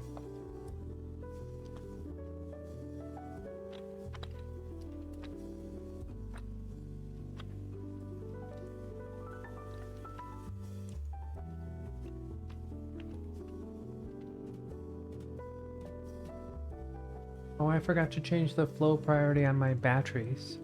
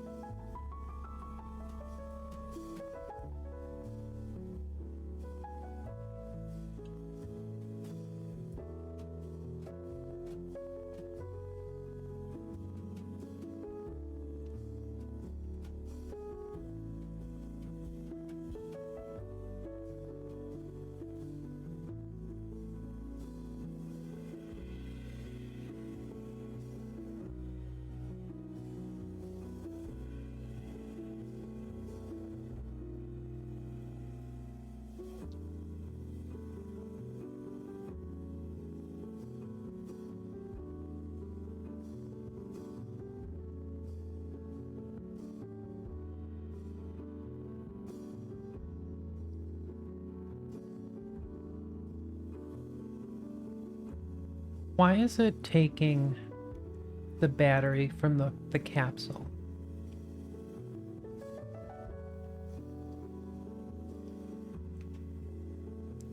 Wasn't there something you wanted to disable? I've already disabled the avionics here.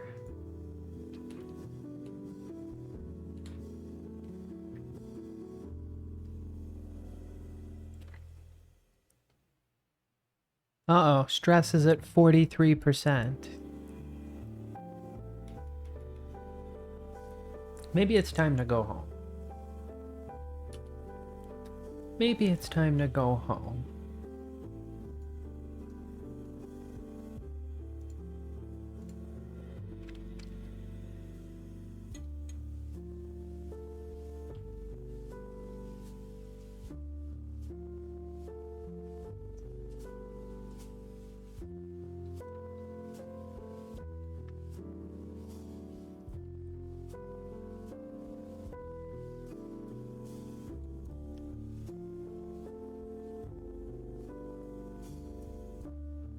Breathing is at 0%. That's not a good statistic.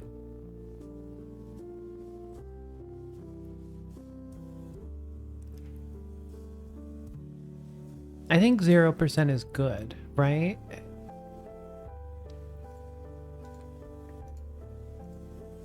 I'm not entirely sure. Okay. Now we're burning that RCS.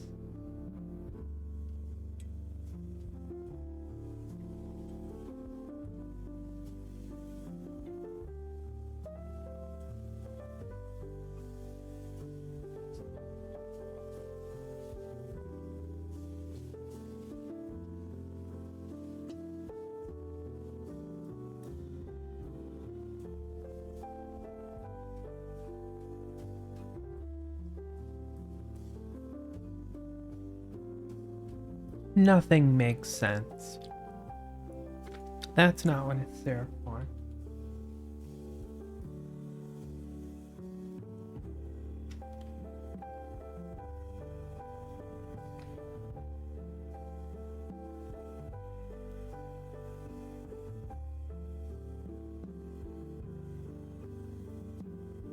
Okay, so we're lowering our periapsis. We're at 172.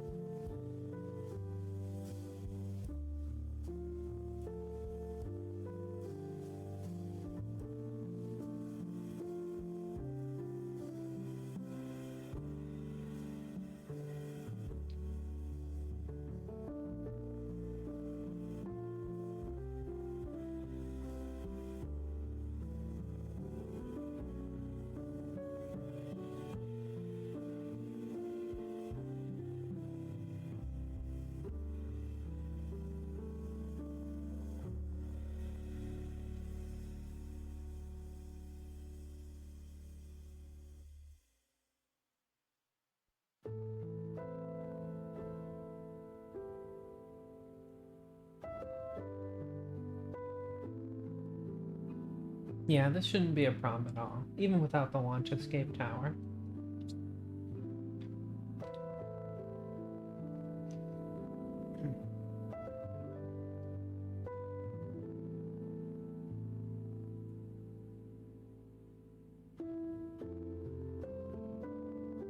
Okay, is that all of it? That looks like it's all of it. Okay, so that gets us down to 93.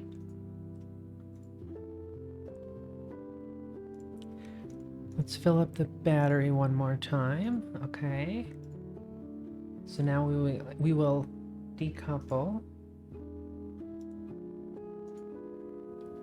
And now let's activate this. Whoa, okay. Now we're like massively ready to go home.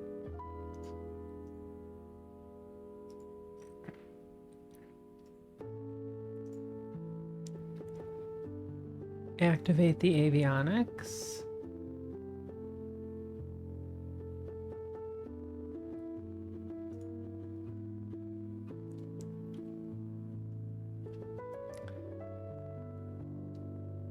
New liquid wallpaper unlocked. Yeah.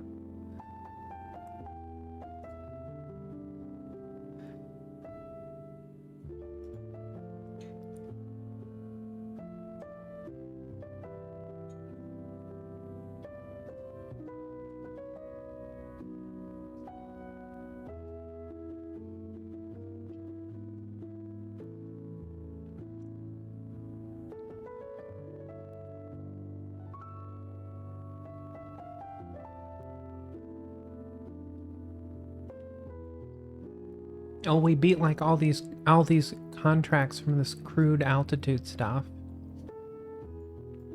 That's crazy. Okay. Good. So we'll arm the chutes. Hopefully we're not coming down over Kazakhstan or something. Oh, it looks like we're coming down over Australia. Somewhere in the Indian Ocean. Or it looks like the Pacific, maybe.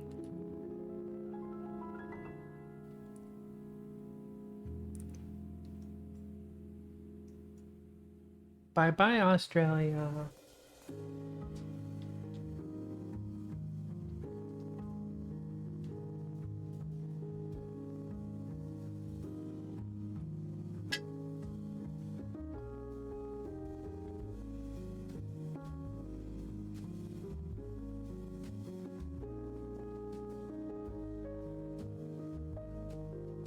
At the right pressure, liquid oxygen could exist at room temperature and we could swim and breathe in it. Doesn't mean we wouldn't experience oxygen poisoning, but we could technically live in liquid oxygen. Is there such a thing as oxygen poisoning? I never thought about it.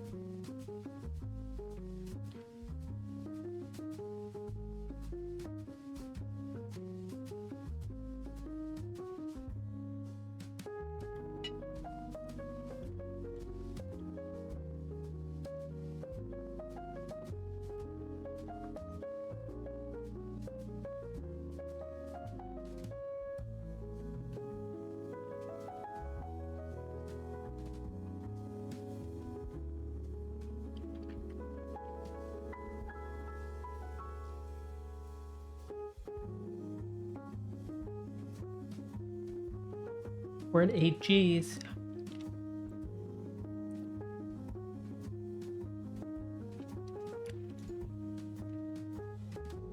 We need that dirty O2.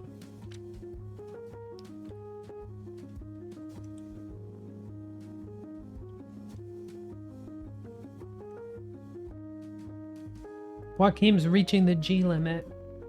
We're at 9 Gs.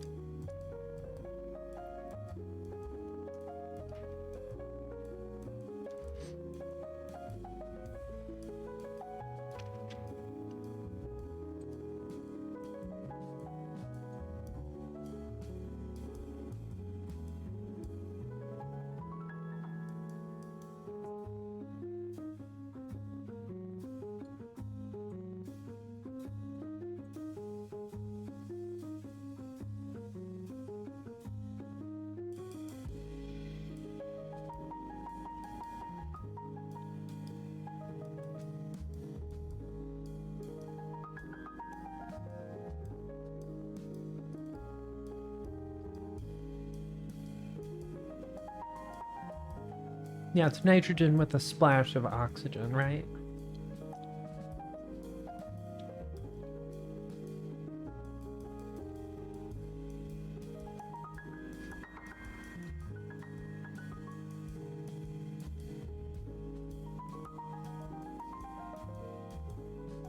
We're gonna be fine. Everything's gonna be fine.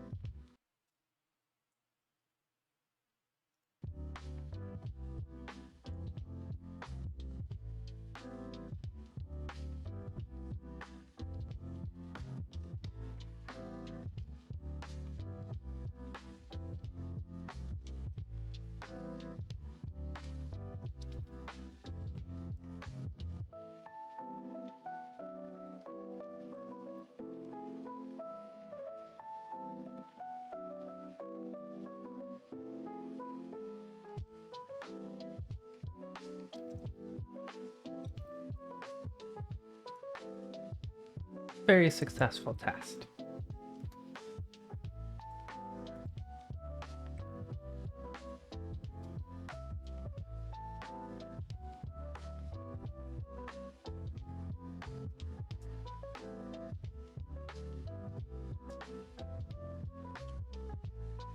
Hey, Pagan.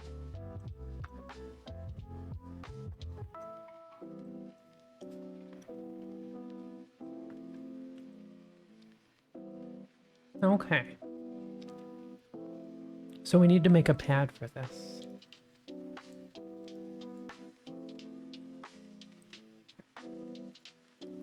Might as well make a new pad, right?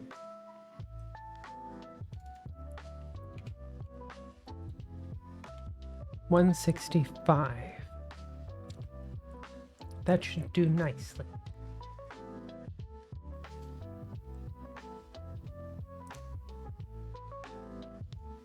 That way we can have one human rated pad and one non-human rated pad? Or is it a better idea to upgrade my current complex?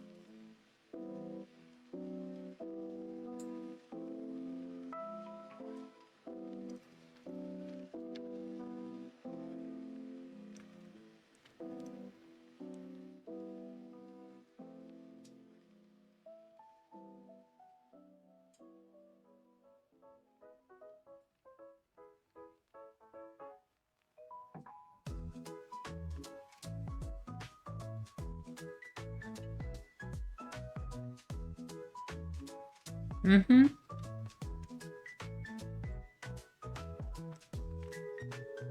Worked just fine, even though we couldn't relight the Hydrolox engine.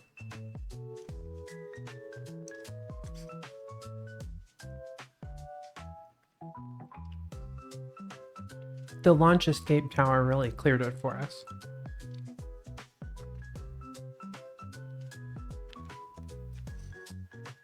Okay, let's build it. We'll build the pad.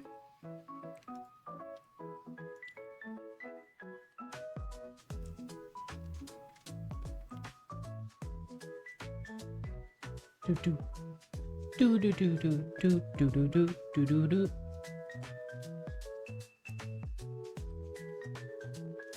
Okay. So I think we can push down the second generation capsules and push up the Hydrolox engines now.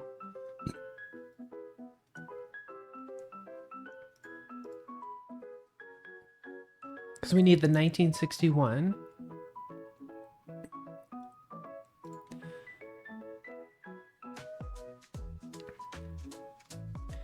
We don't even really need the advanced capsules yet.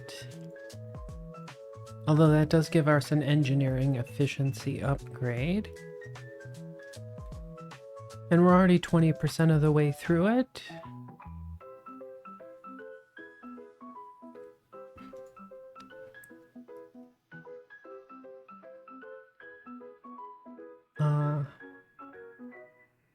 So if we move up the Hydrolox engines,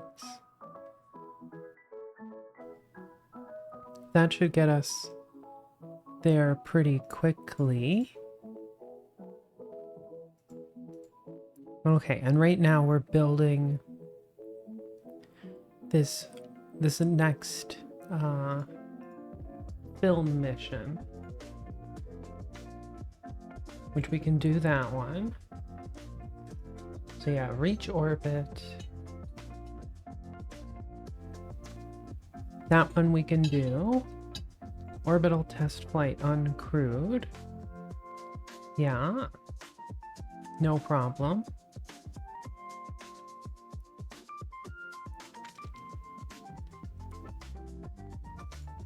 Like, we should be able to do all these missions right away.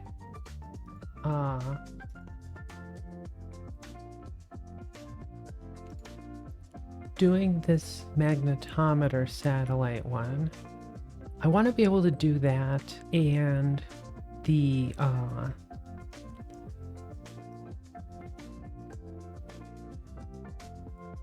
like, we've already got all this science,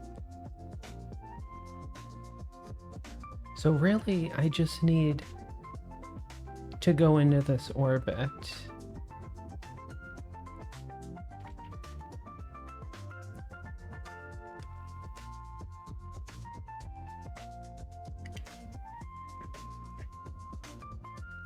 So that shouldn't be too hard.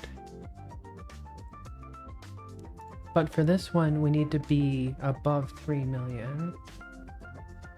If you go straight to orbit, you have an unlimited number of orbital contracts you can do for confidence. Oh, gotcha. Uh-huh. So there's no point to doing the suborbital test flight then. We just do... Oh, I don't even need that one, right?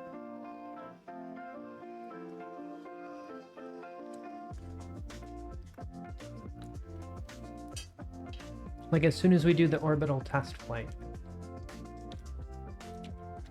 Like, as soon as we unlock this one, we unlock an unlimited number of orbital contracts. Which hopefully give us more confidence per one. Yeah, okay. Good, good.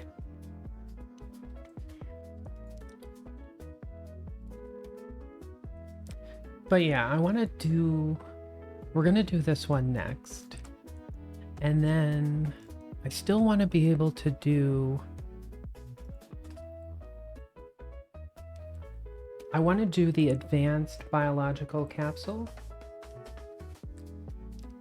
And return it from high space. Although if we get the Hydrolox engines, that would be huge. We would have no problems. Other than the fact that they probably won't light.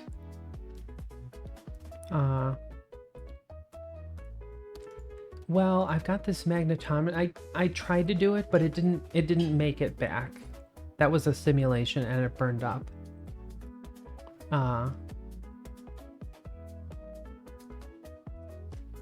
We were just a little bit short on the Delta V. But between like this one and that one,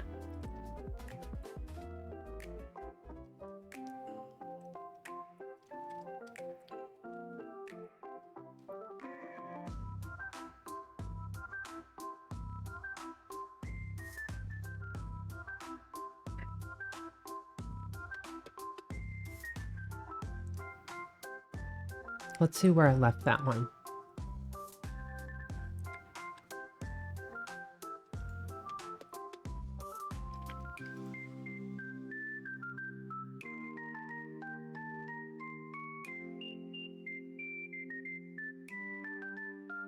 I think we called it Earth Orbiting Science Return.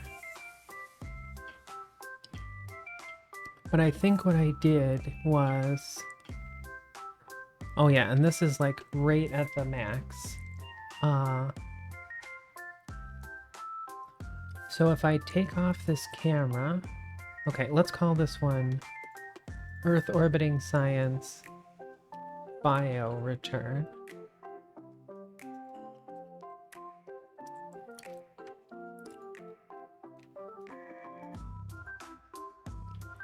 So if I take that one off, and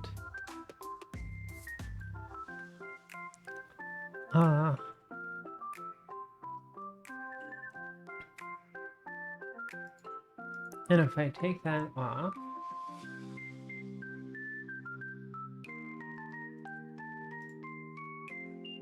we stick that guy on there.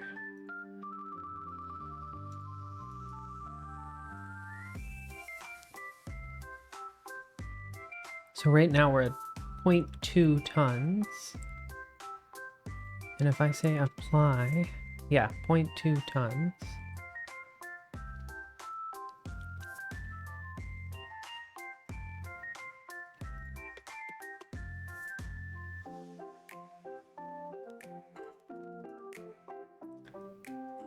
So the trick with this is, can we get it up to... Ow, honey. I think I need another drink. Can you move from there, honey? Be right back, guys.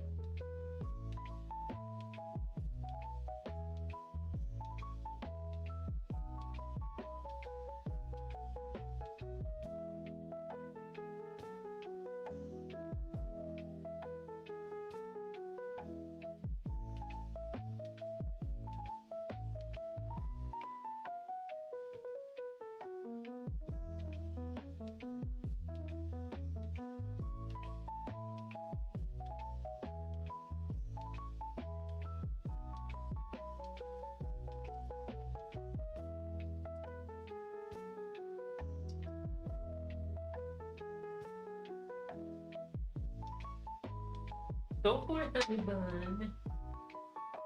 Honey bun want her Treatos. Go get them. Go get the Treatos. Go get the Treatos. No, you want to sniff my hand instead? You smell Treatos? Go get them.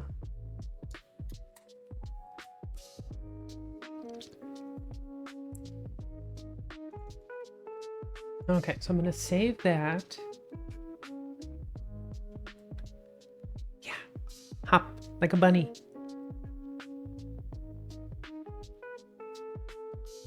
Go up and get him. Go get him, baby.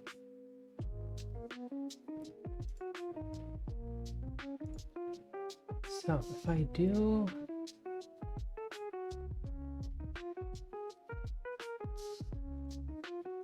If I accept for this one, oh, the periapsis has to be above 3 million though.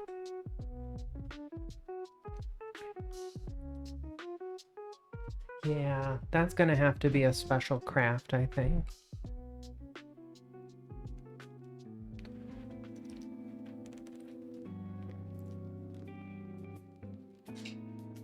But we need to get that done.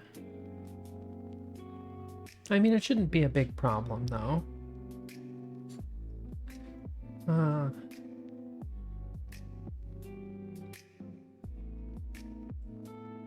Yeah, hey Dremsel Ruth, how's it going? She's being a big happy goober.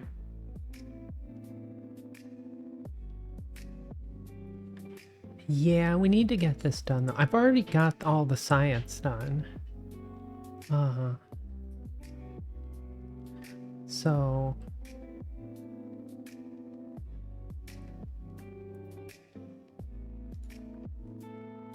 Apoapsis below 1 million.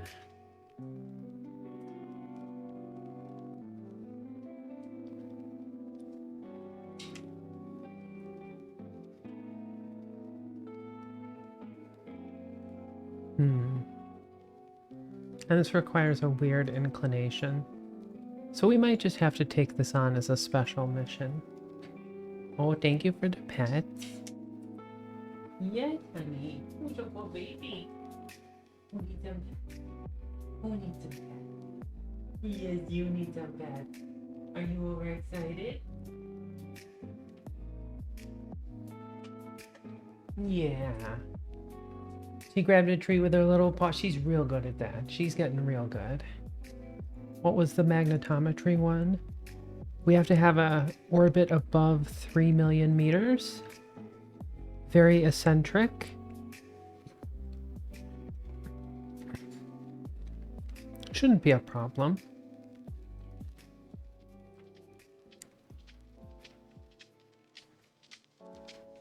I feel like the trouble with this one is I need to be able to boost up my periapsis. We might be able to do that, but I'm not entirely sure.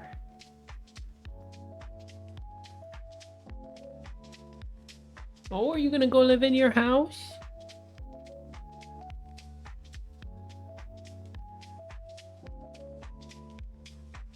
Yes, who's your little house kitty? Oh, yes. Because if you overshoot, it's mission over. Well, with this one... Oh, this is only for the conventional structure ones, though.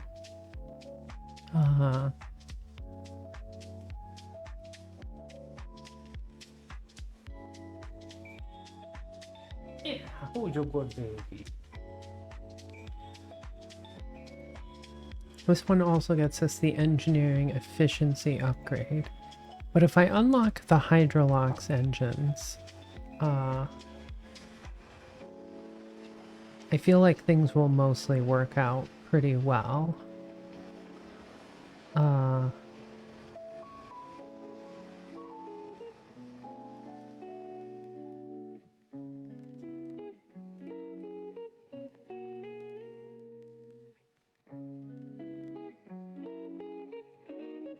Because, like, I feel like I could do the magnetometry one and this one.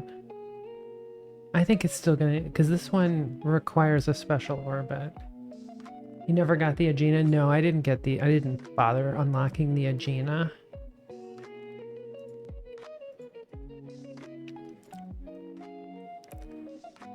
We got plenty of time to do this, though. We've got like another 2 years.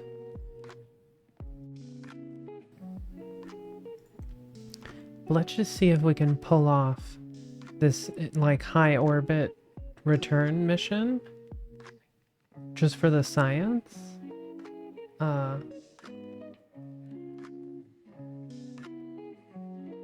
Has restart capability later on as well.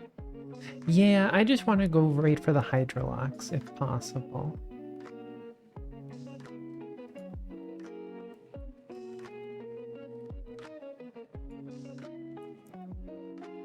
Because once you get that Hydrolox engine, that's like really good, right?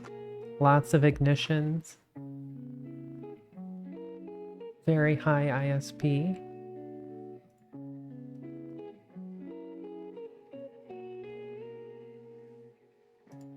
Okay, ascent guidance. 200 by 200 seems like it'll be fine.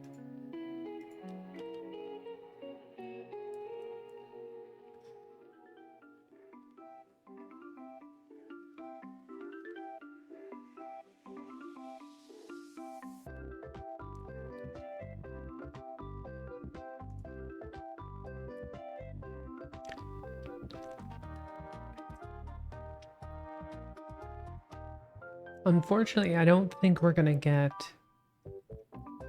another upgrade on the gridded tanks for a while.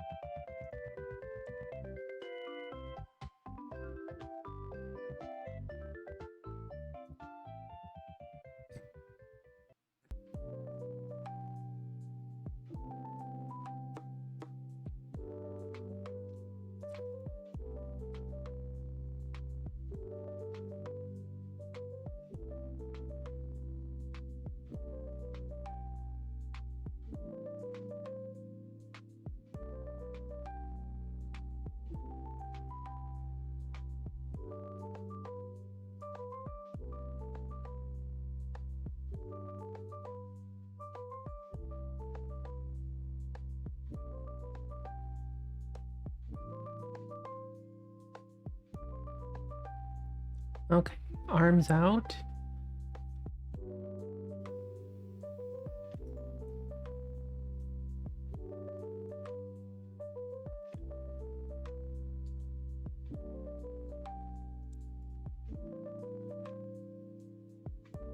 And I'm trying to do this without upgrading the launch pad to add more mass. So we're kind of at the maximum mass right now.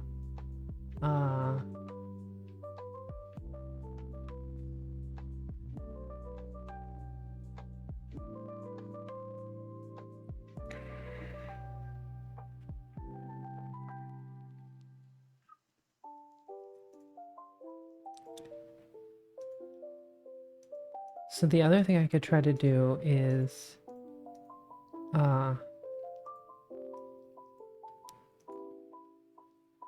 use a better heat shield, maybe?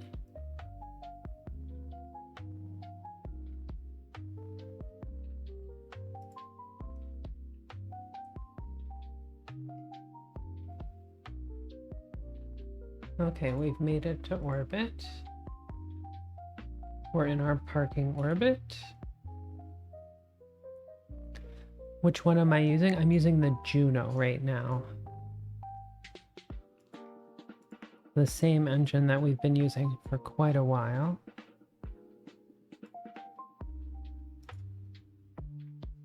The heat shield. It's just the quote adjustable heat shield.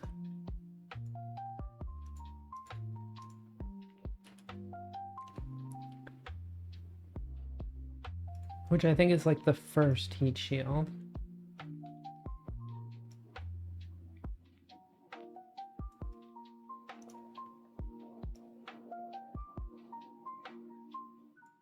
Okay, so like 37 million is to high Earth orbit.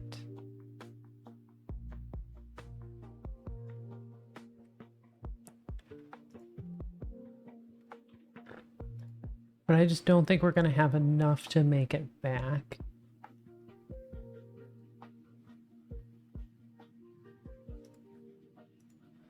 Okay, maneuver planner. RCS to on. Execute next node.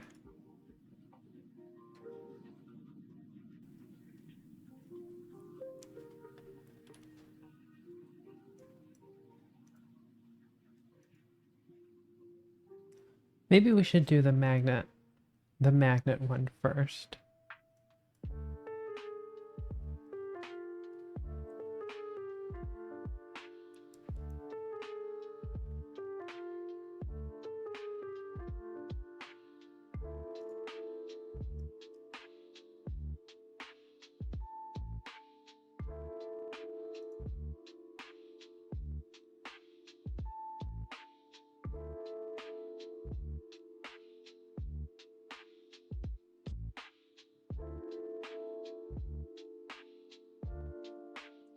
Okay, time warp time.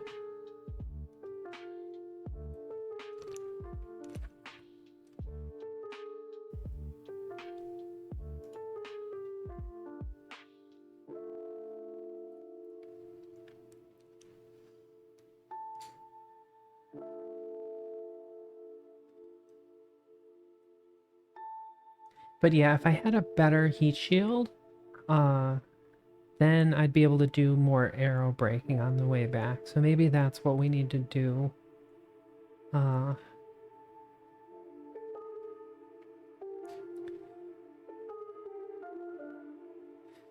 Because this one doesn't seem to have any ablator.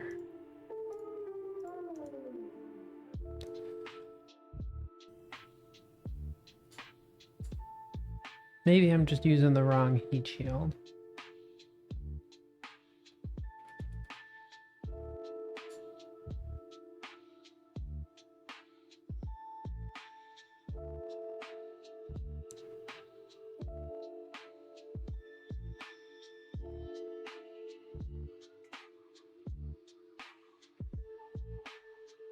Like a heat sink, something deep negative re-entry.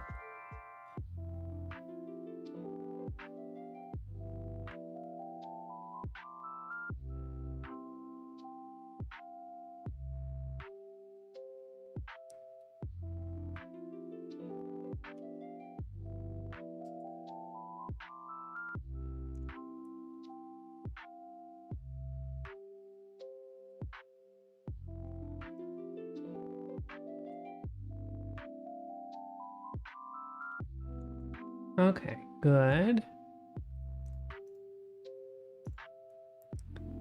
Sun, up, execute.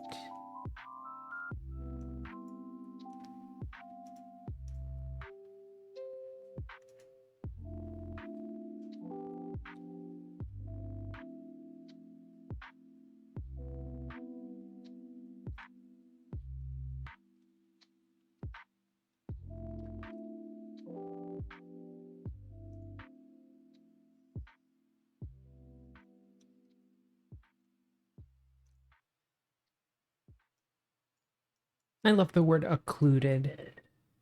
Occluded is a great word.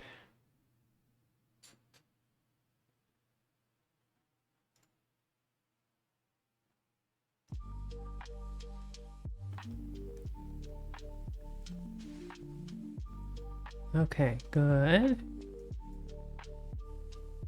Kill rotation, off. Okay, now let's warp out.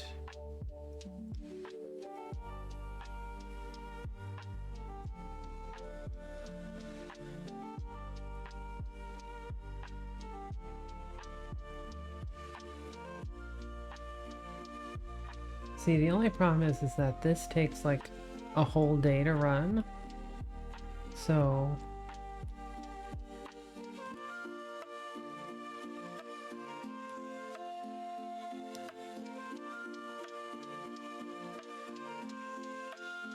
it looks like we're gonna need maybe like 6 or 7 orbits.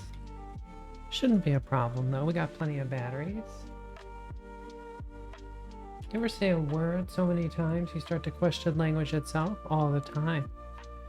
The word is no.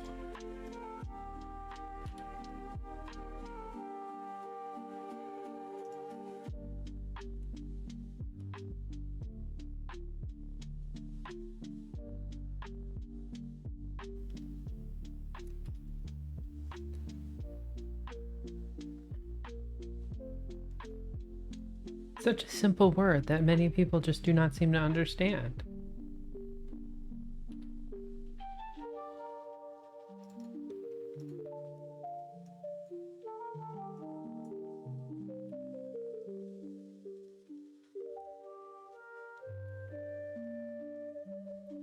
Well, at least our fuel isn't boiling off.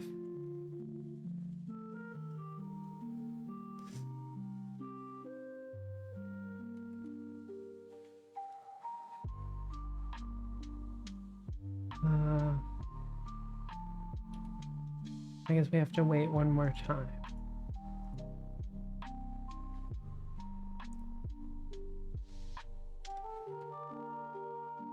Okay, another 6 hours.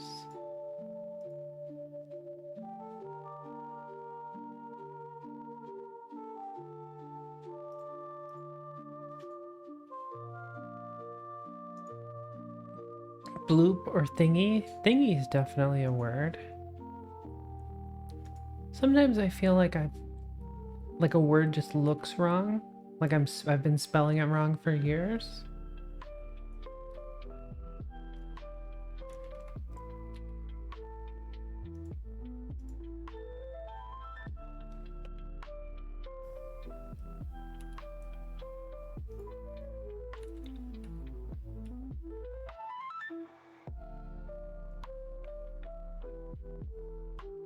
Okay, so now that's done.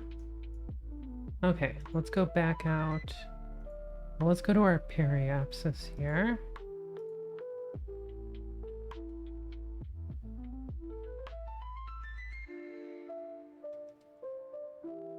And then I'm going to turn retrograde, burn all the fuel, and then we'll see where we can get to. Okay, object retrograde.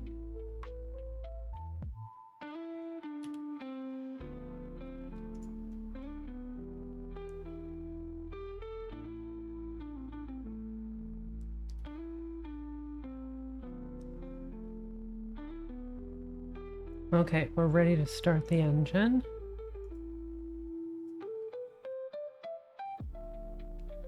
Let's go.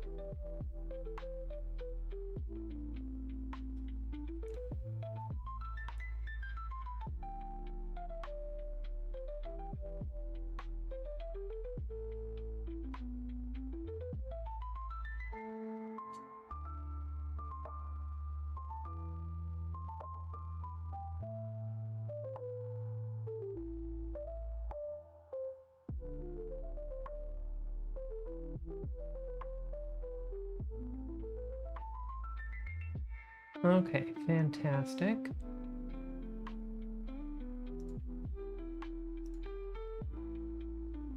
Does coming in from 30k cause your craft to burn up? It does. Although even from this range, it usually burns up as well. So what I'm going to go do is I'm going to go back up to our apoapsis here. And then I'm going to use the RCS to lower our periapsis. To do some aero braking, and we'll see what we can pull off here.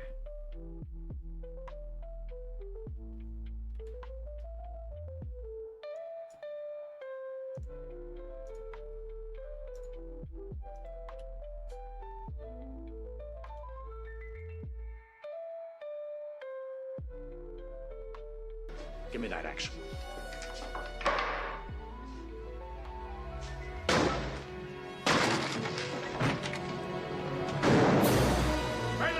Officers!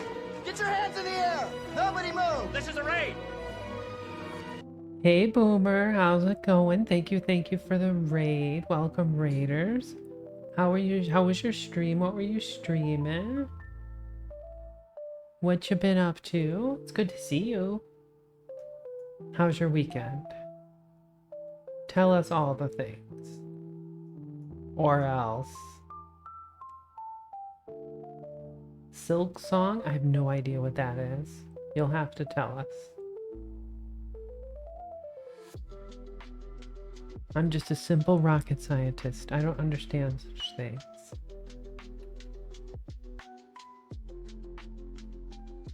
It's a very popular Castleoid game. Castleoid like a Metroidvania.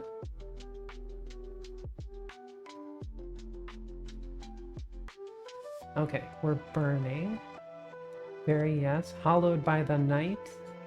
Gotcha.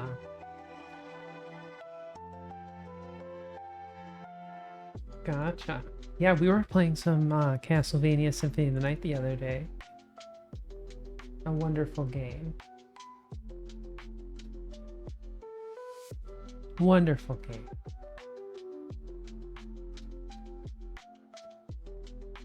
Okay, I'm just gonna time warp up a bit here.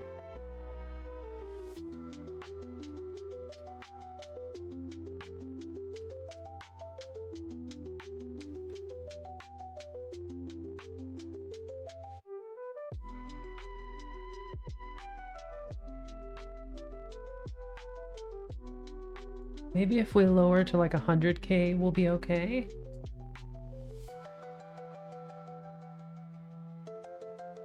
Well, I'm glad you had a good stream.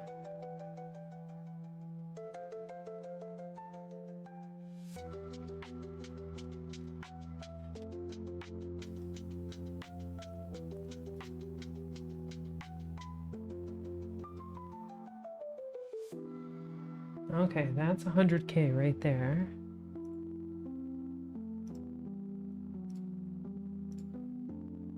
Let's turn back toward the sun before we run out of power.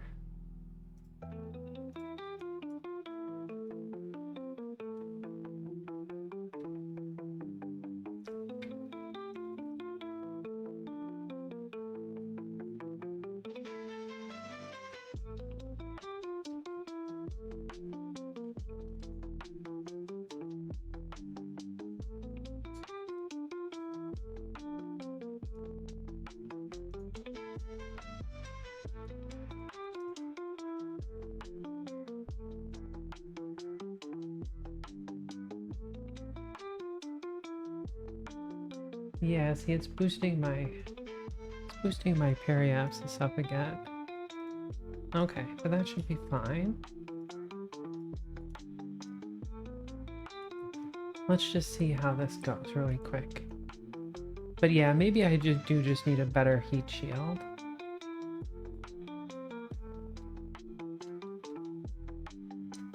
See, we're not slowing down very quickly.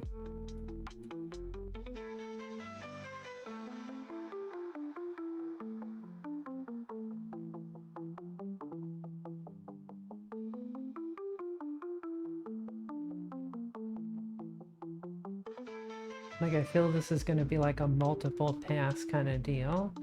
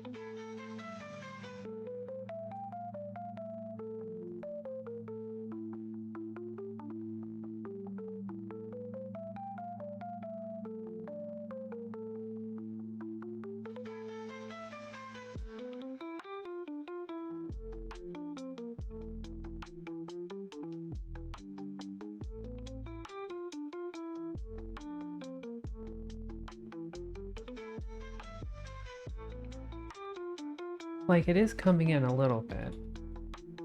Just not very quickly.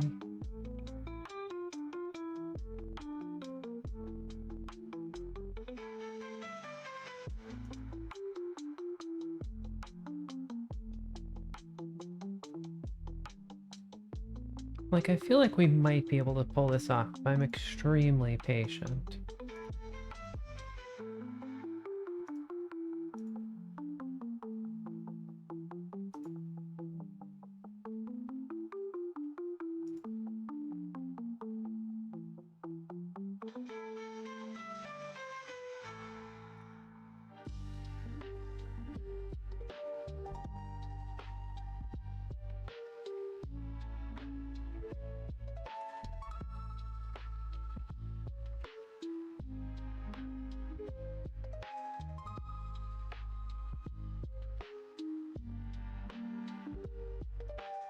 Let's boost up there again. I'm gonna lower our apoapsis to like 90.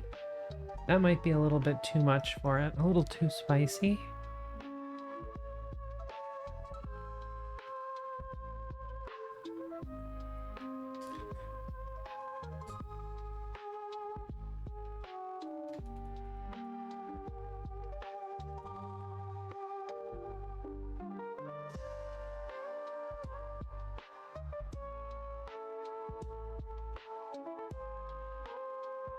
Okay.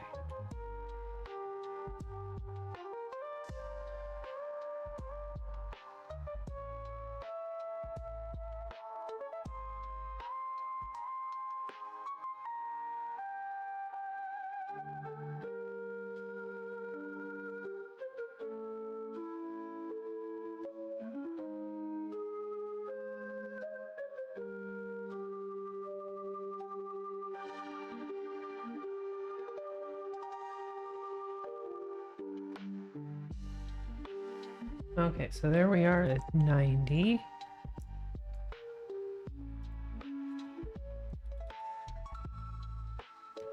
Okay, we're turning to the sun.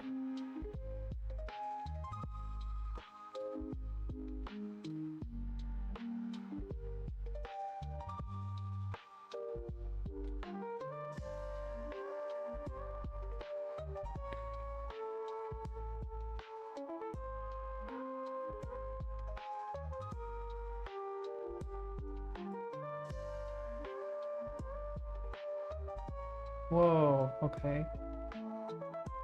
Yeah, 90. It doesn't like that.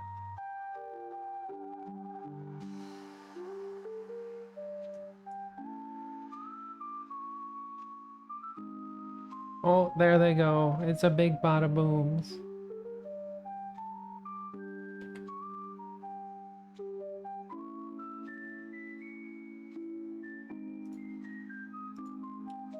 Big bada boom.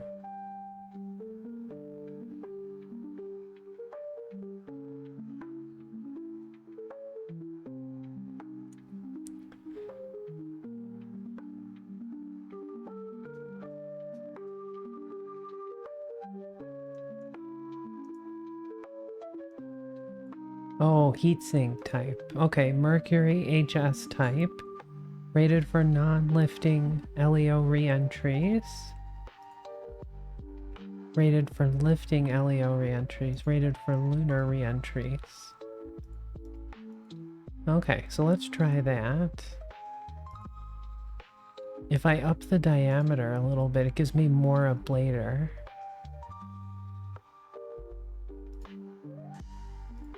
Ooh, but each one costs me a little bit of delta V.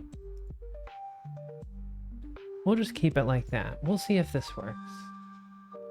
That one will 100% work. Coming down from Geo, you think that'll be enough heat shield?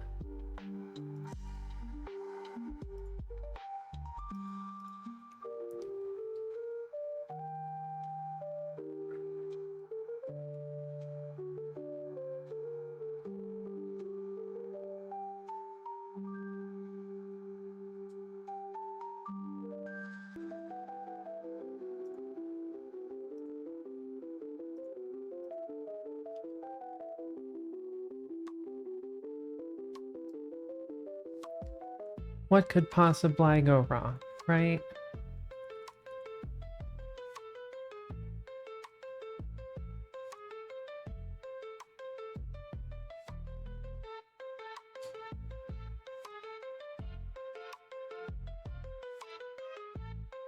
I mean, I could lower the orbit from Geo to like half of Geo, but it's certainly higher than Leo. Mio thinks.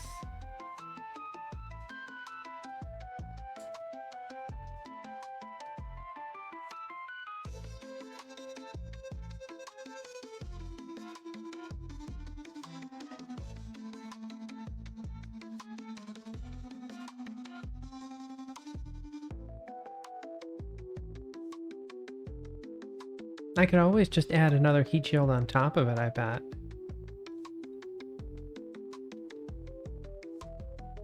Like double stack them. Like one of them double stackers.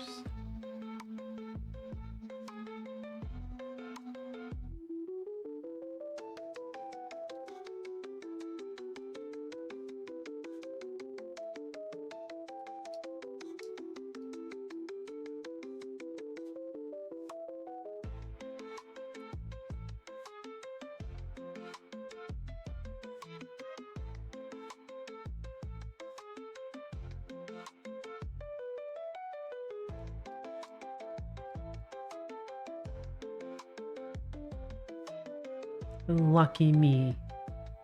I'm on the cusp of good taste.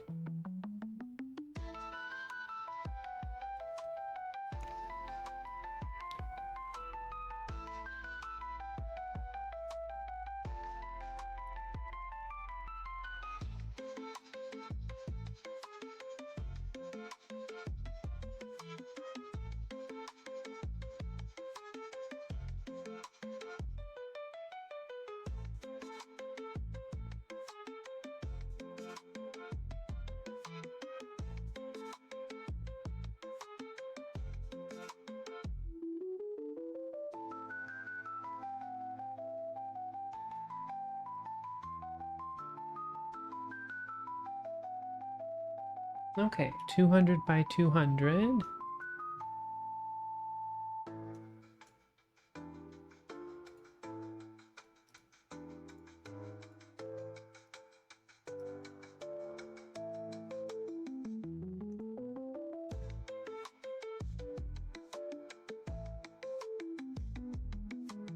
Okay, we'll go a little bit higher than that, just to give us a little leeway.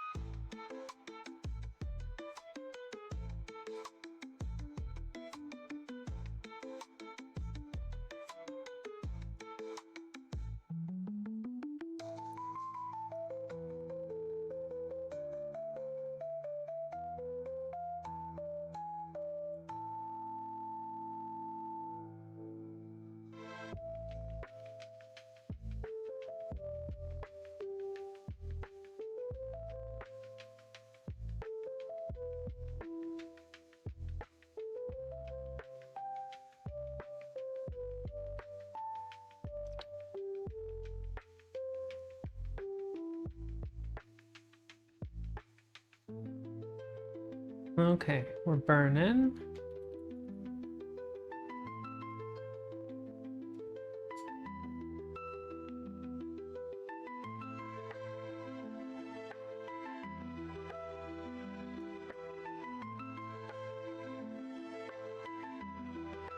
Did I play stock KSP before RP-1? I've played a lot of stock KSP, yeah. A lot.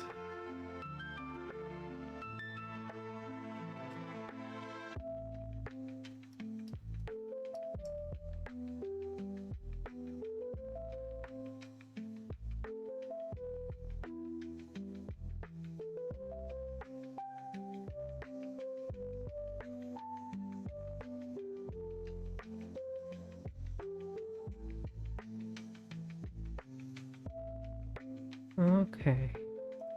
Advanced. Sun.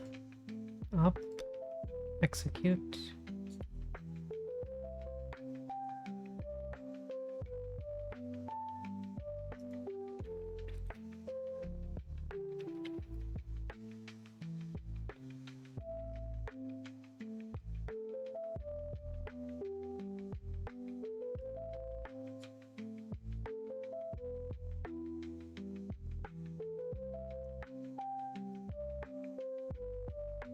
You know, I feel like stock KSP is good, but it gets a little redundant, you know?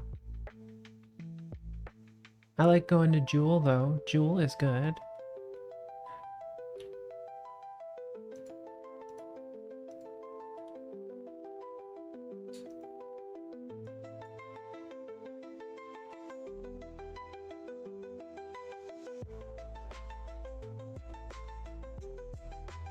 Did have to make kind of your own missions at that point, yeah.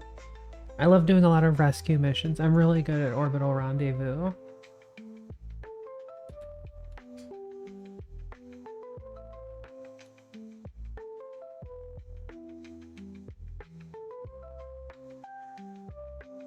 Whoosh.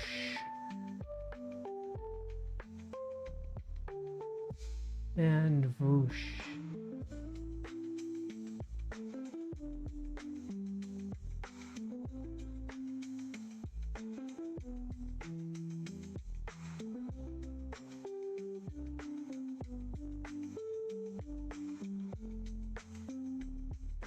Okay. We've hit all the things. So let's go back to periapsis. Or perigee, I guess, since we're on Earth. Object retrograde. Hey Tigris, how's it going? Welcome, welcome. She's doing good. She's doing good. Poofy's here somewhere. How you doing? How's your weekend?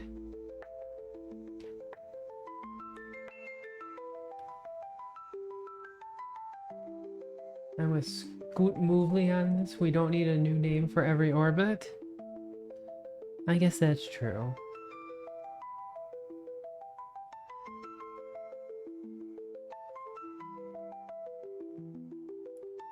I am well, waiting to hear on a date for my surgery evaluation. Oh my, that sounds very stressful.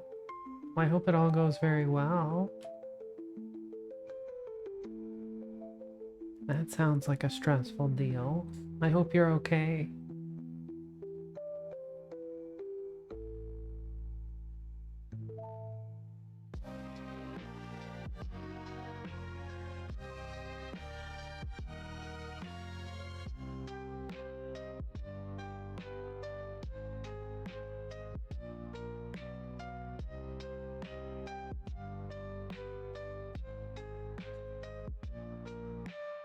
Okay, so that's all the fuel right there.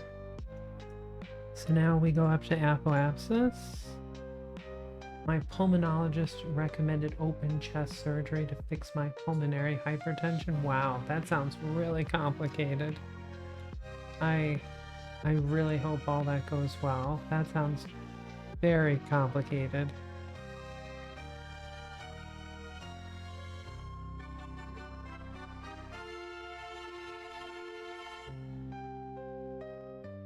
I'll be thinking of you. Well, we wish you the best. I think we all do. That's kind of crazy though. Usually they don't want to open you up. They give you like a catheter or do the kind of stuff like that, right?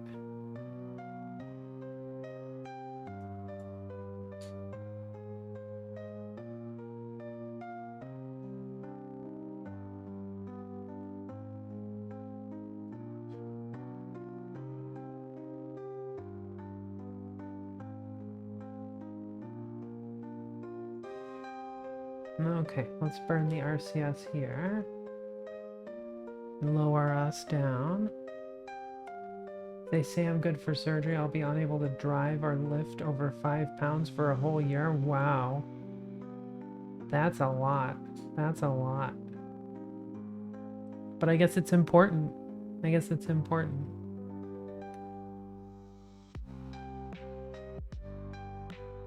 Wow, that's a lot.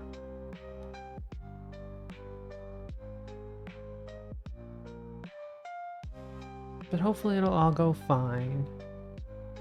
I mean, recovery can be a real long time for stuff like that, so sounds kind of invasive.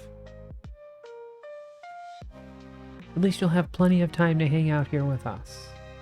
Right? That's the positive side of things. We might drive you crazy, though.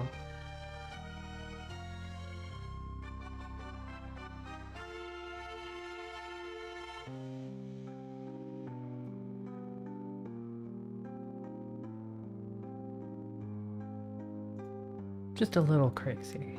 Just a little bit.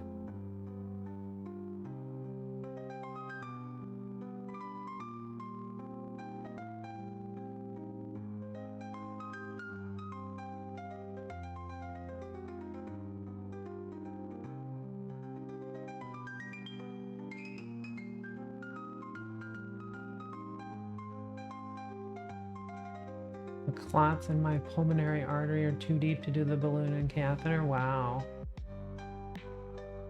Yeah, that sounds really complicated. Ooh. I'll always remember my first Mun landing. Didn't know anything about orbital mechanics. Nice.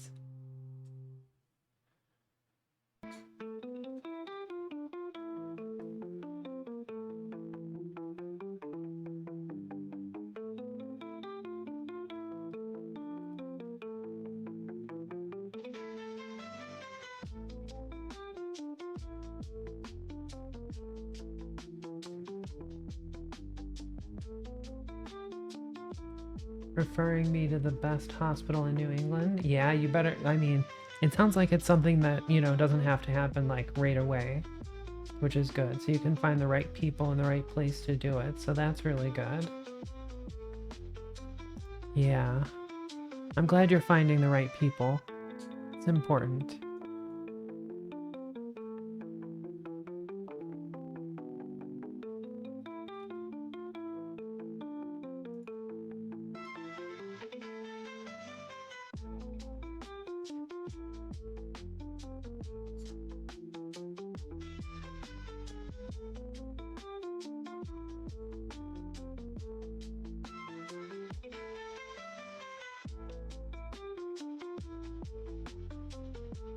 Hoping my recovery room has a good view of Boston Harbor. There you go.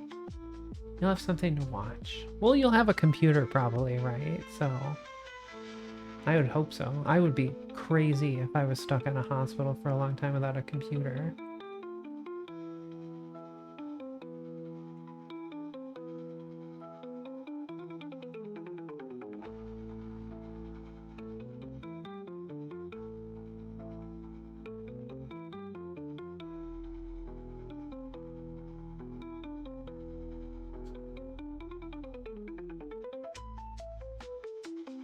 I have an older laptop that won't allow me to play games.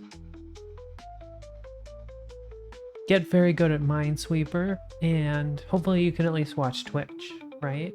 Get good at Wordle. Wordle's good. I'm sure there's some game you can play.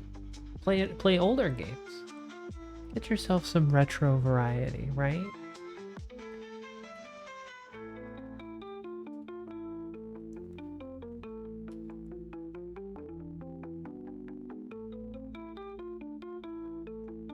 Okay, I'm tempted to decouple us.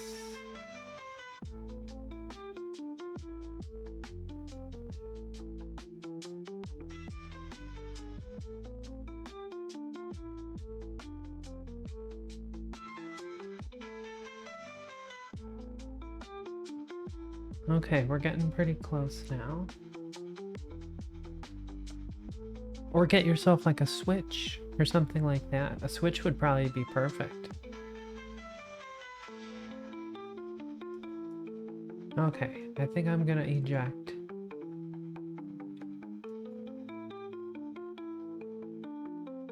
Like to get me something with at least Windows 10 on it and a graphics card so you can play Kerbal. I mean, Kerbal, if you turn everything down, it's, I think, very doable. Are we out of batteries? No, we're not out of batteries. Oh, I just don't have... I don't have any control. Gotta duck out for the night. Thanks for the stream. Have a good one, Reformats. Have a good week.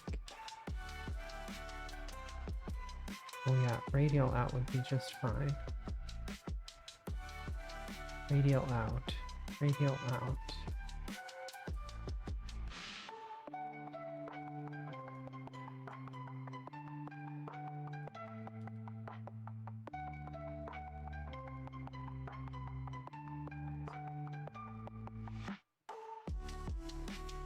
Okay, get out of the way.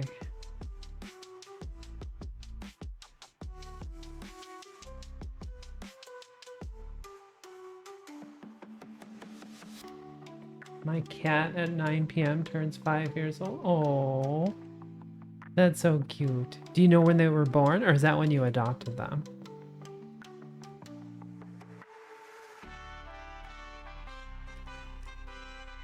I think mine is almost 5, maybe 4.5-ish. I don't know. I got her from the shelter, so.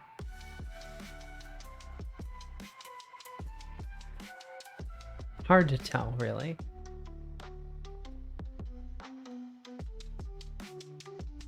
But yeah, she's here with me somewhere. She's probably out in the hallway protecting me from the hallway gremlins.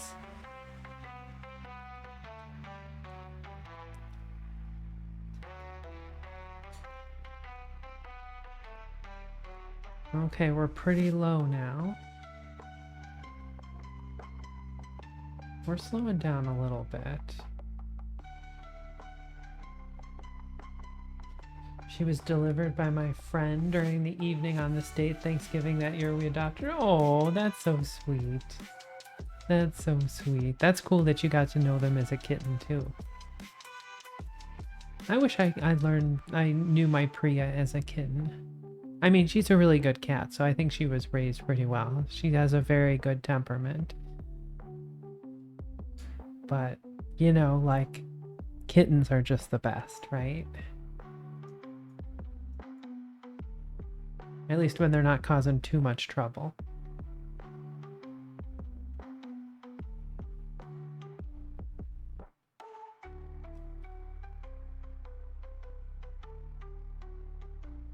Oh, we've already hit our periapsis. It's going to be interesting. I probably should have aimed a little bit lower. But...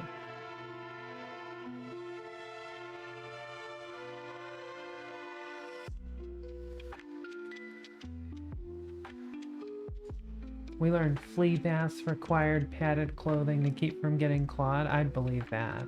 I'd believe that. No problem.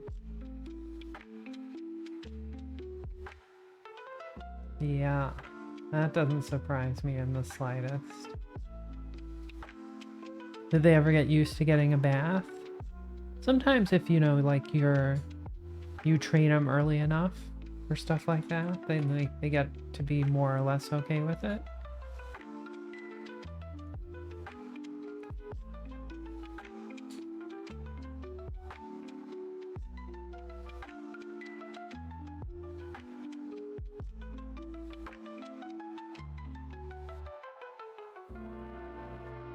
Uh-oh, now we're facing the exact wrong way.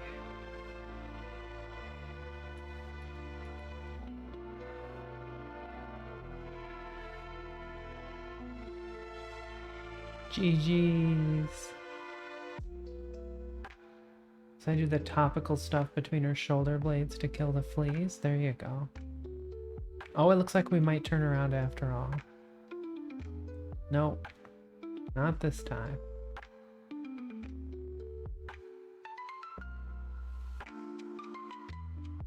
But I'm also not completely burning up either. Oh, the chute is overheating now. But we're basically at... we've already hit our periapsis, so... We'll probably be okay.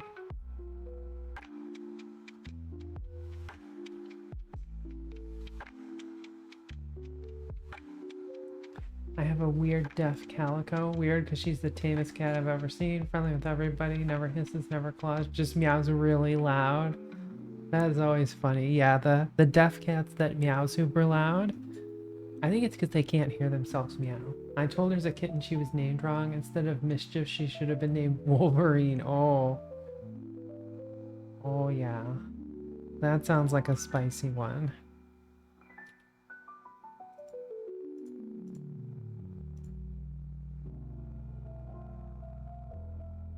Sounds a little spicy. Yeah, I should have aimed a bit lower on this orbit. Oh, we're pointed kind of the right way this time. But by the time we hit the atmosphere, we might not be.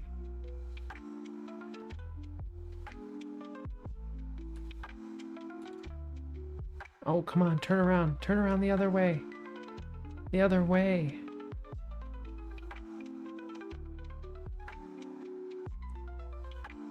Has the tortitude? Yeah, when she's not happy. Yeah, Beaky was like that. She had the tortitude for sure.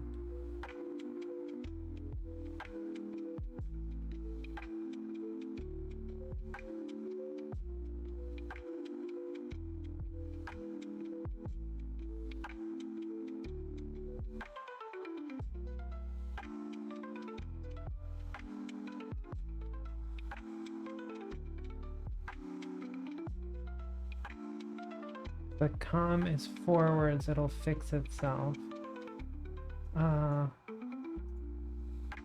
It generally fixes itself, although if you're absolutely backwards, it won't fix itself. Right? But I should have aimed lower. I should have done a save is what I should have done.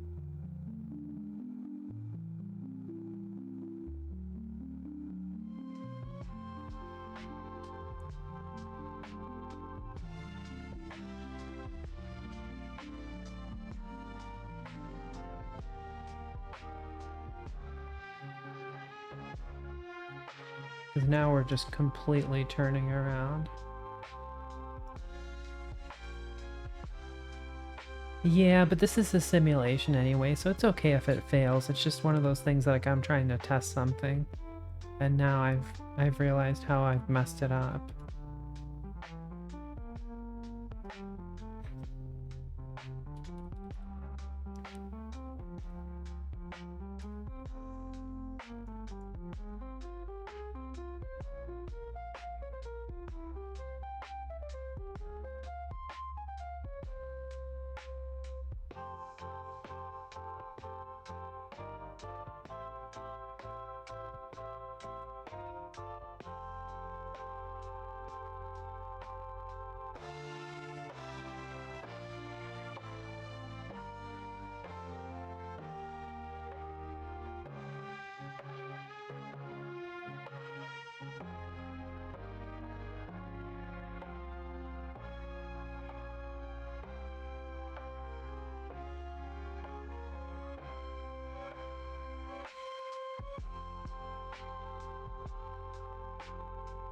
Okay, let's just do this mission again.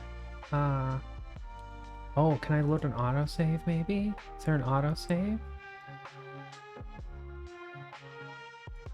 Persistent.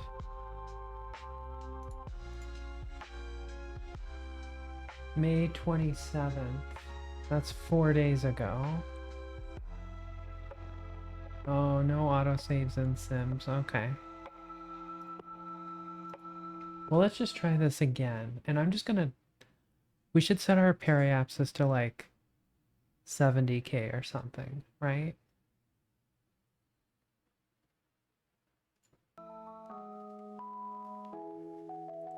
No patience? I've got plenty of patience. Plenty of patience. 35k? Is that where I should set my my periapsis? That will certainly get it to go down.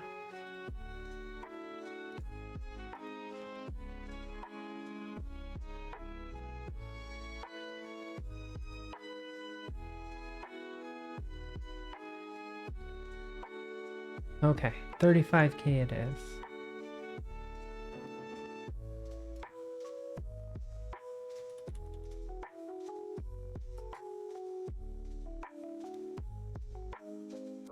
My nephew just started college last week. Oh, that's exciting.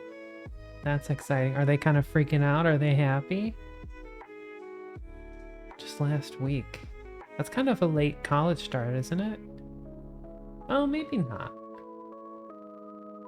I guess it depends. Like where it is.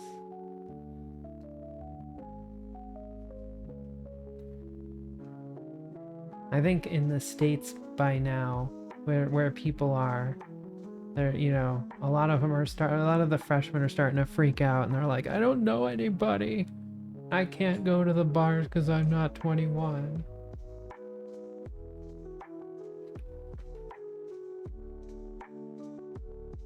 He likes his dorm mate. It's his best friend from high school. That's lucky. That's very lucky right there.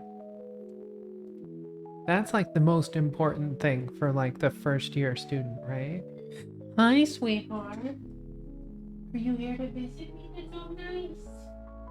Let's measure some scratchy.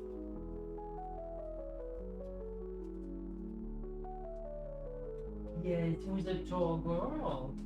Who's a tall girl? Come here.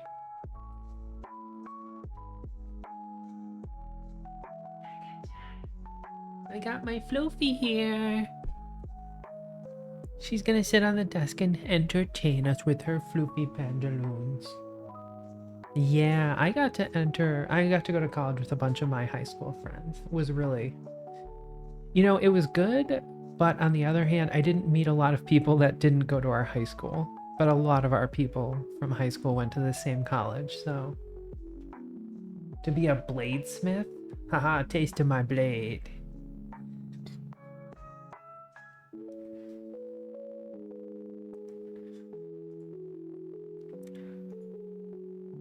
I'm off to bed. Good luck with the Kerbal. Thank you, Azonia. Thank you for coming. Have a good sleep. And hello, Osteo. But yeah, it's good, you know. But I didn't meet too many other people. Like, I got to meet, like, friends of friends who also went to the same school. And that was pretty good.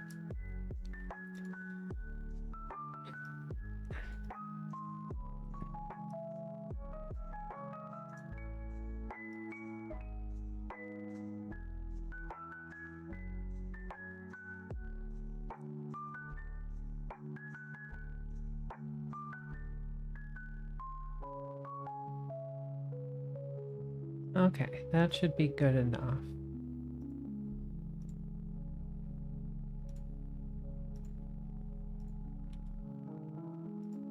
Execute next sound. To be a bladesmith. So is that like different than a blacksmith, or is that basically kind of the same thing? Spent so many Fridays playing DDR early in college. I was very good at the DDR as well. The DDR was definitely my vibe. I could do the catastrophics, the 9-foot songs. You know, that was still back in the day when you could actually do the hardest songs in DDR without holding onto the bar like a bar hugger. Also, the community college he's attending is just 3 or 4 towns over from where his parents and siblings. That's nice. That's nice. So nice. Oh, are you in a cleaning cycle? I can even do doubles on DDR. I probably could still if I really wanted to.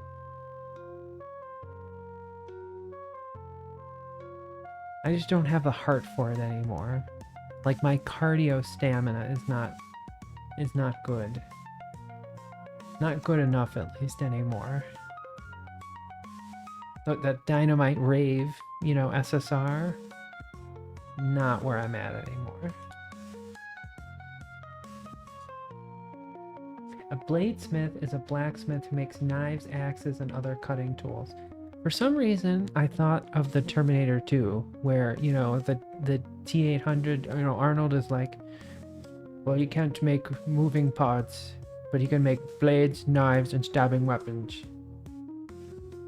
DDR stream it is then? Oh my god, that would be frightening. We could do Parappa the Rapper.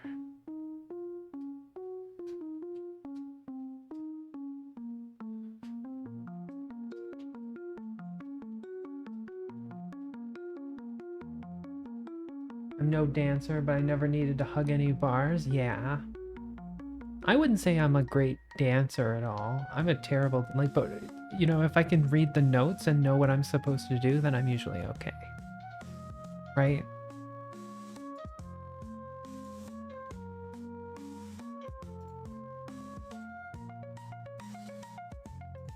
Sun up. Execute.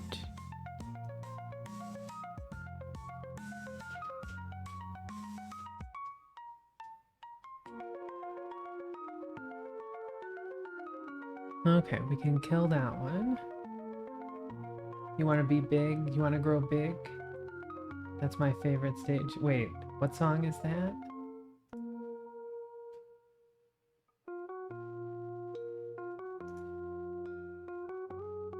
Oh, Parappa. Oh, I never played the sequel. I only played the first one.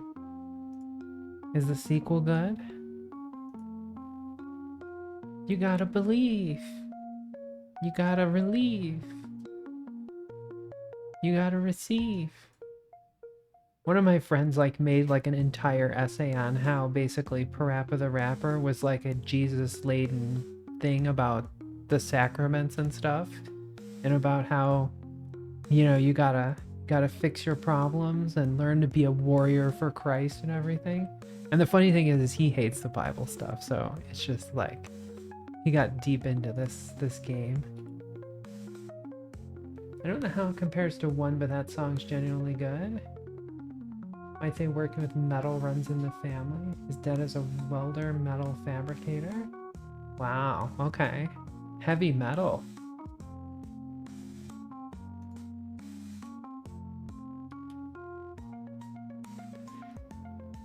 Heavy metal.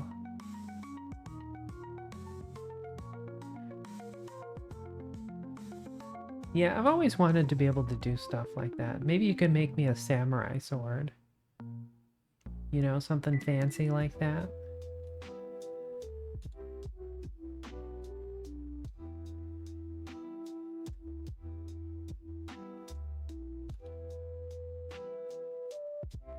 Whoosh.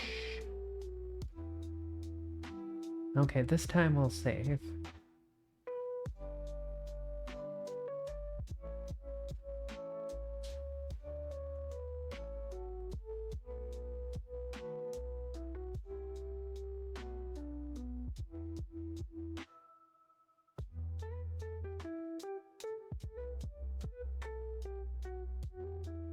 I got a game item I want to commission him to make me for decoration when he gets to that point. Nice. So fun fact, if you work at Blizzard, or at least if you used to, for 5 years, they gave you a sword. Like a real one, like a metal one. And they were different every year. Pretty intense, really. Okay, so we'll call this Orbital Dog Return. One of my hyperfixations was rhythm games. I was playing every cab at my local arcade. Nice. So I mean, for rhythm games for me, I really enjoyed all the DDR games. There was Paradise, which was pretty fun, but not nearly as hard. But there was also Dance Maniacs, the one... Yes, Erotic, that's right. What a great name, right? Okay, retrograde. Which is as cringe as you can get. Yes, Don't Be So Quick. What's the other erotic songs? Oh my god, there's so many of them. They're all pretty memorable though. They're all pretty good songs. Play a game made by Gampires called Scum. One of the melee weapons in the game is an axe that looks like a modern Viking axe. Nice. Hey Salad, how's it going? Welcome, welcome. Don't have sex with your ex. Yes, that's classic.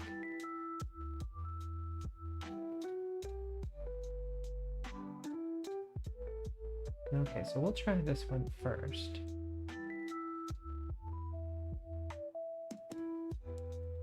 So I'm gonna come in from Geo. And we'll go down to oh crap, that wasn't what I wanted to do. Well, that's really far down, but I saved, so it's okay.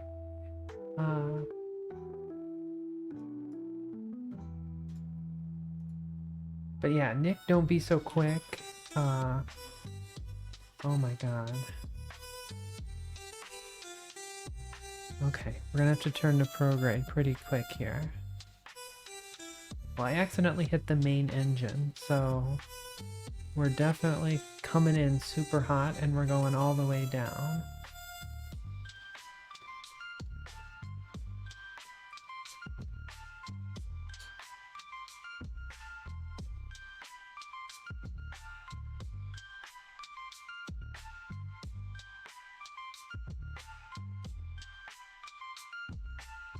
Okay, let's time warp. Oh,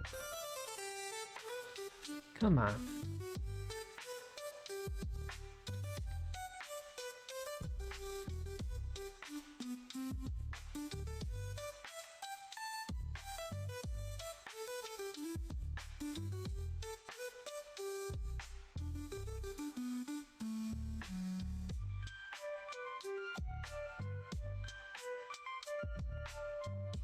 Oh no, prograde. If that's the direction we want to go prograde. Okay, we're coming in super spicy.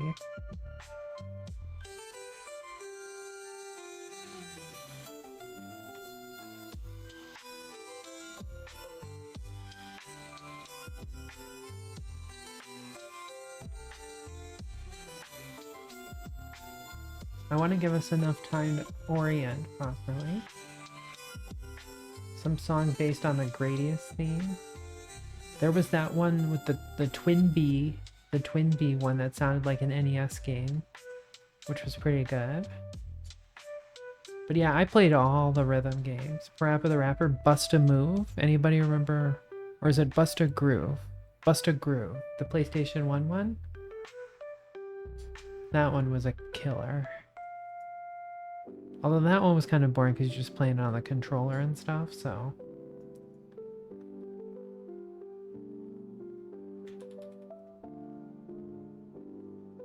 Really good at guitar here. I'm really good at Rock Band. I can do guitar and I can play the pro drums. Okay, let's pop it off here.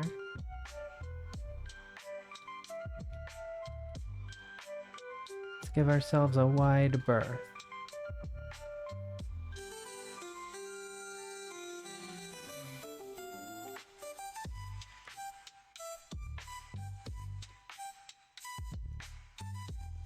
Okay, anybody got bets? We're coming in super fast this time. This is like liquefyingly fast.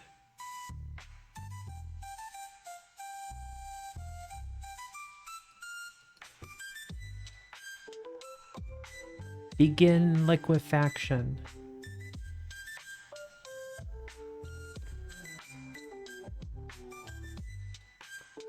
Oh, it's gonna ablate all over the place.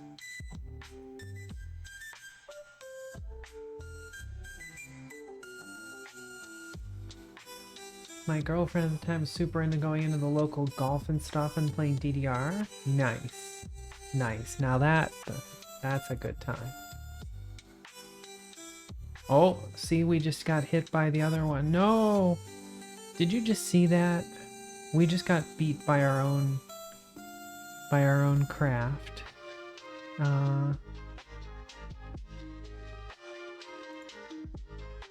6-1. I guess we can get rid of some of these saves. Just to clean up a bit. That's a 1957. That's 1953.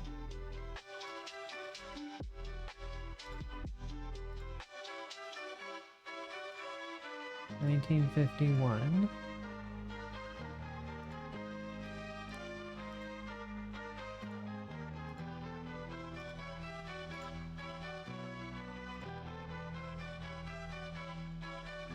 That's 1952.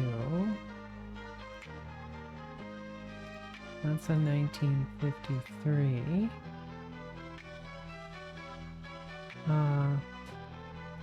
1955. Oh, and we got the cashew safety save. I think we can delete that one. There's a 1952. That's a lunar flyby. KCT backup. Okay, orbital engine unlocks. We got that one. Orbital launch pad. 1953. And we got the peepers. Orbital dog return. That's the one.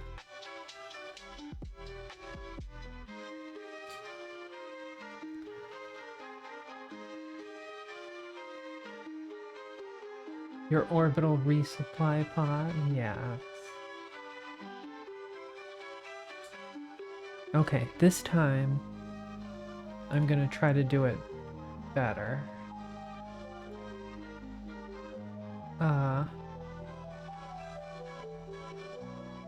Well, okay. Let's warp over to our periapsis here. And then I'll turn retrograde. And then we'll burn all the engine fuel. We'll stick with what we've been doing.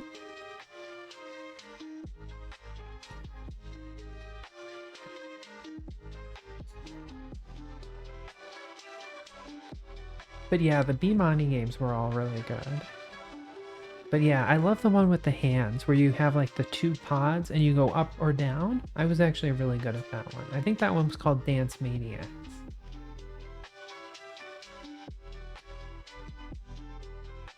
Okay, Ullaging. Engine start.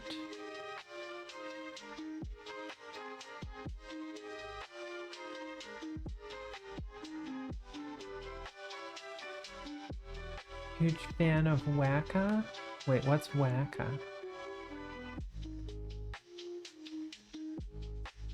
Whack-a-mole?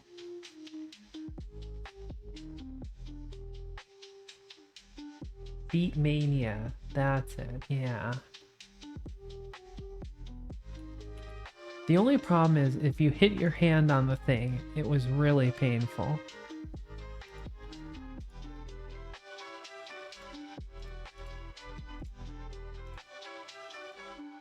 Okay, warp over there.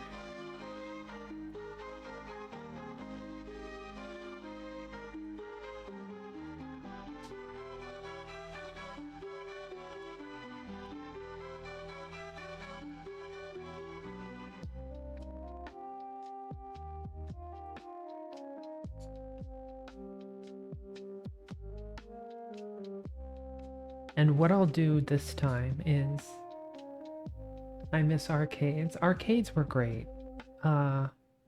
There was a couple of great arcades near me that had DDR machines, and the In the Groove. In the Groove was a great one, which was like a DDR machine that was like re-softwared that did like $10 or $12 a night passes where you could play like unlimited games, so you didn't have to worry about like completely losing your songs and stuff like that. Oh, it was so good. It was so good. So many good times there.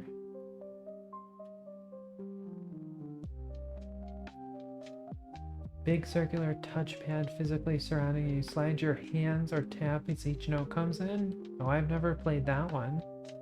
That seems pretty crazy. We had a VR boutique open where you can go and play VR games. Beat Saber's really good. That's a really fun one. DFW's been having a massive arcade resurgence. Yeah, it seems like retro arcades as well is kind of a thing now.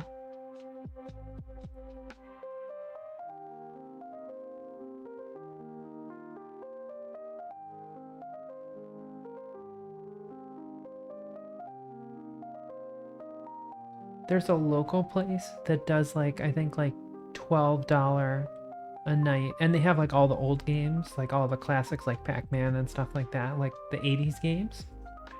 But they also have a DDR machine. It's only one though, and then like, you know, sometimes the punk kids want to play it and you're like, get off the machine, you don't even know how to dance. But you're like, oh, I have to be kind of nice, so can't be a complete jerk.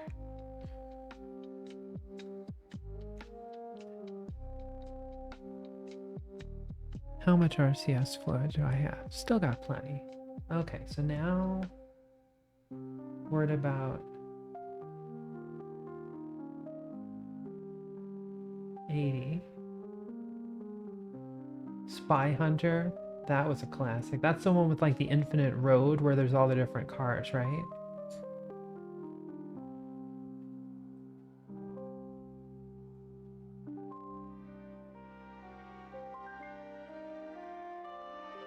Okay, so we're going down to 45.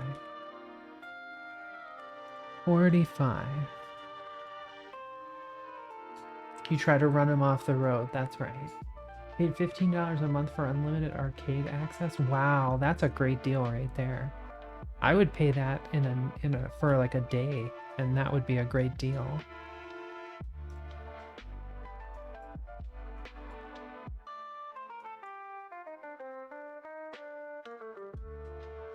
Okay, is it time to eject?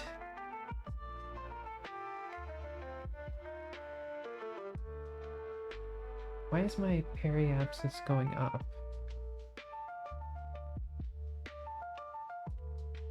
Okay, I'm gonna eject. And I'm gonna send this guy off to do his evil thing.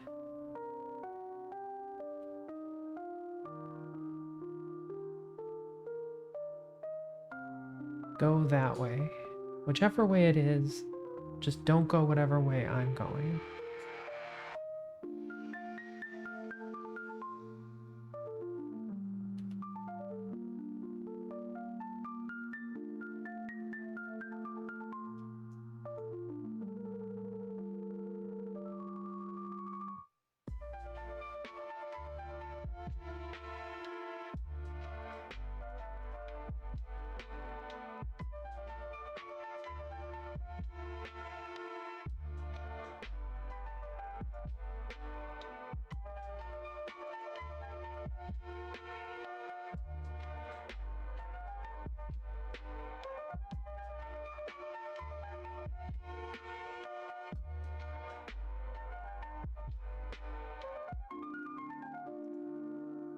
Okay, hopefully that's enough clearance. We're definitely coming down now.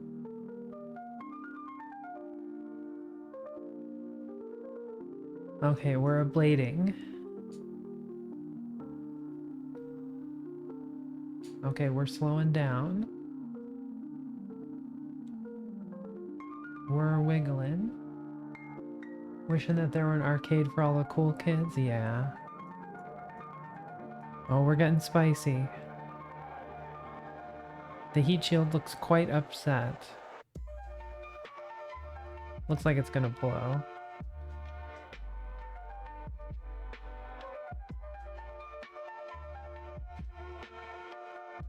Okay, so 45 was way too low.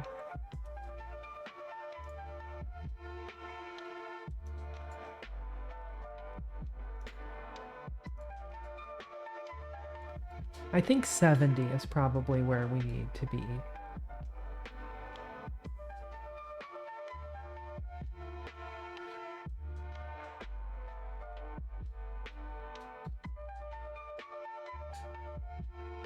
Or maybe like 70.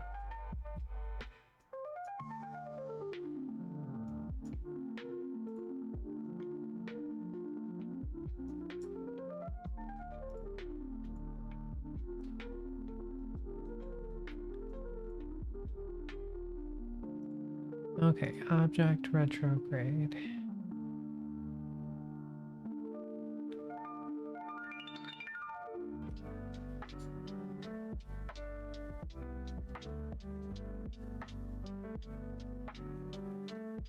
But yeah, 35k, way too aggressive. But a good thought.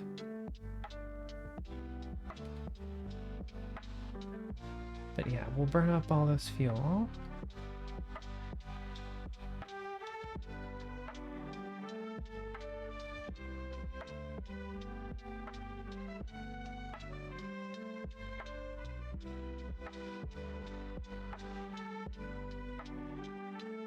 Wouldn't eject until about 69k. Nice. Nice.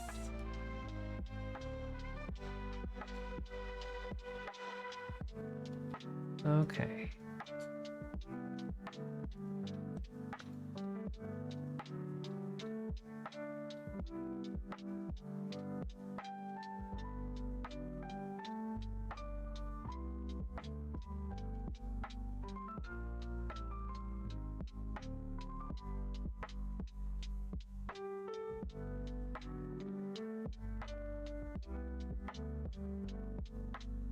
You mean don't decouple until 69k? We could try that. Okay, I'm gonna call this setting return altitude.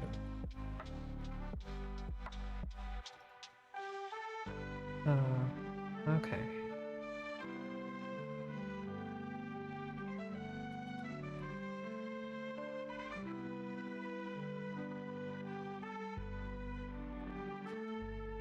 Tell me if this is too much, but can Kerbal 69? Not in those suits. Not in the suits. That's the hard part. You never see them take them off. I think the suits are actually a part of them. Well, let's not Rule 34 us here, right? Let's not get too crazy.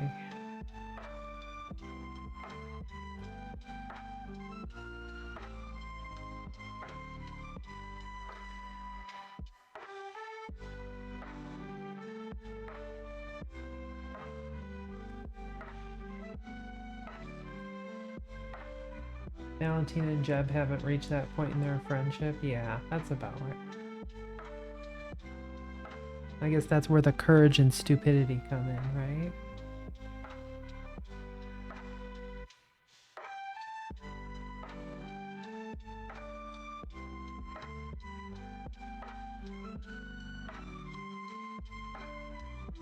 Okay, 75k. Meow! What is it, my meow mouse? Are you being a mouse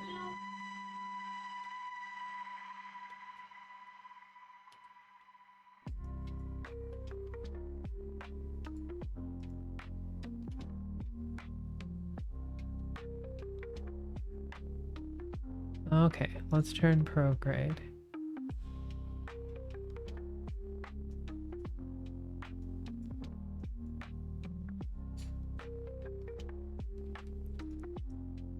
Okay, so we're coming in full throttle. That ought to keep those fighters off our backs.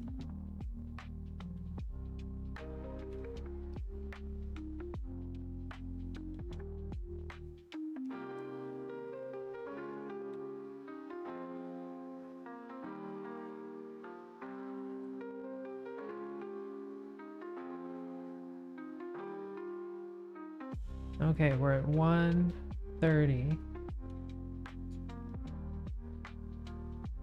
Was Big still alive at that point? I hope so. He lives in our hearts, right? Put the Kerbals into suspended animation. That sounds pretty good.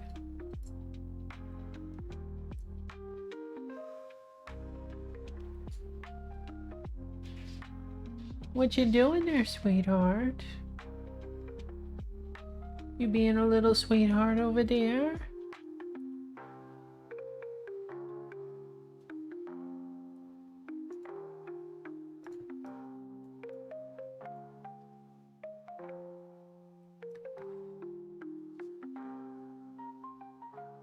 Okay, we're definitely in Spicyville now. Any moment now, things are gonna start exploding. Yep, there we go. Uh-oh, now it's gonna run into us. Oh, it's thinking about it.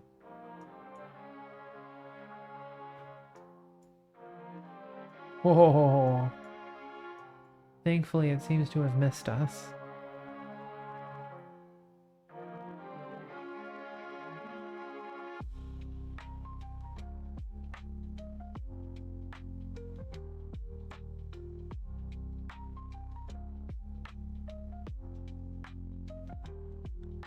Oh.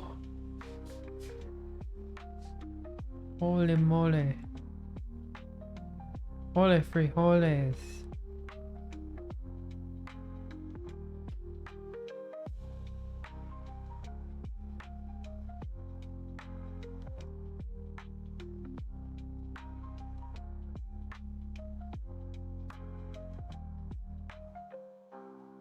First time I saw Star Wars was in the 80s, and Biggs looked a lot like my uncle.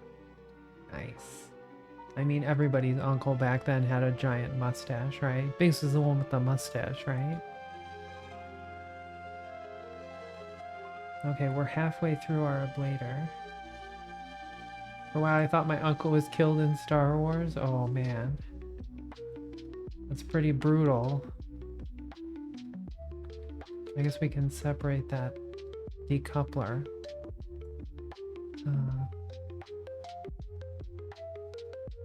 We're running out of ablativeness, and we're not even down to orbital velocity yet.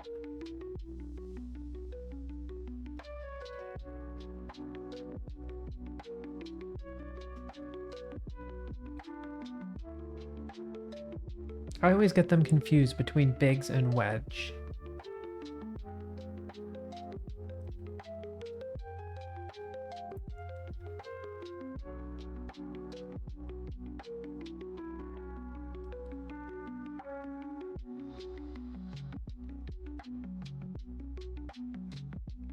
Uh-oh, we're about to run out of ablator. Yeah. Yeah. Dare I say we're cooked. We are cooked. Definitely cooked. Char-broiled, in fact. Maybe we're just not ready to do this mission yet. Maybe we're just not ready for that. Wedge was the guy who looked like the high school principal and was slightly past middle age. I mean, that was most of those pilots, right?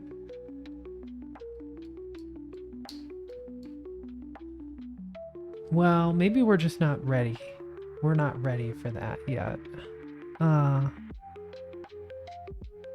gonna go ahead. Let's do this Earth orbiting return with the camera. And then I guess we'll see. Oops, that's not what I wanted to click on.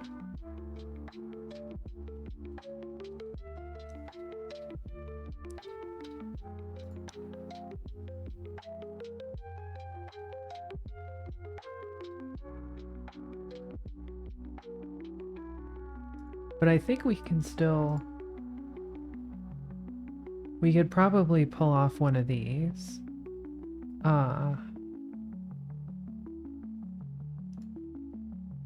And I know we can pull this one off.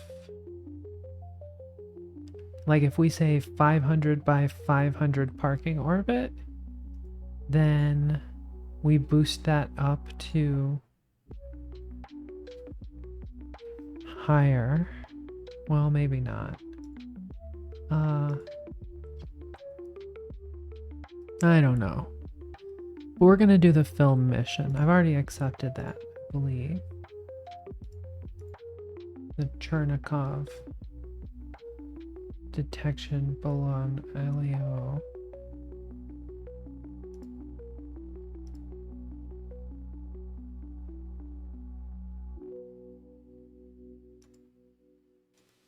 We got a lot of missions we still need to pull off. Okay.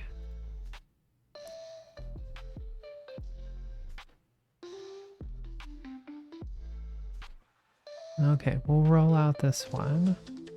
I guess I should just start building another one. They only take about 38 days to pop out, so that's good. Okay, so we're gonna launch this guy.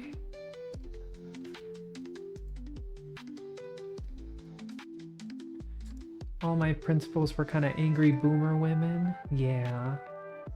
My first principal at elementary school was kind of a badass. He was like a Vietnam vet, and like he was just so chill and like he was just very chill. He was like, none of this is gonna bother me because my life has already been so crazy. So okay, 200 by 200, 90 degree. There. Check the mission.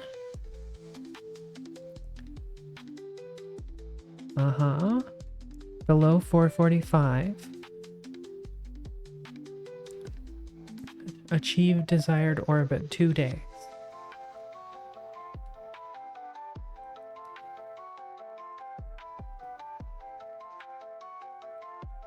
My uncle when I was younger looked like Hondo from 70s SWAT TV show. I don't know that show. SWAT TV?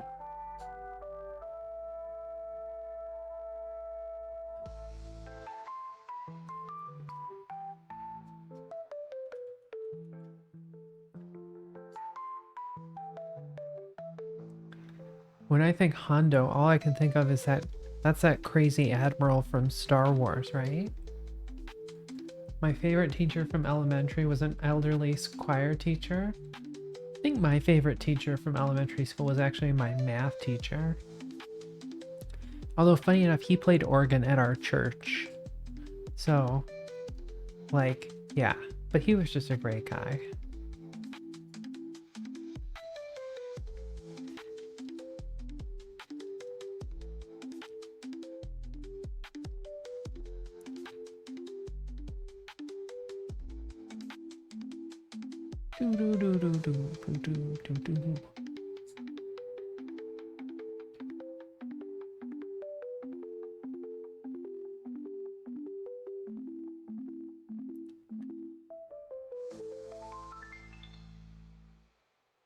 My principal in grade school looked like an old guy from Fraggle Rock.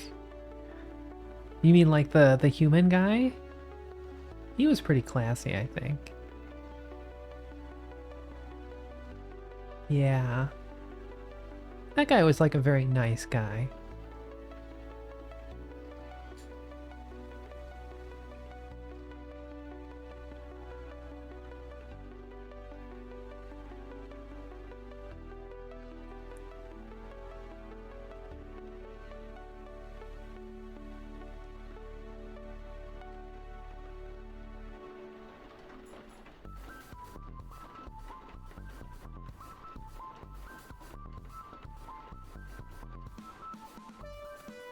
Any of your school coaches taught classes on the side? Usually they were technically a teacher, but then they had coached on the side. But, I mean, yeah.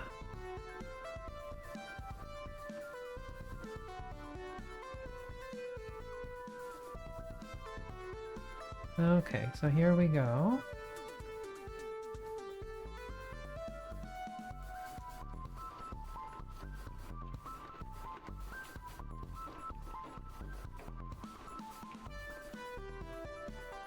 Okay, we just hit orbit. Okay. Let's turn. Sun up, execute. RCS on.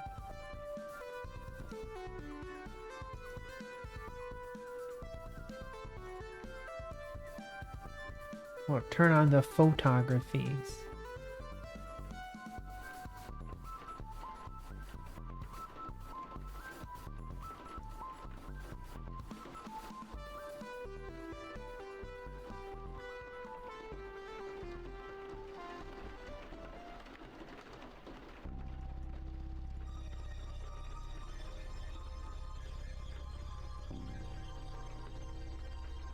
Mr. Worf, launch a Class 5 probe. That's right. That's about right. That's where we're at, basically.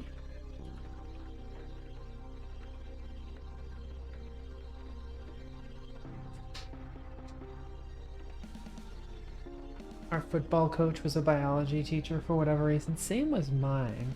My biology teacher was a football coach. Obviously, I wasn't in football, but I knew that he played football, and he did the football coaching thing.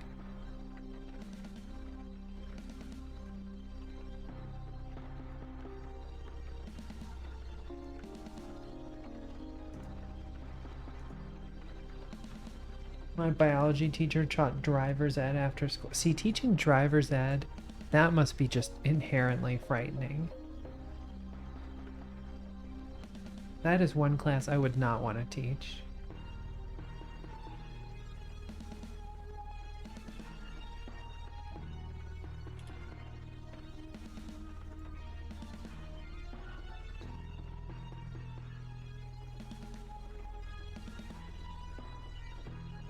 High school government teacher was a Republican who had the misfortune of trying to tell us that Bush was a good president. Which one?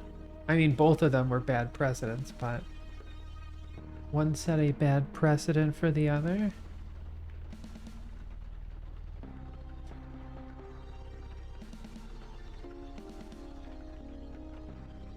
Wow, wow, wow. That's right. Thank you. I be here all the week. Tip your waitress.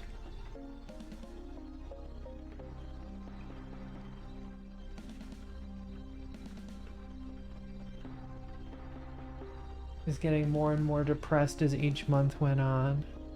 Yeah, I can imagine that one. First Bush, yeah. That just reminds me of that Simpsons episode where the first Bush is writing his memoirs, and he's like, "My first presidency was so good that it did not require another."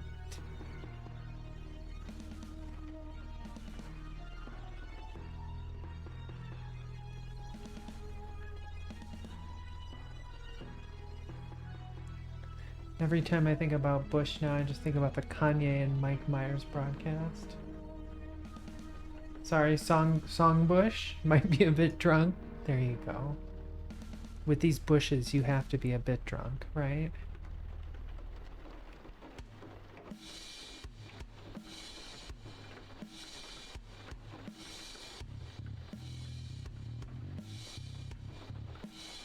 We are not getting a lot of science. Dana Carvey playing Dan Quayle, yeah. There's some great YouTube videos of Dan Quayle speeches that are like annotated with what he's actually saying. You know, like Hawaii is in the Pacific. Is it because it's in the Pacific? And then you see like this picture of Hawaii in the Pacific, and they like move it around as he keeps making gaffes and stuff.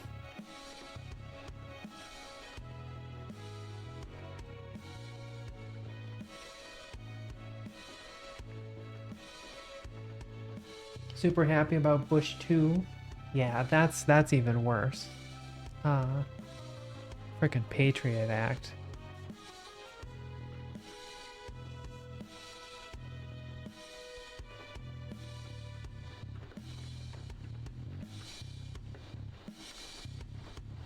Okay, we're out of film. We out of gas.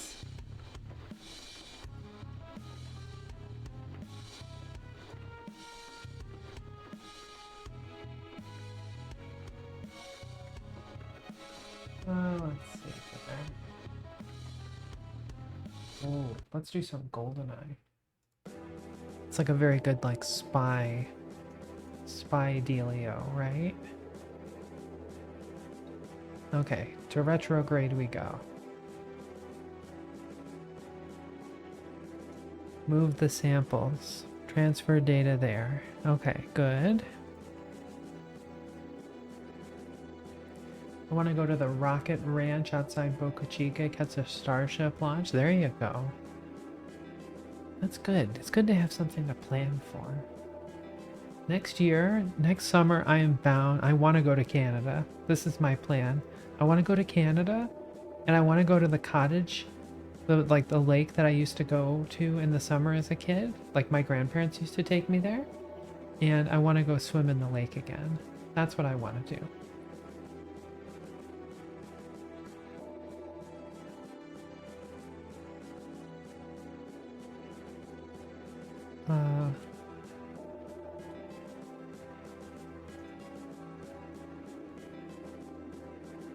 Come on, ground station.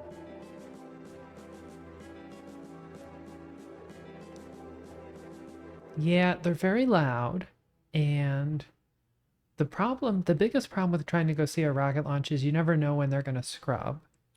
So, even though you're there at the right time, you might not be there at the right time.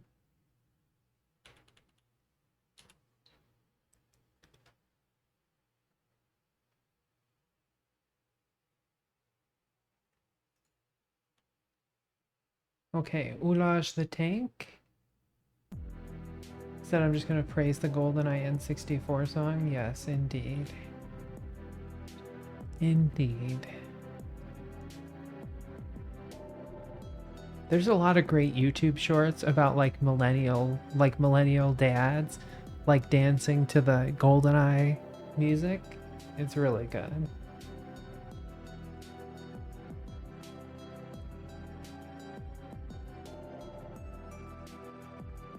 Gives me a good week to visit the southern part of Texas. See, I don't mess with Texas.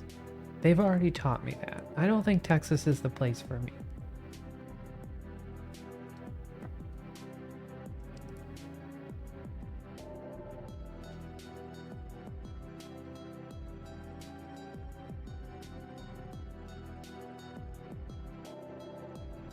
I'm still thinking if we stack the heat shields, maybe if I add another heat shield or 2 heat shields, we still might be able to pull that mission off.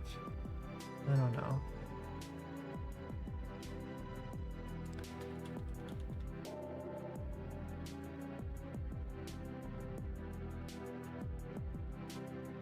Should be nice if all of America was open to all of our citizens. Yeah, it's true. But then we wouldn't have freedom.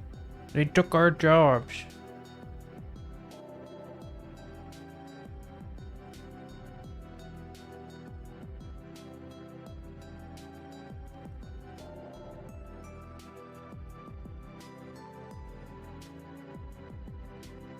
Okay, we're out of gas. Turn to prograde.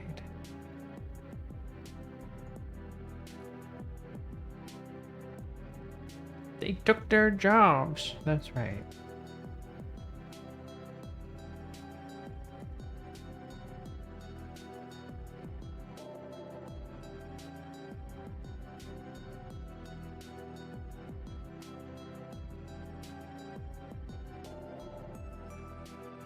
I also love the episode where Butters plays a Mexican illegal immigrant. They're like the Mexicans, last of the Mexicans.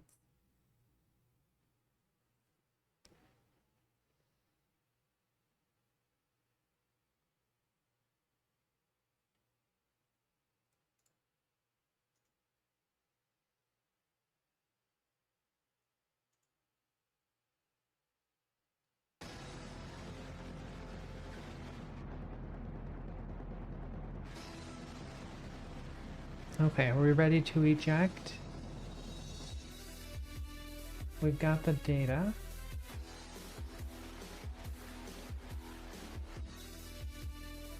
Okay, let's eject. We're gonna turn this guy normal positive.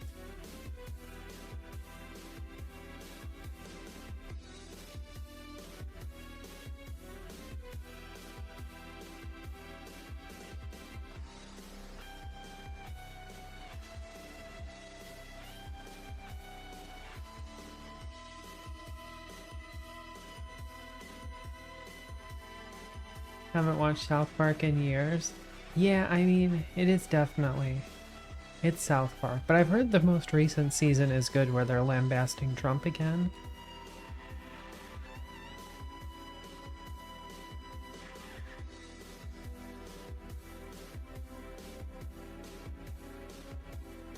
Uh-oh, I don't like that.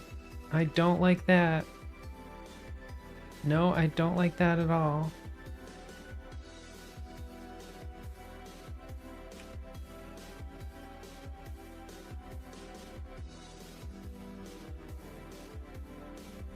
Uh-oh. Oh, I think we may be saved.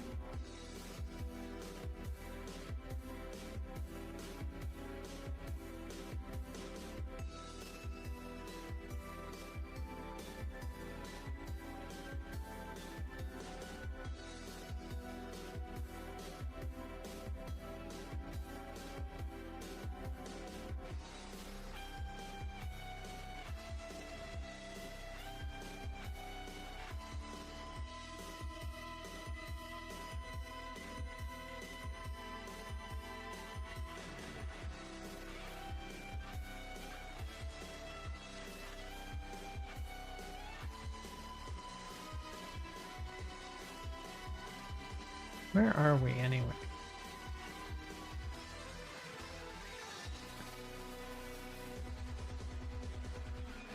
Paintball mode in GoldenEye? Yeah. I played a lot of GoldenEye. We always played Shoot to Kill though, or License to Kill. Whichever one was like the one-shot kill. That was classy.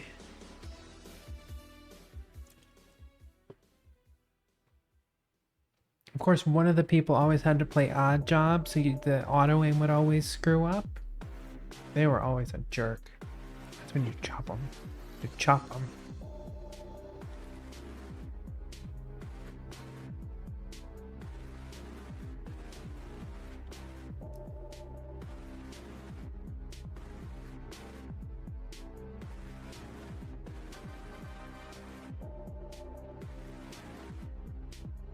Master the groin shot. It probably is a little too late to say, but we're gonna be fine. This is done. It's practically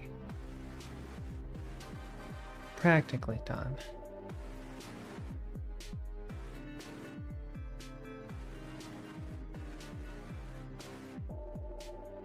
My dad would only play with me if we used proximity mines. I was the jerk who played odd job. See, there's always one. There's always one.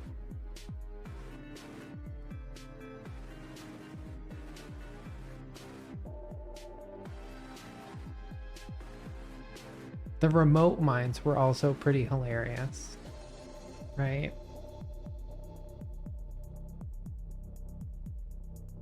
Grenade launchers were good. Played as Jaws, nice. I always played as Boris, and I would run up and go, I am invincible. Because that's how crazy I am.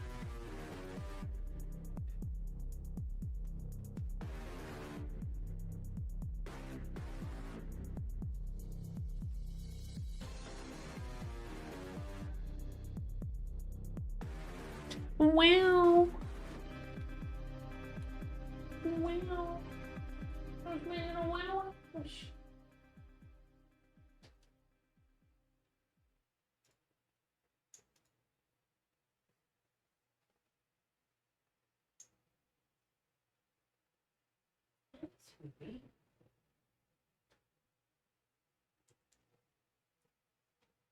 You sit on it, but you don't take it with you. What is chair? Okay, 44 credits. We did not get 44 credits, but I'll take it anyway. Okay, yeah, we're building another one. We're upgrading our astronaut complex. We're almost done with our launch complex.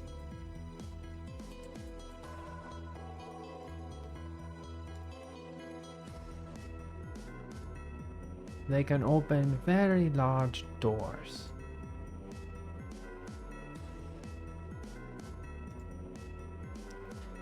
So this one we've already done 3. We're gonna do 4.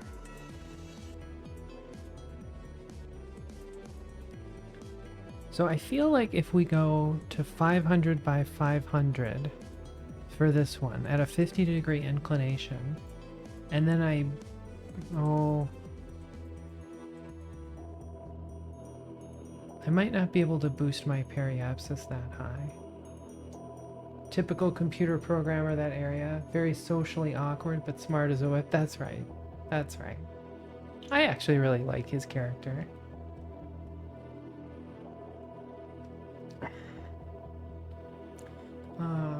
Okay.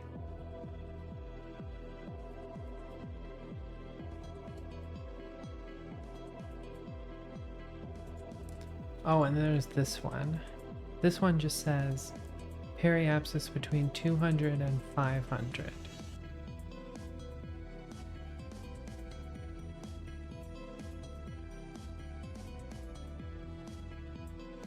So 200 and 500. And this one's 500 and 1,000.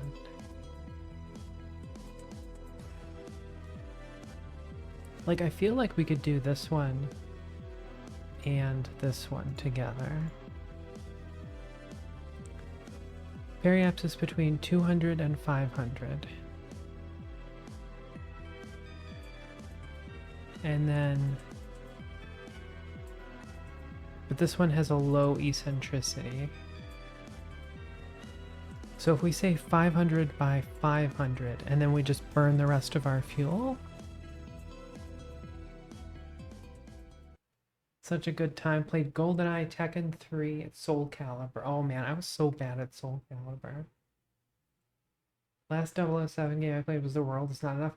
I didn't know that they made more N64 GoldenEye type games. So I've never played that one, but I should play it.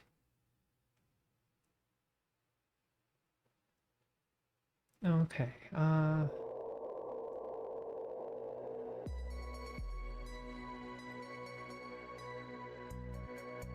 Perfect Dark, yeah.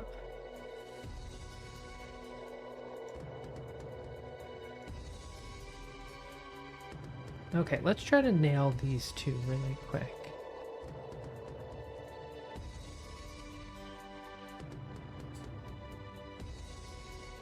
I didn't play a lot of Perfect Dark. I played some. We played some Perfect Dark multiplayer. The multiplayer was pretty good, I remember. Okay, Earth orbiting science. So this one has a lot more delta V. So between 500 and 500. With a high eccentricity. And this one has to be like 500 by 500 with a low eccentricity.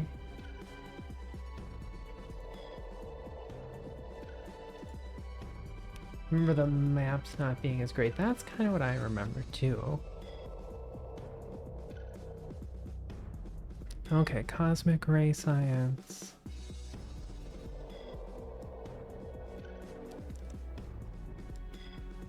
So this one needs an early TV camera though.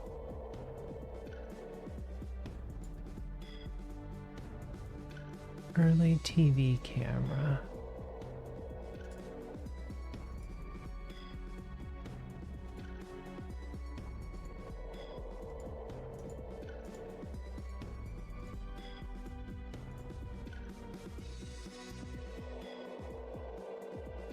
Okay, so what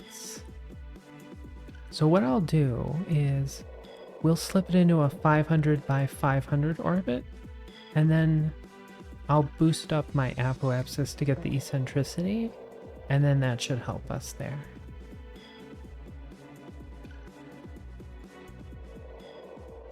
Okay, let's simulate this guy.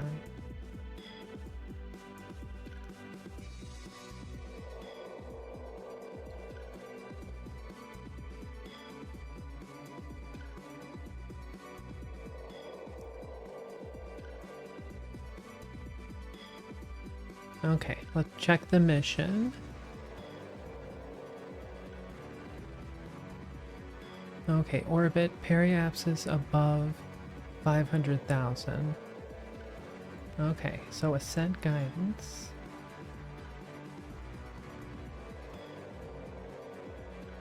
$500.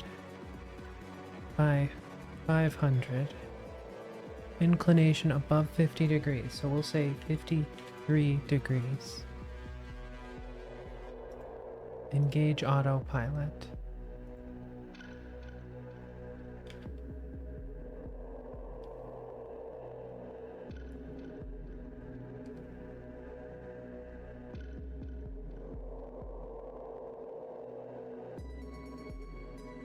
Okay, this should get me to a parking orbit. I'm gonna get a drink and I will be back in just a second, guys. Don't blow up the homeworld.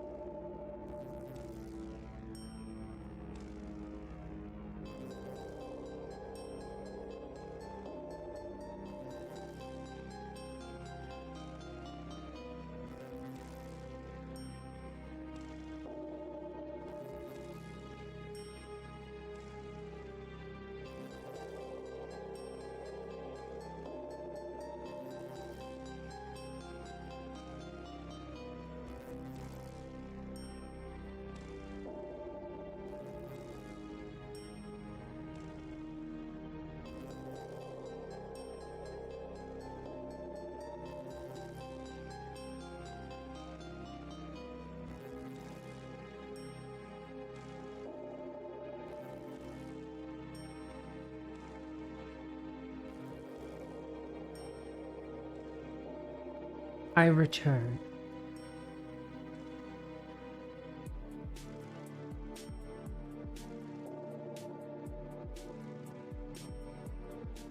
Battlefront 2?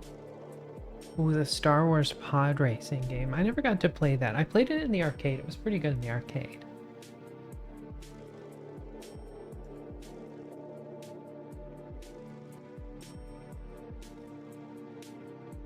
I hear you have to have Jedi reflexes to pod race.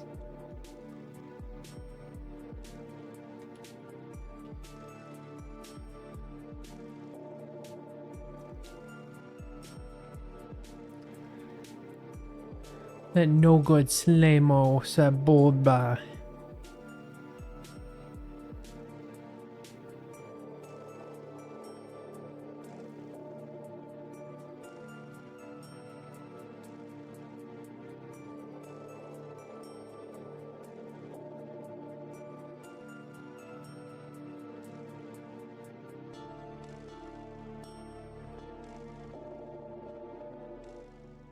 Well, we're definitely burning high now. Cat-like reflexes surpass Jedi reflexes. Why aren't there any Jedi cats? You know what I mean?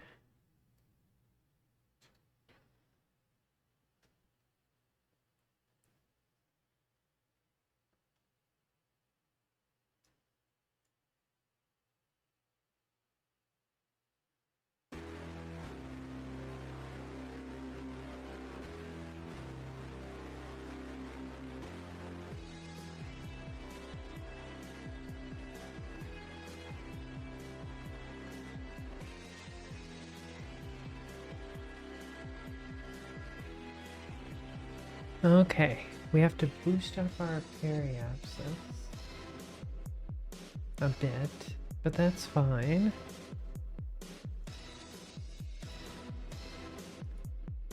We're in a bad orientation. I'm just going to shut down the avionics for now.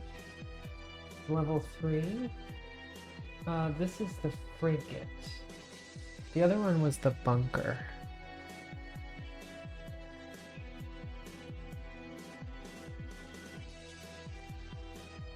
I can't remember what the ordering is.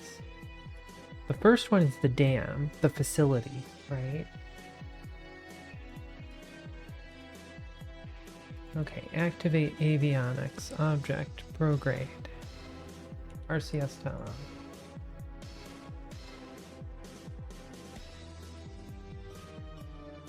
So we just gotta boost up just a bit.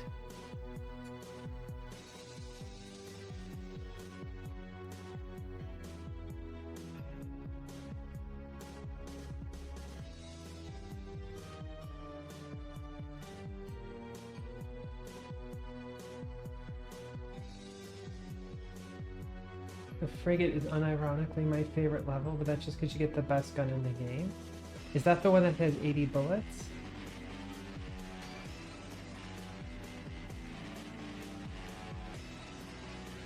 That's the one from Living Daylights. Okay. You've had your 8. Now have my 80.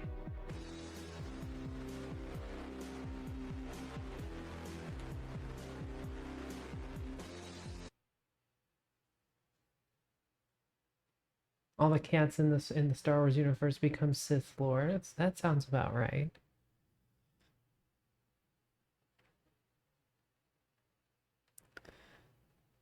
Okay, so now we need to kind of lower our periapsis a little bit and then boost up our apoapsis.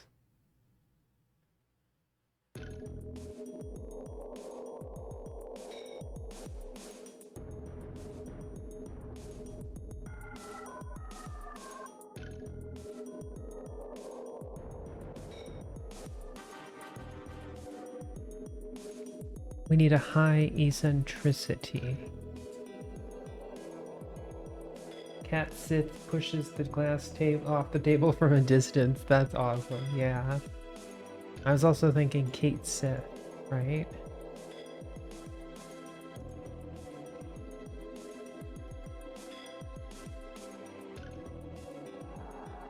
Okay, so now if I turn orbit prograde,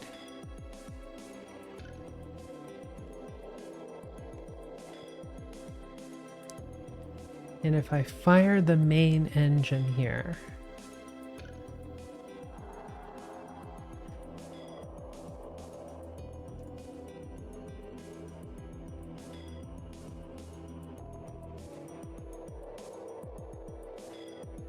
until our eccentricity goes higher.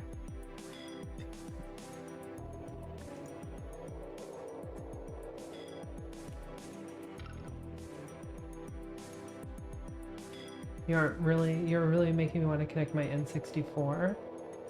The trouble is it doesn't look as good unless you have like an old CRT TV. You know?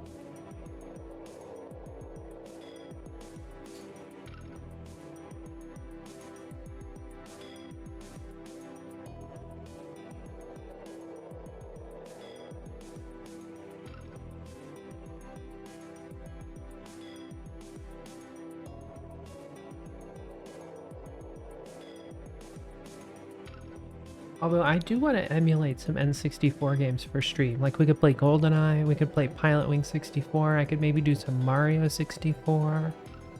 There's lots of good games to play.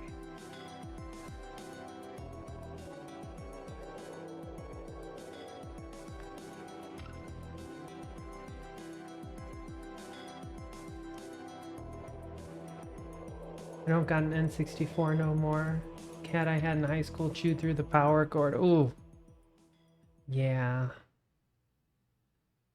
Although, don't they have removable power units for that? I want to say that it was like a thing that had plugged into the back, but yeah, I don't have my old gaming consoles anymore. I have the same old CRT TV I used to play it on, but the trouble is I haven't also plugged that in since 2001. Yeah, good luck on that one. Hopefully it still works.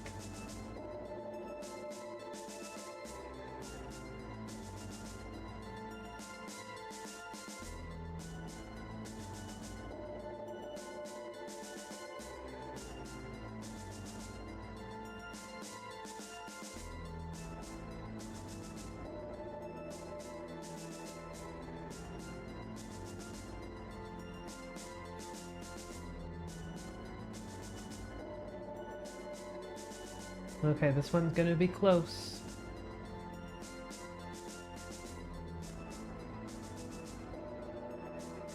Okay, there we go. And we got our eccentricity.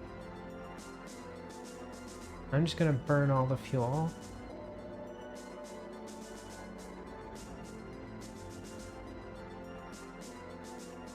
Wow, okay. Well, that gets me way out there. Okay. And then, now what do we do? Now I need to lower my periapsis a bit. Okay. Advanced, sun up. I've got my PS2, I've got my 360. Sadly, I left my SNES at college with my college friends because they had to go, some of us were a year behind each other. So we all lived in the same house and stuff, so they got the SNES and all the games, which I really wish I didn't do, but, you know, now I miss them. Probably would have been a small fortune, really. But, you know. And, I don't have a PS1, but I've got my PS2 and I can play PS1 games. But I mean, nowadays you can just emulate everything. It's a lot easier. Like, I'm a big emulation fan.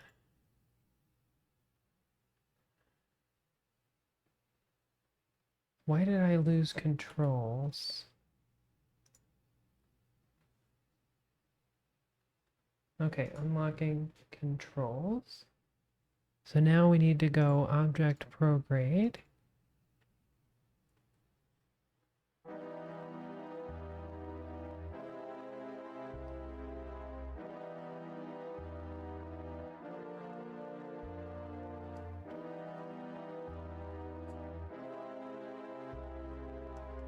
And I just translate back a little bit to lower my periapsis. And then we just park this thing in orbit.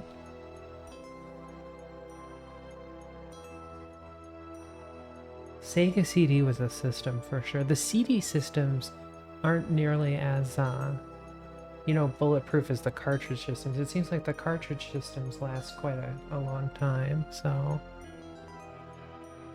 Okay, so this is all done now.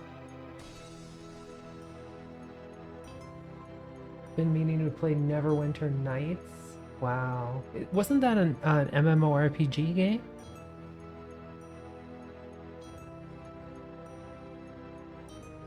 Okay, so let's go back to the fab.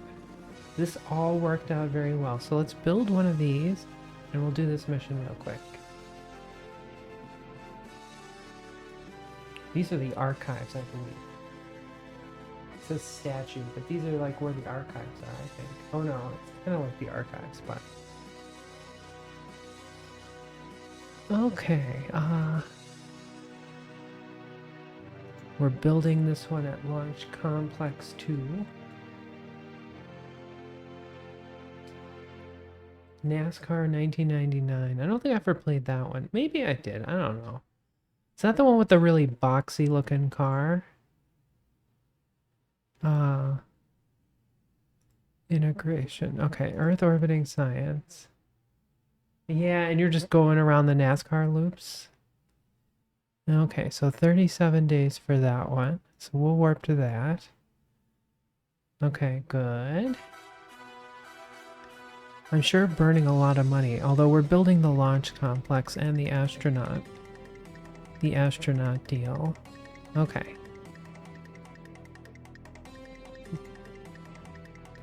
All I know is it was a Sega Saturn game that looked amazing. Those Sega Saturn games were pretty amazing. One of my friends had like a thing that they could play the Japanese games on them for the Sega Saturn. It was some kind of Sega Saturn expansion. I don't think it was a CD though, but they had some kind of crazy fighting game. And it was intense. It was intense.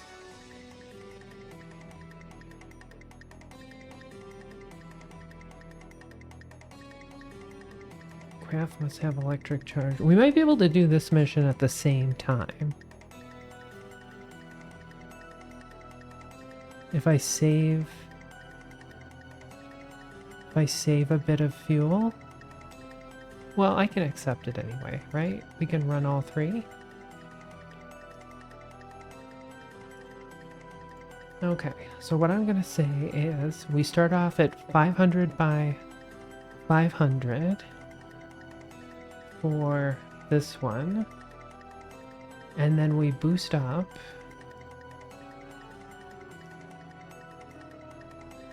to an eccentricity, and then, well, I guess we could boost up to 3 million. Oh, thank you for the hydrate Alucard. My best friend in middle school moved to Thailand for a year, came back with a modded PS1 and all the games. So I had a mod cart for the PS1. It plugged into like that back parallel port. And it allowed us to play burned copies of DDR Third Mix Japanese. It was so good. We got like fourth mix. We downloaded it the day it got released because we had like a fast internet at school. And oh my god, it was great. It was great. Playing fourth mix, PS1, it was so good. You still have that module still? It's so good because you didn't have to solder anything or worry about any of that stuff, right? It was great.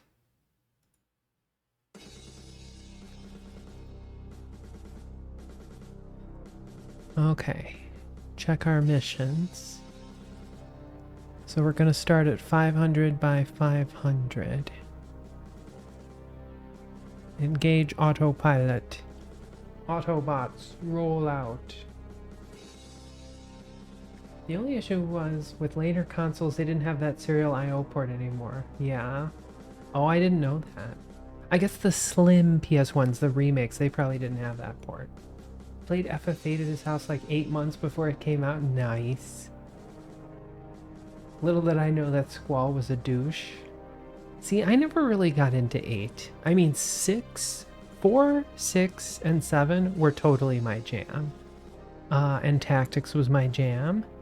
8, 9, and 10, I was like, I didn't have enough time to really play through things very well. They got really long. FF9 is great. I heard FF9 is really good. Used to have an emulator for the original NES games and older PC games. Yeah. I remember Nesticle. Anybody else remember Nesticle back in the day? I wired up an SNES like an SNES controller to use the parallel port to do like the emulation. It was great. It was amazing. It was so much better than the keyboard. So much better. Used to play the original MechWarrior. Nice. Okay, let's speed this up a bit. Speed it up, Money Penny.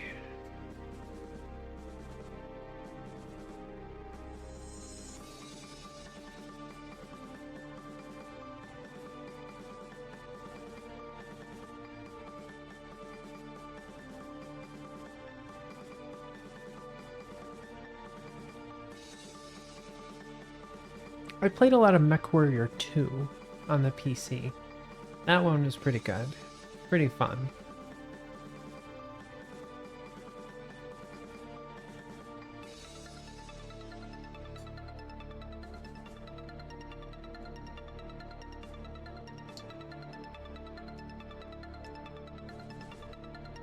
My brother would get mad when I chose the Mad Cat in Aryan battles.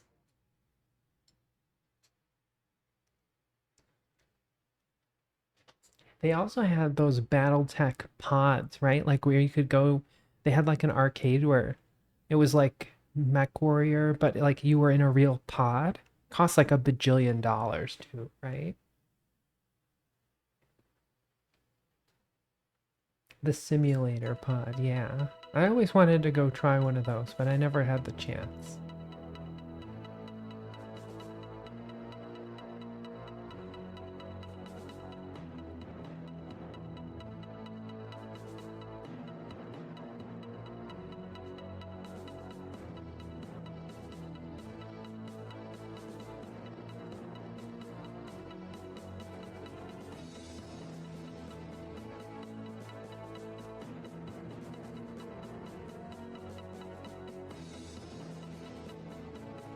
Got the privilege to try the ones the US Army uses to train tank crews. Atari made a tank training game like that, which I thought was pretty hilarious. They had like the yoke and everything.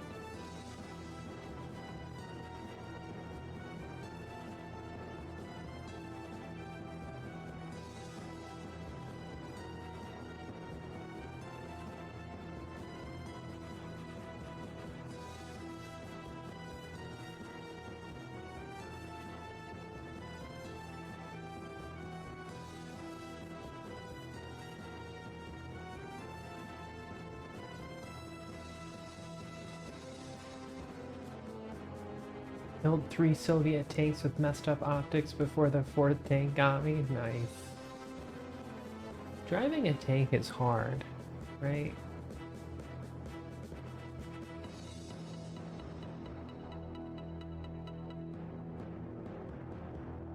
I'm surprised tanks aren't just drones anymore, right? Imagine how much slimmer they could make everything if they just made it all automated like a drone.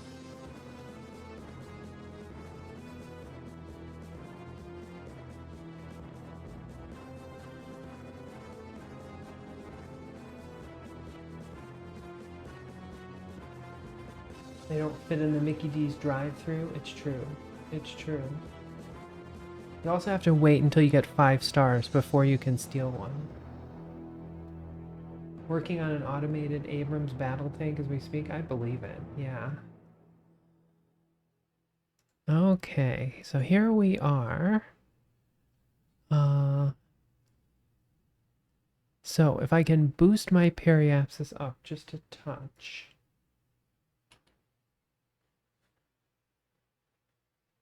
See, I'm way ahead of my time. I'm way ahead of my time. I'm like an army,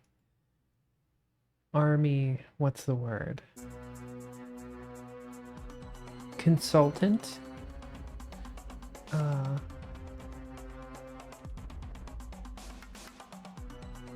I always go to the military base and just steal one. Oh, I never did that. I always waited for them to come out and then I would steal one. I would like walk around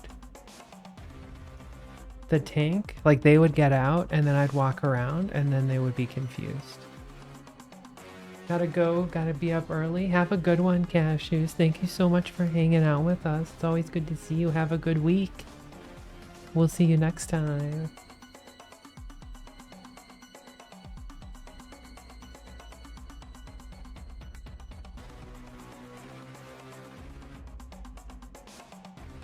Okay, so just a little touch should do it.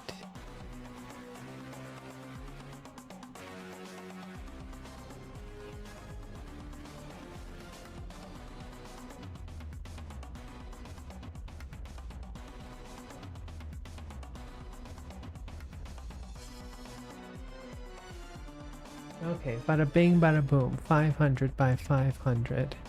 So that gets me this mission. So the magnetometry satellite says we need to boost up our periapsis above 3 million, which means we need to be 3 million by 3 million at least.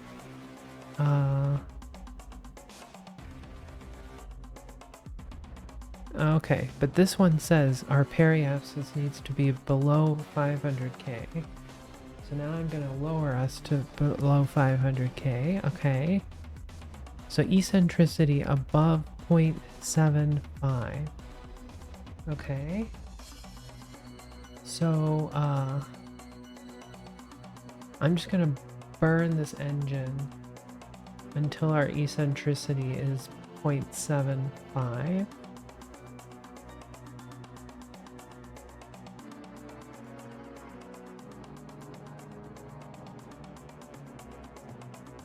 There's our current eccentricity. Okay, so let's go to our periapsis real quick.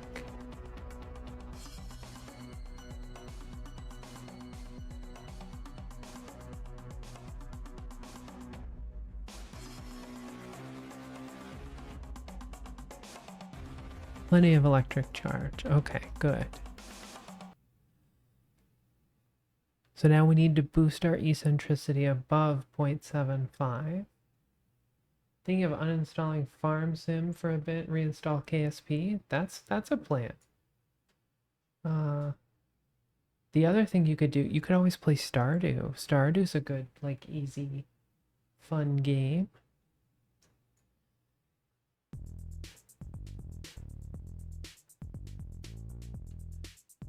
Okay, we need to raise our eccentricity above 0.75.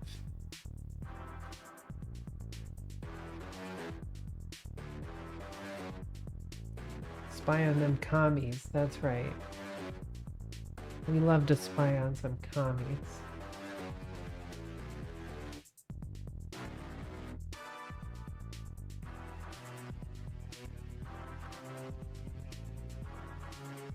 And then if we have enough fuel, once we hit 0.75, I can raise up my periapsis and see if that helps. Ooh, although this eccentricity also has to be above 0.75, so that's going to be kind of rough. Well, we'll focus on this one to start. Okay, good. Let's ullage the engine real quick. Okay, engine start. No, engine failure.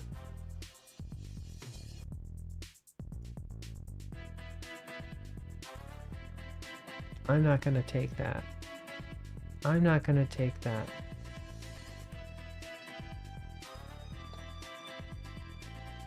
That's some BS right there.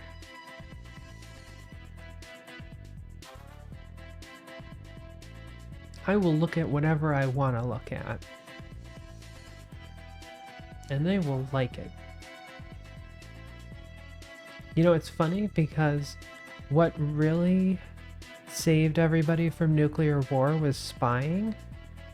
Like without good spying, we wouldn't have realized how screwed we all were together. Been playing Farming Sim 22. Is 25 any better? No idea.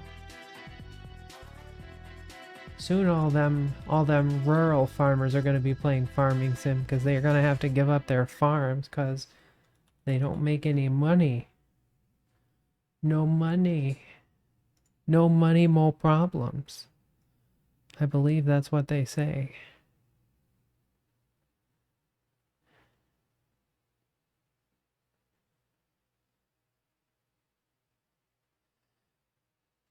Stupid engine.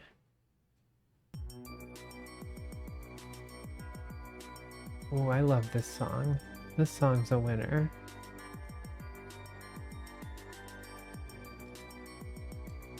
Who needs farms anyway? Soylent Green is the future. It tastes different from person to person. I'm sure I'm delicious.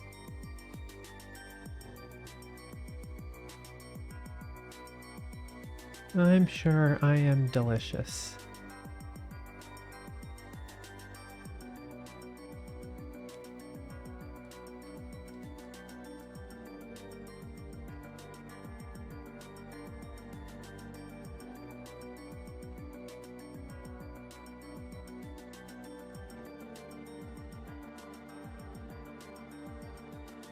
Watched a video of a MiG-25 on engine tests, and out of the blue a SR-71 comes and flexes on him. Nice.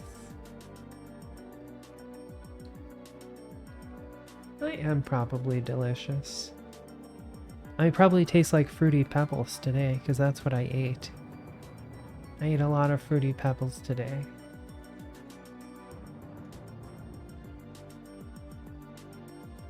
Yeah, I wouldn't want to be a farmer in real life. Like, don't get me wrong, I love growing things. I think farming is important and all that. But, you know, like, yeah, farming is hard work. Huh? Are you talking about Fruity Pebbles? I bought a box of Fruity Pebbles the other day when I was at the grocery store. And I ate Fruity Pebbles. For the last 2 days, I ate like 4 bowls of Fruity Pebbles. I love me some Fruity Pebbles. Probably my favorite cereal. My favorite unhealthy cereal, at least. Left the MiG in his dust at Mach 3.5 as it climbed. Yeah. That MiG probably didn't have a chance to even see him for very long.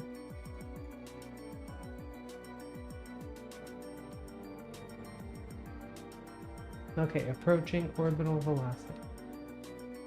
The moon, with the rebel base, will be in firing range in 7 minutes.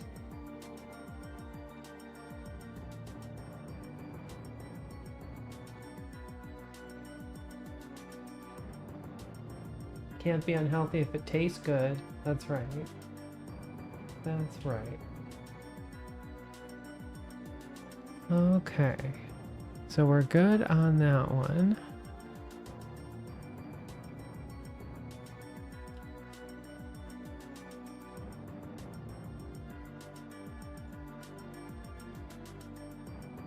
So now we coast to our apoapsis.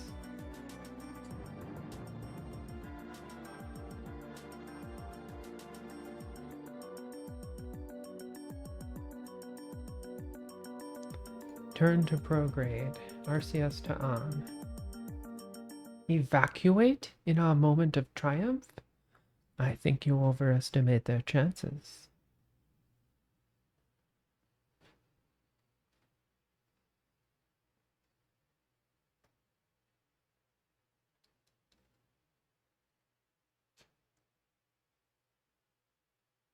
And of course Darth Vader goes outside, right?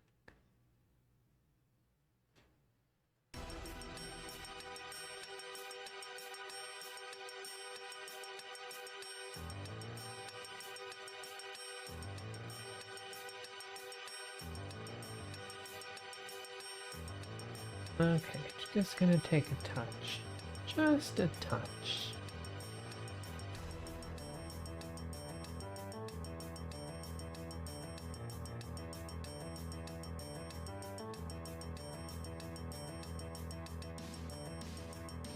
Okay, bada bing, bada boom. Okay, so now we have to lower our periapsis again a little bit. There we go. And now we have to boost up our eccentricity. So,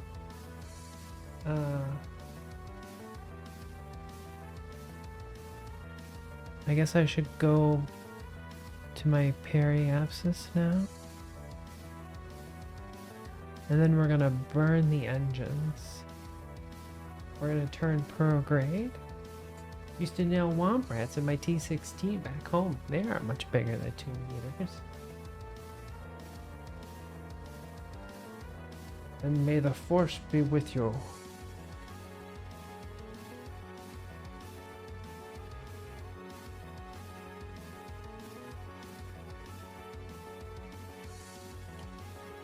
Okay, so we're gonna boost up and we're gonna try to get our prograde, our eccentricity of our orbit up to 0.75.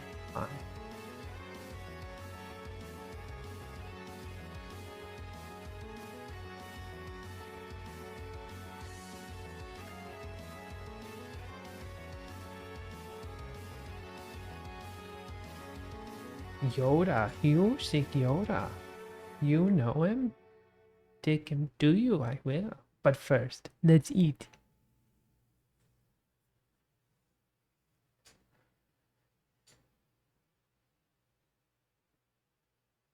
Yes, good food.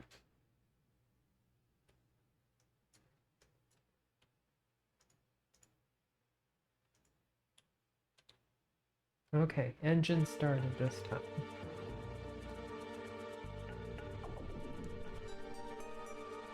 How you get so big eating food of this kind? You can waste time with your friends when your chores are done. Oh, come on. But I was gonna go to the Tashi station to pick up some power converters.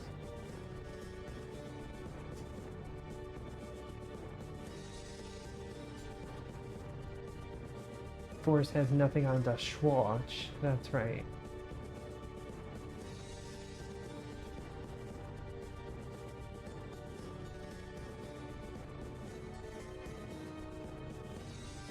Concentrate. You don't judge me by my size, do you? And where you should not. For my ally is the Force. And a powerful ally it is.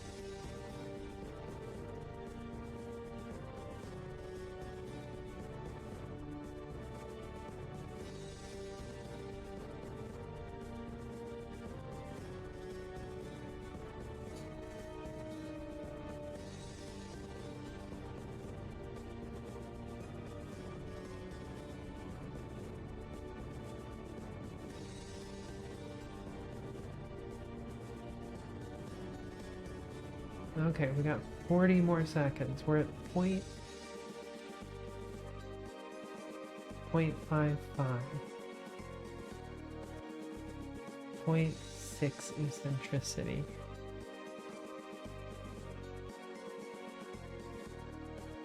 Six five.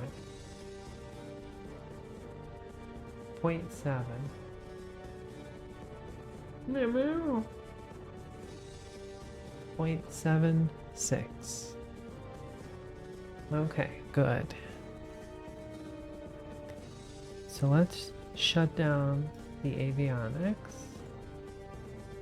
Let's hop out to our apoapsis.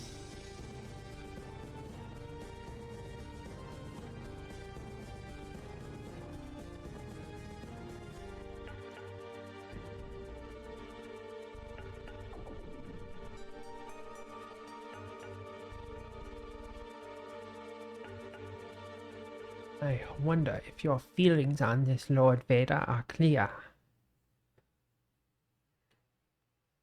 You will go to the sanctuary moon, and he will come to you. He will come to me. I have foreseen it. His compassion for you will be his undoing.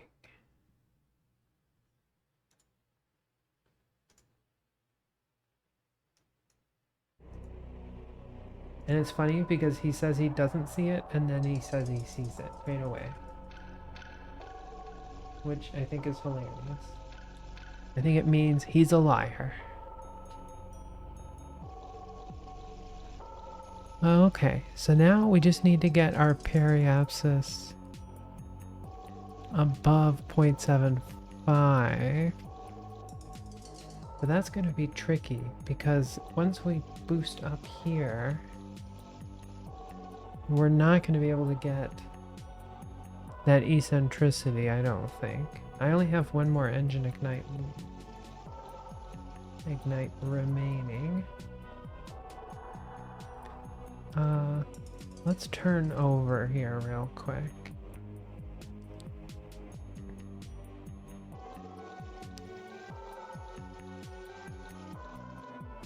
But getting these two missions, we should be good. We just need to survive in orbit for a little bit.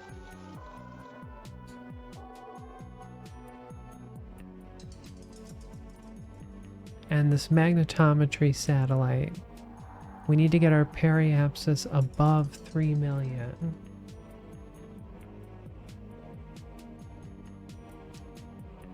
And keep our eccentricity above 0.75. That's going to be kind of tricky.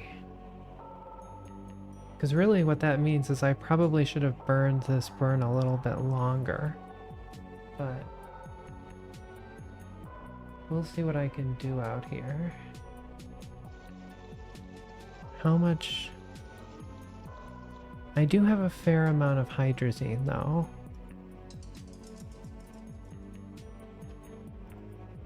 Send me a kiss by wire. Baby, my heart's on fire.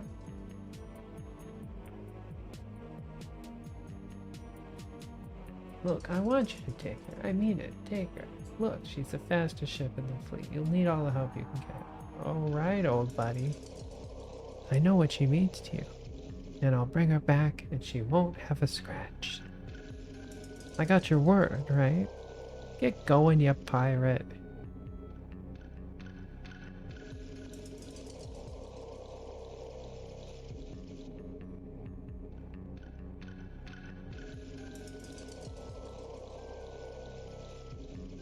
Yeah, there's no way I'm going to be able to burst this up to 3 million.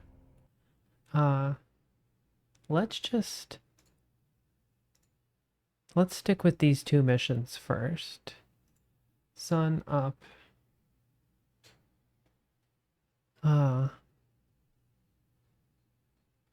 Because if I just wait in orbit for 45 days, that should be enough to get me a whole bunch of science.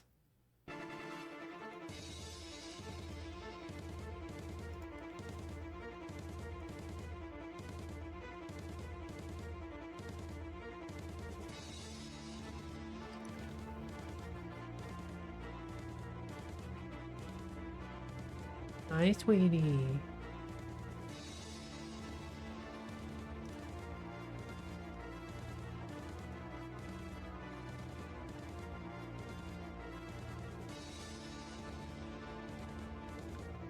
Because I feel like I could have done this mission if I didn't burn so many ignitions, although maybe not with how we are at. I don't know. Okay, kill rotation off. RCS to off. Hi, sweetheart. Let's turn off the avionics. Hey. You wanna come for the dance? Come here. Hey, big goober.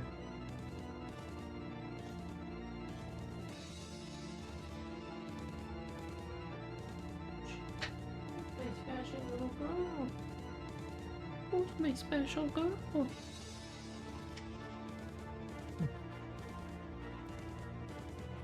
Okay.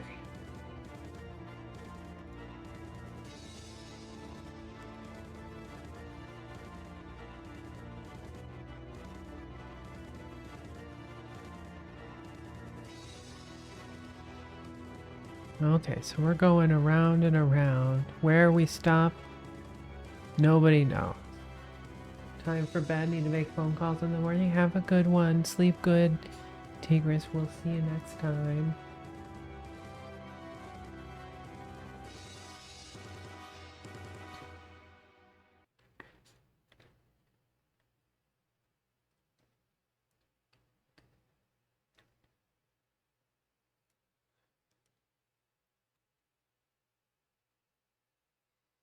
Okay, we got 9 more days over there. We got 25 days until our next ship.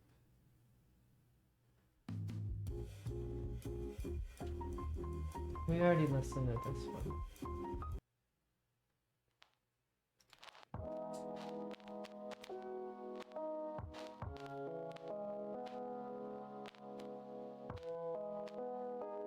Okay, 4 days, 3 days.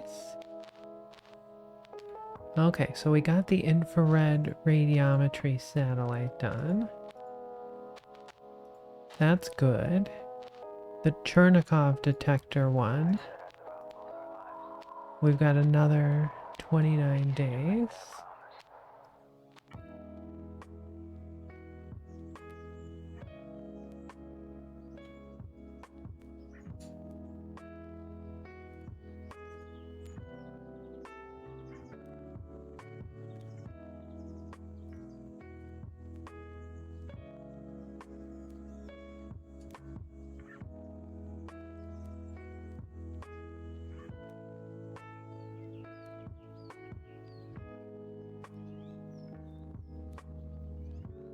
Okay, so we got the Chernikov detector contract done. Good.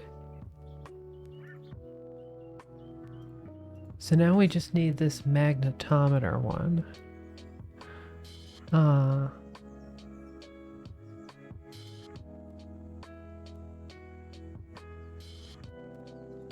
So how much would it, delta V, would it take me to get up to 3 million?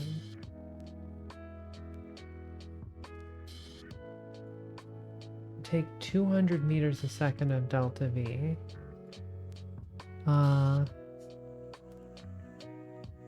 don't think we have 200 meters a second of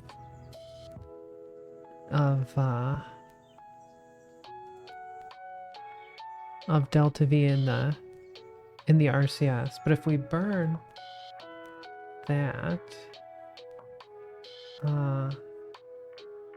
is that going to affect the eccentricity of our orbit? I mean, it's going to, but is it going to affect it too much? I mean, right now we're already pretty close, right?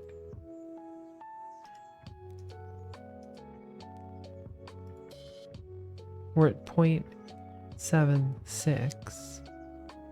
Although this experiment is going to run pretty much no matter what. Actually about to go play U-boat myself. What's U-boat? Does that mean you're going to go sleep?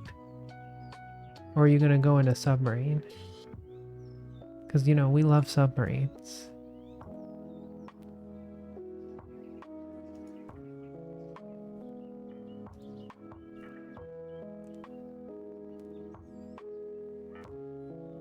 Being a Nazi sub-captain? I'm sure you'll be fine. You'll do great at that.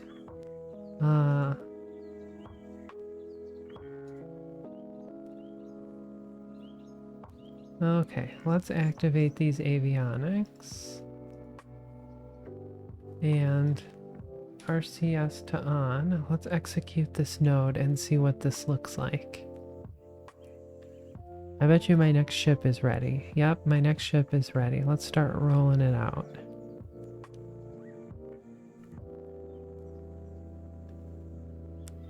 Do you get to find the Ark of the Covenant and put it on your boat?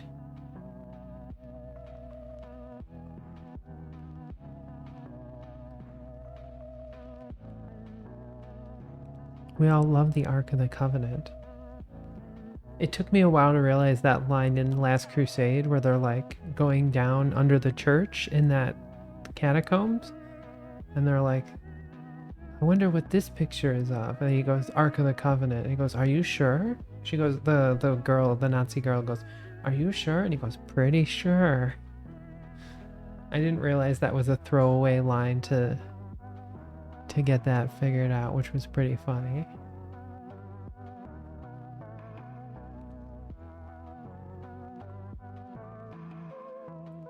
Okay, here we go. Italy just surrendered. High Command wants me to delay the Allies until they invent a wonder weapon to bail us out. I think you're gonna lose this game. I think you're gonna lose.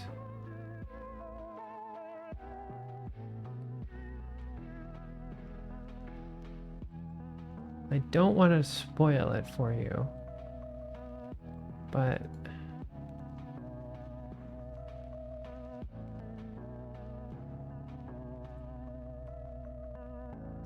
okay, so my eccentricity is no longer good enough, and I'm out of ignitions.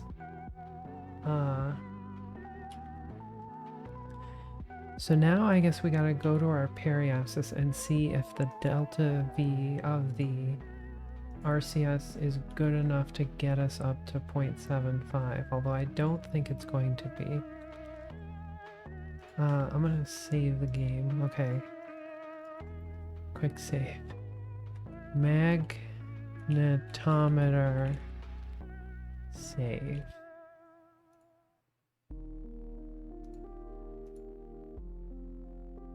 I don't have the Ark, but I do have Nazi gold. Nice. Everybody loves a good amount of Nazi gold, right?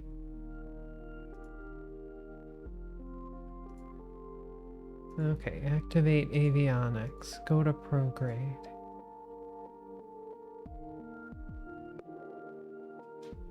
It was a whole mission. Nice. Sometimes it's fun to be the bad guy, right? It's fun to be the bad guy. Just like it's good to be the king.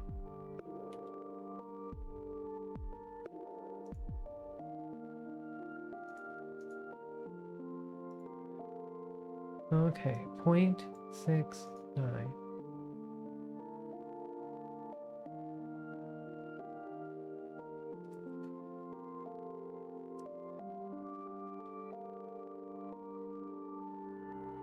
See, if I had one more ignition, I know we would be able to pull it off, but I have no more ignitions.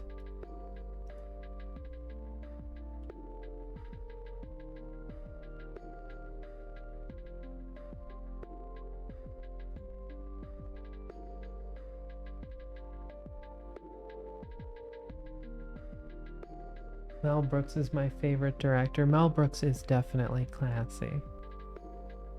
Filled with the class.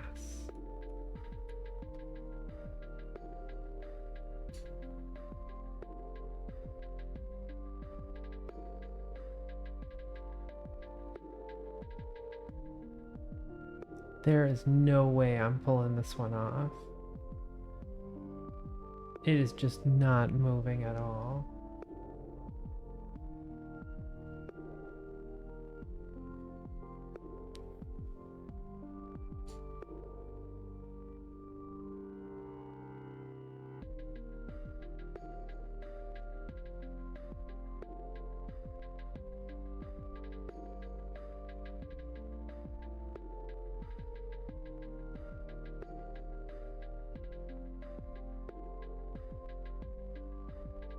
Yeah, I've burned half the RCS fluid and it's just not going. So we're just gonna leave this one. We're gonna leave this one. And I'll just have to do another launch. We did 2 missions though. 2 missions is pretty good. Peace out, Osteo. You have a good night. We'll see you next time. It's always good to see you. Oh wow, we're already already at 21% wear. Okay, kill rotation off. RCS to off. Shut down avionics. Okay.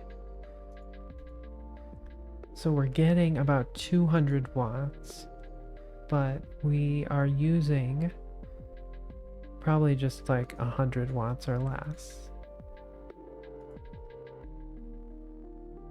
Okay, that's fine.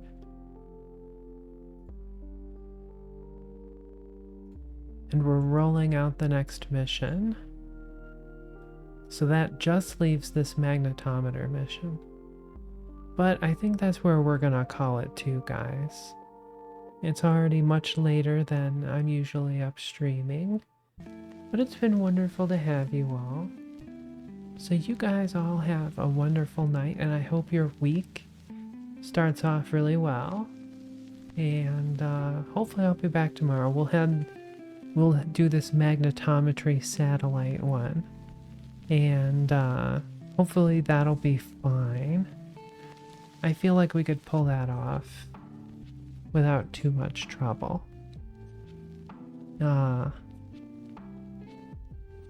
Yeah, thank you guys. Yeah, and I started early too. It's been a long stream, but I've already eaten. Had my spaghetti. Had some Chex Mix. But yeah, it's been wonderful to have you all.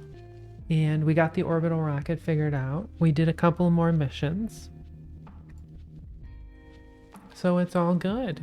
Let's go back to the Space Center and see how much science we've got. So yeah, thank you Osteo, thank you Wisp, thank you Jim. Oh, thank you for the follow, Chad. I missed that, but thank you. Thank you for coming as well and helping out with the RP-1. And next time we'll do that magnetometry mission. We'll do some more Earth orbiting space science missions. And let's see if any other missions are unlocked here. Oh, we can do this one again? Oh, apparently we can do this one. Oh, this one says between 85 and 90 degrees, so that's fine. And we're going to be doing the crewed missions very soon as well. And we got lots of science in the bank, so that's good. Dean's Beans, a big salute to you as well. Thank you for being here. Thank you for hanging out. And yeah, hopefully we're gonna do good on our KSP. Our KSPness will be huge. We'll do a lot. And until then, me and Foofy say, you have a good, wonderful night, everybody. Bye-bye, everybody. Say bye-bye, sweetheart. She says bye-bye. Bye-bye.